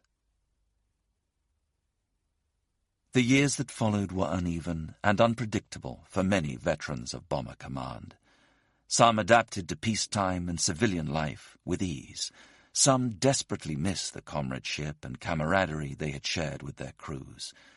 The contrast between their adrenaline-charged life on the edge and the humdrum world of day-to-day office and family life proved too great for others. Jack Watson was one of the men who struggled to cope. A friend of mine who was a flight engineer said to me, "I was an absolute swine after the war. It must have been very difficult for my wife to put up with me." Our mid-upper gunner married in 1946, and I was his best man. When we met up years later, he said the same thing. How she put up with me, I do not know. It was just so difficult to settle back into a life that was so different. In those days you went out one night and you were conscious of the fact that it might be the last night you were doing it. You lived life to the full. I think this is the real reason why it was so difficult for us to settle, because you have been living the life of a playboy, and suddenly you have become a pauper. The boys who joined Bomber Command came back as men, and many yearned for the freedom they had experienced on base. It was really difficult to go back and live with a normal family, Jack says. When I left the Air Force, family life in those days was obviously much stricter than it is now, and you went back and you were a man in your own right. You had grown up very, very quickly in Bomber Command, and seen things that most teenagers never hoped to see or wanted to see. I found it difficult. I went to work, and I was fine then, but in the evening you thought, I'll go down the pub. But then you realize you can't because you haven't got the money to do it. We weren't alcoholics, but we did like to go out and drink 2 or 3 pints a night, or more, as a crew. That sort of partying and drinking was a way of relieving the tension. There was no point in saving anything, because there was no use in having 50 quid saved up in your locker when you're on the other side of the channel in a prisoner-of-war camp, or dead in the ground somewhere. I got married in 1946, and it lasted for 7 years, but it was a very volatile situation. Eventually it failed, partly because of my experiences in the Air Force. Ron Butcher refers to the Nuremberg raid as a major disaster. I call it the night I was almost robbed of my 23rd birthday. He returned to Canada at the end of the war, but the sight of a full moon still caused him great distress, and that wasn't the only trigger. I think I was very affected by the raid. I still have images of those parachutes floating down. For years afterwards, if I went to a firework display, I'd find myself back in that aircraft, watching those men float down. Only a couple of months ago, I heard my wife say to a friend, "Thank God he can at last watch fireworks with no problems." That's nearly 70 years on. Ron's flashbacks were a classic sign of post-traumatic stress disorder. After Nuremberg, he continued to fly operations, though most of his remaining missions were in preparation for the Normandy invasion, rather than deep penetrative raids on German cities. Life in Bomber Command would still be extremely dangerous, and many more crews would be lost, but the scale of losses would never again compare with those during the long winter of 1943 to 44. The nightmare of the Battle of Berlin was over, but the memories remained. I still remember those days with clarity, especially that Nuremberg raid. It is imprinted on the film of my life. Of all of my experiences, all of my operations, Nuremberg occupies the biggest part of my memory. Yes, mistakes were made, but it was just one of those things that happen in war. There was one happy ending for Ron. Gord Schachter, his roommate and friend who had gone missing over Nuremberg, did survive. When he returned to the UK and was given his belongings, he found a note that Ron had slipped into his bags when he packed them for the Committee of Adjustment. "In case you get back," it read. In 1949, when Fred Panton was 17, he expressed the wish to go to Germany to see where his brother was buried. His father would not hear of it. "You've got no need to go there," he told him sternly. Even though Fred was no longer a boy, he knew better than to cross his father.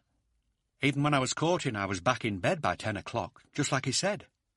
A few months later, Fred had learned of a Halifax bomber for sale, similar to the one Chris had flown. It had completed a full tour of operations, and Fred reckoned he could pick it up cheaply for about £100, because so many of them were being taken out of service. They had a small holding where he could keep it. Once again, his father put his foot down. "No, you're not having one of those things here," he said. A couple of months later, Fred was helping his dad pump some water for the ducklings to drink. As he worked, Fred told him again that he could pick up a bomber cheaply, and how much it was like the one that Chris used to fly. The old man stopped pumping and fixed his son with a flinty glare. "Fred, I'm going to tell you this once and for all. If you've asked me once, you've asked me 100 times. You're not having one of those mucky things here." Fred gave up at that point. He knew his father would not be swayed, and he dared not risk his wrath. He put to one side his project to commemorate Chris's wartime role. Sam Harris was at home in Mablethorpe when the idea first came to him. His wife and children were on holiday in Scotland, and he was at a loose end. In the 10 years since the war had ended, 11 since he and his crew had gone their separate ways, he had often wondered about what they were doing and what had become of their old base at Elsham Wolds. That August day, he got into his car and drove up the coast, then took the A18 past Grimsby. He was not sure what he would find, if anything, but as he got nearer, he felt a quickening of his pulse. The 2 wooden posts that once marked the entrance to the base were still there. He drove between them. To one side, the guardroom had been reclaimed by nature, its timber frame entwined with weeds and bushes. He turned right towards the airfield. The buildings were still there, but in ruins, their corrugated roofs rusted and dilapidated. The road became so overgrown he was unable to drive any further, so he got out and looked for the narrow track that led to what was once their hut. Eventually he found it, wild and dense, but he could still walk down it. He and the lads had cycled along it countless times. On some mornings they would be rushing to get to the naffy and have their buns. On others they would be returning after an op, exhausted but happy to be alive. He fought his way through the bushes and weeds. At the bottom he found it, the Nissen hut, which had been their home for 5 months. The shell was still intact. He peered through one of the cracked windows. It took a few seconds for his eyes to adjust, but eventually he could see metal debris scattered across the floor. Then he saw what he was looking for and smiled. The stove that had given them much-needed warmth during that freezing winter, now rusted but still in place. He looked at the spaces where their beds had been. He could almost see Mac and Luff, Ken and Chalky, Eric and Bert lying on their beds, the smoke from their cigarettes curling into the air. The roaring stove, fueled with pilfered coke, warming the soles of their feet. Sam walked away in search of the ablutions hut. His memories of it were less warm, in every sense. It, too, had been claimed by an unruly tangle of weeds. The whole place had the feel of a Wild West ghost town in the movies. Sam sauntered back up the track, trailed by a host of memories. He found the squadron headquarters. Grunting pigs snuffled and fed where he and his crew once sat doing the crossword. The navigation briefing building was another crumbling shell. As he squinted through a shattered window into the gloom, he heard footsteps. It was the farmer who owned the land. Sam introduced himself and explained that he was on a pilgrimage to see the place where he had once served. As the farmer spoke to him about his plans for the site, Sam realized he was standing on the exact spot where the transport waited to take crews to their aircraft. The farmer pointed to the air traffic control tower and said it was haunted by the ghost of a pilot who had been reported missing, believed killed, over Germany. Several people said that they had seen him, clad in his flying kit, wandering about the control room or staring out at the deserted, weed-strewn runway. Sam cursed himself for not bringing a camera. He said goodbye and offered his thanks.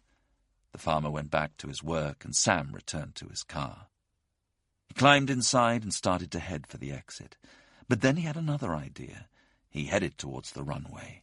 Soon he was driving along it, swerving around the potholes. He took the car to the far end and swung it around, then stopped. "Okay, everybody, here we go." Ken's soft whisper came back to him, the words he said on this exact spot so many times. He imagined the caravan beside the tarmac on the left. A small crowd gathered around it to wave them off, huddled together, all of them wrapped up in layers of clothes to stave off the chill.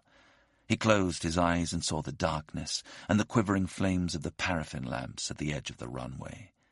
He could picture the crew around him and smell the glycol, hot oil and sweat, mingling with the stale, familiar smell of G. George, their old warhorse of a Lancaster. Ken, breathing heavily, almost gasping, as he went through his take-off checks. Mac replying in his strong Scottish brogue. Chalky, the bomb-aimer, sitting silently beside Sam on take-off, lost in thought. Behind them, Luff sat in front of his wireless set, watching the crowd of the caravan from the porthole on his left side. Eric was in the mid-upper turret, saying little, but keeping a beady eye on Bert, the rear gunner, to make sure he didn't nod off. He opened his eyes and turned the key in the ignition, and drove down the runway faster and faster. The car could only manage 60 miles per hour with a following wind, but in his mind's eye they were approaching a ton, and the roar of 4 Merlin engines filled his ears. Eventually he slowed down. They would be in the air by now, the old bird rattling and shaking as she lifted them and their world-shaking load. He turned and headed for the road back to Mablethorpe, wondering what had become of the men with whom he'd shared so much. It took until 1978 for Sam to find out. The reunion had taken much planning, but the day finally came when he met Bert in Saltaire near Bradford, and they headed for London in Sam's Humber Super Snipe. It was late afternoon by the time they reached their hotel on Croydon's Aerodrome Way. He and Bert sat in the lobby as the others arrived. Mac first, then Luff and Eric. Chalky walked in with his wife, and they recognized him immediately. They shook hands and smiled, and within a few minutes it was as if they had been away on a week's leave rather than spent 34 years apart. The only sadness was Ken's absence. He lived in Australia and had not been able to make it. All 6 of them piled into the Super Snipe and headed for the local pub. As they stood supping their pints, Sam realized it was not that different from the first time they had all met, when they had lined the bar at the Golden Fleece in Loughborough. Mac had booked a photographer, and they posed for a snap, standing in the same positions as they had when their photo had been taken in January 1944. They left a space where Ken had been. Sadly, it was never to be filled. Ken Murray died of cancer in 1991, before they had a chance to enjoy a full reunion. Cyril Barton's parents are buried beside him in Kingston Cemetery. His brother Ken's ashes are also interred there. Cynthia and Joyce visit regularly, often finding that people, strangers usually, touched by the Barton VC story, have left flowers and messages. One, on the 50th anniversary of his death, read, "Thank you for my future," from an after-the-war boy.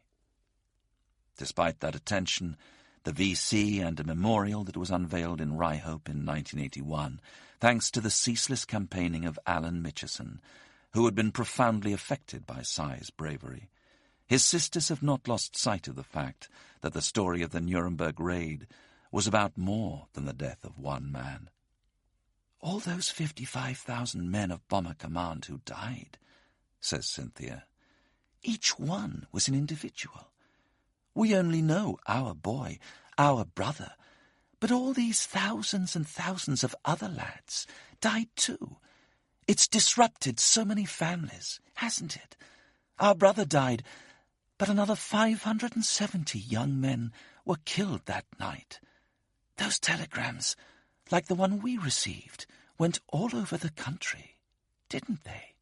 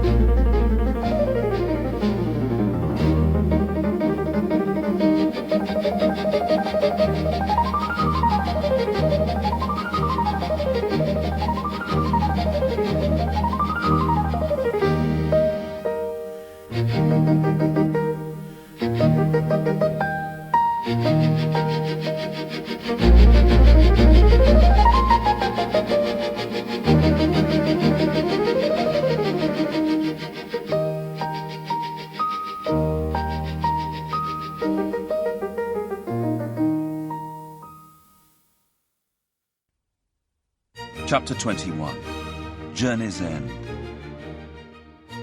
In the early autumn of 1971, on the sort of sun-kissed September day that tempts people to forget that summer has passed, Fred Panton cycled to his poultry farm to make sure that his chickens were coping with the unseasonal heat. As he neared the hut, he could see his father and mother sitting outside the bungalow they had retired to, soaking up the warmth. His father waved across at him as Fred parked his bike. "I'll be there in 5 minutes," he shouted. Once he had made sure the chickens were all right, he walked across to the bungalow, the sweat breaking out on his brow. As he got nearer, his father hauled himself out of his chair. There was a serious look on his face. Fred thought, "What's up here?" Now, Fred, his father said. I want you to get off to Germany and get me a photograph of our Chris's grave. Fred was speechless. He changed his mind, just like that. There was no clue or any indication before then that he wanted me to go. He was completely out of the blue. He was not going to waste this opportunity by grilling his father about what had caused his volte-face. He started planning his trip immediately. He had never been out of the country before, so it was more than a bit daunting. But each time he thought about it, his heart would beat a little faster. He was desperate to go. He was finally getting the chance to see where his older brother had been laid to rest. His travelling companion was Derek Pipkin, a friend he used to go running with in his bachelor days. And their transport was a Renault van. They spent night after night poring over maps, working out the best route to the small village near Bamberg in Bavaria, where apparently the locals had buried Chris. It seemed an awfully long way to go, especially in a Renault van, but Fred was not going to be discouraged. A few weeks later, he and Derek set off. They reached Harwich at 10 in the morning, several hours before the ferry to Ostend was due to sail, but they had been petrified that they might miss it. It was 9 at night by the time they docked in Holland and pitch black.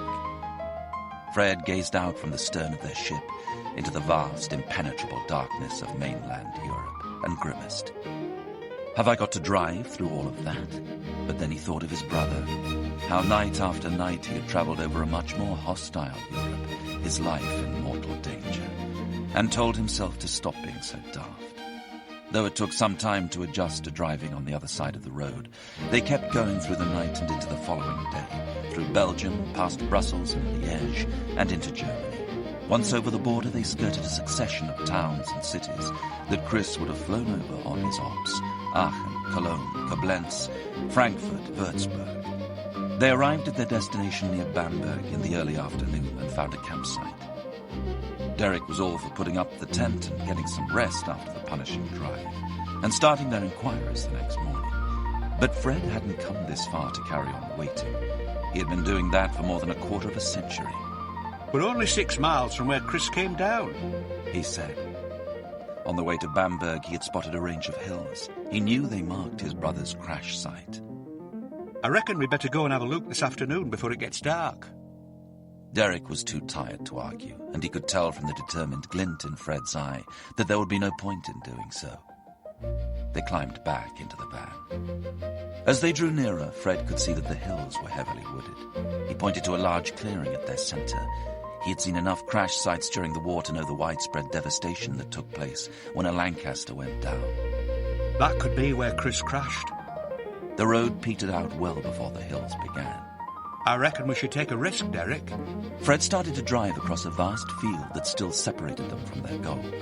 They parked at the foot of the hills and started to walk. The path, although steep, was easy to climb, but when they finally reached the clearing, Fred felt his heart sink into his boots. "This is natural, Derek," he said. "No aeroplane crashed here." As they walked wearily back down, Fred wondered what to do next. He knew they would probably have to wait until tomorrow, whatever they decided. But where to start? Neither he nor Derek spoke a word of German. They couldn't just crisscross the countryside looking for Lancaster-shaped clearings in the hills. For a second he felt flat and disillusioned. But then he remembered the look on his father's face and the reason he had come here. "You mark my words, Derek," he said as they got back into the vehicle. "We'll find someone who can speak English and help us find Chris before we go." They started to drive back across the field. It was a big one, 50 or 60 acres by Fred's estimation. In the distance he spotted two figures, a man and a woman, and he wondered what they were doing in the middle of a field.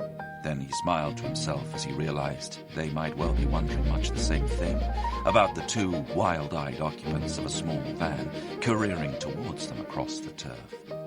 The couple were out mushrooming, and as they drew closer, Fred wound down his window. "Can you speak English?" he asked. The man looked up.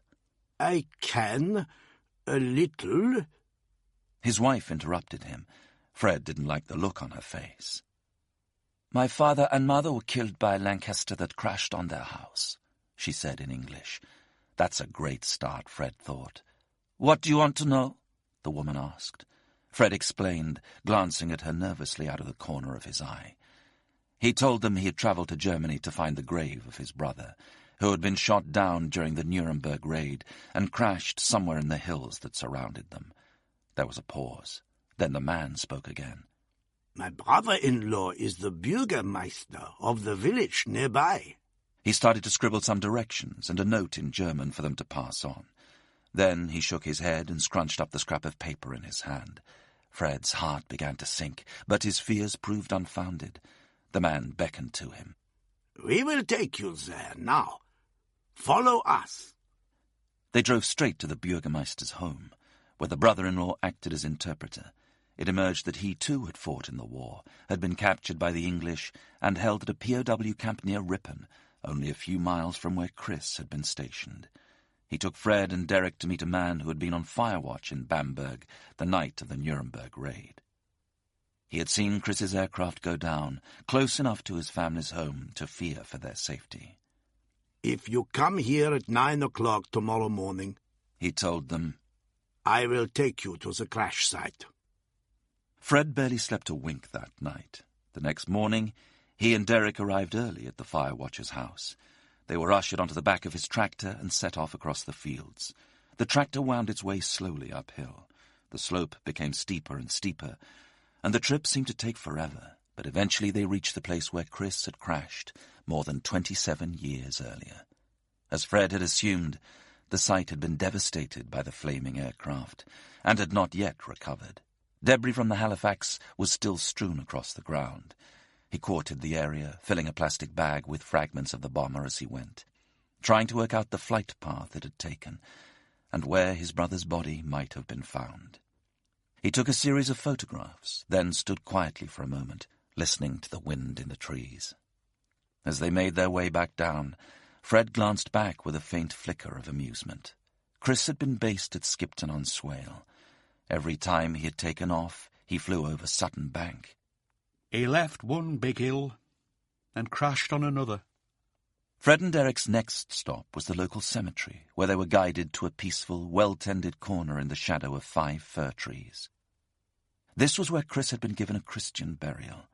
Fred was told that several local farmers had risked the anger of their Nazi overlords by taking time off their work to attend the ceremony. They felt it more important to observe common decency and give this young man the funeral he deserved, even though he had been sent to attack their country. The locals also found him a picture of the horse-drawn hearse that had brought Chris's coffin to the graveyard. He took snaps of the man who found the plane on the hill, of the village nearby, of every conceivable piece of the jigsaw that told the story of his brother's death and burial. But the journey did not end there. Chris's body had been disinterred in 1948 and moved to the Dürnbach War Cemetery near Munich, 200 miles away. The next morning, he and Derek were on the road again. As they pulled up in the cemetery car park, Fred could see the rows and rows of white graves belonging to more than 3,000 British airmen. After 10 minutes of methodical searching, they located his grave. Pilot Officer C.W. Panton, it read, Flight Engineer, Royal Air Force, 31st of March, 1944. Fred put his hand on the cold stone before he knelt down. I knew then I was within 6 feet of my brother. The memories flooded back, of the war years, of their rabbiting expeditions, of hearing the muffled voices of Chris and their dad in the front room, of watching the shadows of the departing and returning bombers on his bedroom wall. The tears started to flow. When it was time to leave, Fred walked backwards to the car park so he could keep his eye on his brother's final resting place. I thought I might never see it again. Then, after 10 emotional days in Germany, it was time to return home and share what he had found. His father was delighted. Fred had the photos enlarged and framed and hung them on the wall. The one of Chris's grave took pride of place above the mantelpiece, in front of the armchair where he so often sat. The old man stared at it for hours on end. 3 weeks later, he died in his sleep. He knew, Fred says. That's why he wanted me to go. I'm convinced of it. He wanted to see the place where his son was buried before his time ran out. Epilogue. Fred Panton's trip to Bamberg rekindled his determination to find out as much as he could about his brother's war years. He made contact with a friend, Canadian bomb-aimer Wendell Burns, now a fellow farmer with 5,000 acres in Wynyard, east of Saskatchewan. The pair exchanged letters, and Fred felt the itch in his feet once more. Chris's crew had included some Canadians, and he had been deeply touched by Jack McLaughlin's letter to his father. Perhaps he could track him down, and maybe the wireless operator, Harry Cooper, too. In the spring of 1974, Fred flew to Canada. It was the first time he had been on an aeroplane. First, he visited Wendell and spent some time helping him to till his land and sow it with barley and wheat. That job done, his attention turned to the real reason for his visit. Harry Cooper lived in Vancouver, 1,300 miles from Wynyard, on the Canadian Pacific Railway. But he had come this far, there was no way he was now going to be put off by a few days on a train. It rattled across the vast prairies of Saskatchewan, through the Rocky Mountains, past the glaciers and lakes of the Banff National Park, and on to the Pacific coast. Fred arrived exhausted in Canada's third biggest city, but there was no time to rest. He was on a mission. He needed to find Harry Cooper. There was only one problem. He had no idea where he lived, and in a city of almost 2 million people that might prove to be a challenge. He turned to the phone book. To his delight, there were dozens of Coopers rather than hundreds, and not as many H. Coopers as he feared. He worked his way down the list and made a handful of unsuccessful calls. Then a woman answered. Fred made his apologies for the intrusion. "Does Harry Cooper live there?" he asked. "Yes," she replied. "Can I ask whether he served in Bomber Command?" The woman paused. "Yes, he did." "Was he based at Skipton-on-Swale with 466 Squadron?" "I think so." Fred couldn't believe his luck. "Is he around?" "Not at the moment." "Can you pass on a message for me, please?" Mrs. Cooper said she would. "Could you tell him that Fred, Chris Panton's brother, was passing through town and would like to meet with him?" He gave the number of his hotel and expressed his thanks before hanging up. 5 minutes later the phone rang. It was Harry. He had been watering his lawn. "Can I come and see you?" Fred asked. There was a sigh. "I can spare you 5 minutes," he said. Blimey, Fred thought. It's taken 4 years to find him, and I've travelled 6,000 miles to get here, all for 5 minutes? But it was better than nothing. Later that afternoon, his mouth dry, he knocked on the door of a house in the outskirts of Vancouver. Harry answered, and Fred immediately sensed the tension in the air. They swapped uneasy small talk. Harry seemed edgy, and Fred was unsure why. "Why are you here?" Harry eventually asked. Fred explained that he was trying to find out as much as he could about Chris. He told him how he had travelled to Germany to capture a photograph of Chris's grave for his father, and how it had reignited his passionate interest in his brother's wartime experiences. He told Harry that while he was at home on leave, his brother had never discussed the war, and that after Chris's death, his father had forbidden all talk of it. There was a gaping hole which Fred was desperate to fill. As Fred spoke, he saw the Canadian's demeanour soften. His earlier guardedness seemed to fall away. "I thought you were looking to blame someone," Harry said slowly. "What do you want to know?" Fred got more than his 5 minutes. Harry asked him to stay the night, and told him story after story until well into the small hours.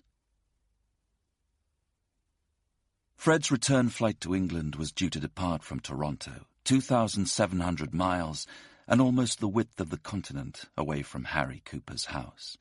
He looked at the map. Jack McLaughlin, the rear gunner on Chris's Halifax, lived in Winnipeg, 1,400 miles from Vancouver. That's about halfway, he thought. 2 days later, tired and dishevelled, he got off the train at Winnipeg and checked into the railway hotel. Again, there was no time to waste. He had a phone book to work through. There were even fewer McLaughlins than Coopers, and soon he was speaking to Jack's wife. She was picking her husband up later, she said. He was working at the local telephone exchange. "I can come and pick you up too," she suggested. "Then we can go and get him." She asked where he was staying. When he told her, she immediately insisted he stay with them instead. Only a few hours after he had checked in, he checked out. He and Mrs. McLaughlin sat in the car until Jack's shift finished at midnight. Fred asked whether she had told him he was there. No, she said, they hadn't spoken. She picked him up after every shift. He started to wonder if this had been a good idea. What would Jack's reaction be? The door opened on the stroke of midnight. Out walked a dapper gentleman in his 50s.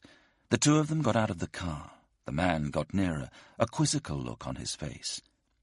"Now then, Jack, do you know this fellow?" his wife said. Jack's eyes narrowed. Crumbs, Fred thought. He probably thinks I'm an old boyfriend. He might thump me. Jack continued to stare at him. Fred glanced awkwardly between them, wondering if he should say something. "You wouldn't be a Panton, would you?" Fred smiled. "I'm his younger brother." A broad grin lit up Jack's face. He clapped Fred on the back. "I know it. You have the same twinkle in your eye." Fred's Canadian adventures inspired an even greater interest in his brother's life in the RAF. In 1972, he had come across a Lancaster at a public auction, and although he did not buy it then, he had followed its movements closely ever since, and nursed a dream of starting a private collection of Second World War aircraft. 11 years later, he finally achieved his ambition, snapping it up for far more than the £100 he could have paid for the Halifax in 1949, in a private sale. NX 611, more affectionately known as Just Jane, was built by Austin Motors in 1945, and saw service in the Far East prior to Japan's surrender. She had then become the property of the French government, and travelled halfway across the world before winding up in Lincolnshire. Around the same time, Fred and his brother Harold bought part of the airfield which had once been RAF East Kirby, where as young boys they had watched the Lancasters rumble into the sky. Rather than keeping Just Jane to themselves, they decided to renovate the airfield, restore the bomber to its former glory, and open a museum to the public, honouring their brother and the thousands of young men who night after night put their lives at risk in the skies above Europe. They opened the Lincolnshire Aviation Heritage Centre in 1988. Just Jane is still its centrepiece, now surrounded by a host of other World War II aircraft and memorabilia, alongside the base's original control tower. She is regularly taxied along the runway, the roar of her Merlins filling the air. Now the brothers have launched a campaign to get her airborne once more.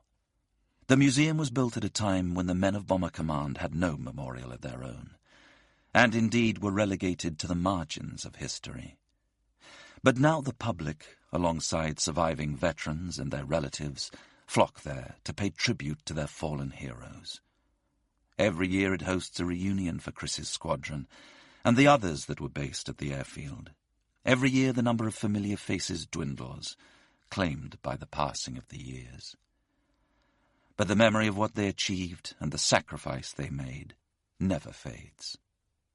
We're very proud of our brother and what he did, and what all those other young men did. It's terrible how, for many years, Bomber Command was forgotten, though we never forgot, and that's why we set up the museum, not just for us, but for everyone else. Those of us who didn't have to fight have had it easy.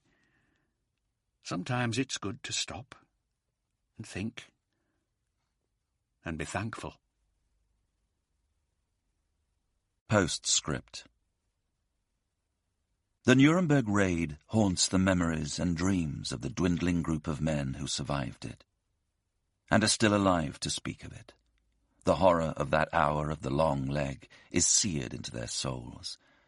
Never before had those airmen seen their brothers-in-arms die in such numbers. As Rusty Warman says, "We didn't usually see dead bodies. People just disappeared." That fateful night they watched hundreds die in graphic detail. 95 bombers were lost that night, approximately 545 airmen killed or missing. The Air Staff Operational Summary of the 1st of April 1944, compiled from the logs of the squadrons across the country, stands as the official record of the events of the 30th to the 31st of March. It states that 934 aircraft took part in the raid, 795 targeting Nuremberg, and 139 sent on diversionary raids or other tasks. Under the subheading Results, it recounts the bare facts of the operation in the driest of bureaucratic language. 608 aircraft, comprising 454 Lancasters, 146 Halifaxes, and 8 Mosquitoes, attacked, dropping about 2,148 tons of bombs, 967 tons of HE, and 1,181 tons of incendiaries. Among the HE bombs dropped were 6 8,000-pounders and 322 4,000-pounders. Flares were also dropped. The Pathfinders were over the target from 00:59 hours to 01:25 hours, with the main force attacking between 01:03 and 01:33 hours.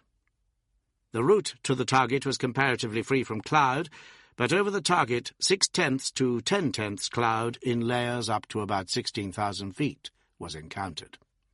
Some reports state that the attack opened slightly late and with only marker bombs occasionally visible through the thinner cloud.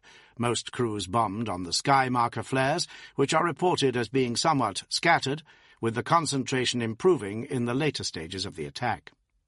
The weather conditions made assessment of the results difficult, but the attack generally appears to have been widely scattered, with no extensive area of fire, although a number of fires were seen in the target area, and at least 3 large explosions are reported. Slight to moderate flak was experienced over the target, with a few ineffective searchlights. Opposition from enemy fighters was strong, especially on the route in and in the target area, and appeared to be particularly severe to the south of the Ruhr and in the Frankfurt area. 1 Me-110, 1 Me-109, and 1 Ju-88 are claimed as destroyed, 1 Me-110 as probably destroyed, and 3 Ju-88 as damaged. The causes of the massacre were clear. The Air Ministry's night raid report states, "An unexpectedly strong westerly wind scattered our aircraft and cloud dispersed beyond Belgium, leaving them exposed in bright moonlight. German fighters achieved considerable success on this night, helped greatly by the weather. Nearly all the losses were caused by fighters. They destroyed at least 50 bombers between Aachen and the turning point near Fulda." Given the scale of the losses, some might find it surprising that there wasn't an official inquiry into what went wrong. It had been a costly operation, the worst yet, but there was nothing for it but to carry on. Bomber Command's Operational Research Section conducted a post-mortem a few days after the raid, as they did into every raid. Its conclusions were similar to those of the night raid report, though they examined in greater detail the movements of the night fighter force. Despite only 4 stations being employed, fighter opposition was described as unusually stiff. Fighters were given instructions to enable them to find the stream at 3 separate points on the outward journey, and moonlight above the clouds and the presence of persistent contrails in conditions of excellent visibility made their task easy. Intriguingly, the report goes on to address the vexed question of why so many of the bombers were caught by surprise, rather than having sight of their attackers, and what maneuver the enemy must have employed to avoid being seen. From the high proportion of damage caused by surprise attacks, by comparison with cases in which the fighter was sighted, it is to be presumed that most of the bombers destroyed in fighter attacks have been taken unawares. They were still unaware of the viciously upward-slanting Schrägermusik, the reason so many bombers exploded without their crews even knowing they were in the enemy's sights. It would be some months, and many more lost bombers and crews, before the secret of jazz music was discovered. What of the men responsible for orchestrating such a disastrous raid? Winston Churchill makes only a brief mention in his comprehensive History of the Second World War, even though smaller and less significant operations are given more detailed analysis. In Volume 5, he does say of Nuremberg, "This was our heaviest loss in one raid, and caused Bomber Command to re-examine its tactics before launching further deep penetration attacks by night into Germany."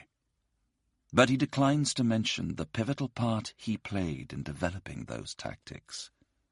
Sir Arthur Harris does not mention Nuremberg in his account of his war years, even though it signalled the end of the combined bomber offensive and his ambition to win the war by destroying German morale via a saturation bombing campaign. The brutal winter was over. Germany remained fully engaged in the war. Their night fighter force had proven itself more than equal to the tactics of Bomber Command, and Nuremberg remained largely untouched. The nights were getting shorter, spring was on its way, and preparations for Operation Overlord, the Allied invasion of Europe, were taking precedence. Nuremberg would prove to be the end of the Battle of Berlin. Thousands had died in the skies, and there had been no decisive victory. Harris's dream was over. Harris never spoke publicly about Nuremberg, but according to Joan Daly, the WAF corporal in the Met Office of Bomber Command's High Wycombe Underground HQ, he was deeply affected by the scale of the losses that night. "I'm sure Harris was upset. He didn't say anything, but you could tell from his demeanour and the whole atmosphere that surrounded him." Later in life, he would refer to it as the one real disaster of his time in charge of Bomber Command. In a letter written to Jeff Taylor, the author of the Nuremberg Massacre, he admitted to his errors that night, but also issued a passionate defence of his tactics. It bears quoting at length, because the argument he constructs is forceful and compelling. It was a perpetual source of astonishment to me during my 3.5 years as Commander-in-Chief Bomber Command that we did not suffer many more heavy reverses of the Nuremberg type. And I cannot understand why the German defences did not improve much more rapidly and effectively as the bomber war developed over 3 long and terrible years. In Bomber Command, we had to lay on and, more often than not, carry through at least one, and occasionally more than one, major battle every 24 hours. That was a situation which no naval or military command has ever had to compete with. Navies fight 2 or 3 major battles per war. Armies, maybe a dozen. We had to lay on, during my 3.5 years, well over 1,000. Naturally enough, we occasionally got a bad blooded nose, but nothing like what we gave the Boche. There was a limit, and a small one, to the choice of tactical changes which we could introduce from time to time, and occasionally such tactical changes had therefore to include doing something which the enemy would probably think so obvious that it would be the last thing we would ever choose to do. In the Nuremberg show, we chose wrong, and the Boche, aided by unexpectedly bad weather, guessed right. It is a wonder that coincidence did not occur more often during the 1,000 and more major battles which we fought. As indicated in the letter he sent to Martin Middlebrook, quoted earlier, Sir Robert Saunby, Harris's Deputy Commander-in-Chief, already held grave misgivings about the raid before it took place. He was later to describe Nuremberg as a thorough shambles. Had the weather not been against them, Saunby believed there would have been fewer casualties, and the raid might have been more successful. He also confirmed the view of his chief. Every time they sent a large force on a dangerous mission deep into German territory, there was a chance there would be heavy losses. On this occasion, though thankfully on few others, the worst had happened. Volume 3 of the Official History of the Royal Air Force, 1939 to 1945, wastes few words on Nuremberg, but all of them are scathing. It describes the raid as a curious operation, blighted by unusually bad luck and uncharacteristically bad and unimaginative planning. This verdict summed up the opinion of Pathfinder Chief Donald Bennett. I opposed the long straight route because clearly the conditions were far too dangerous for such a tactic, particularly when we had been warned that there was a strong chance of there being bright moonlight. Nuremberg turned out to be an expensive raid. I believe it would still have involved high losses, even without the proposed route, but certainly they would not have been so high as those which were incurred. The terrible losses of that night did lead to speculation that there was a more sinister reason for the Nuremberg disaster than bad luck, bad weather, and bad planning. Captured RAF crew under interrogation were told by the Germans that they knew they were coming, which led to rumours that Bomber Command had been infiltrated by a spy who had informed the enemy in advance of the location of that night's target. The fact that many of the crews felt that the night fighters must have been waiting for them because they flew almost straight into their path gave this suspicion extra currency. And in 1963, the discredited revisionist historian David Irving alleged that a British wireless operator had been the one to disclose the target. But there is no evidence whatsoever that the Germans were tipped off, and they themselves have never subsequently claimed to have been. It was common for interrogators to tell captured servicemen their safety had been compromised by intelligence leaks, to destroy their morale, and encourage them to believe there was little point in refusing to divulge their secrets. The simple fact is that the designated route of the long leg took the bomber stream perilously close to two beacons where the night fighters had gathered, and that they were able to pick out the bombers clearly in the moonlight and radio their position to their comrades. The Germans were waiting for them, but only because of ill fortune and perfect night fighter weather.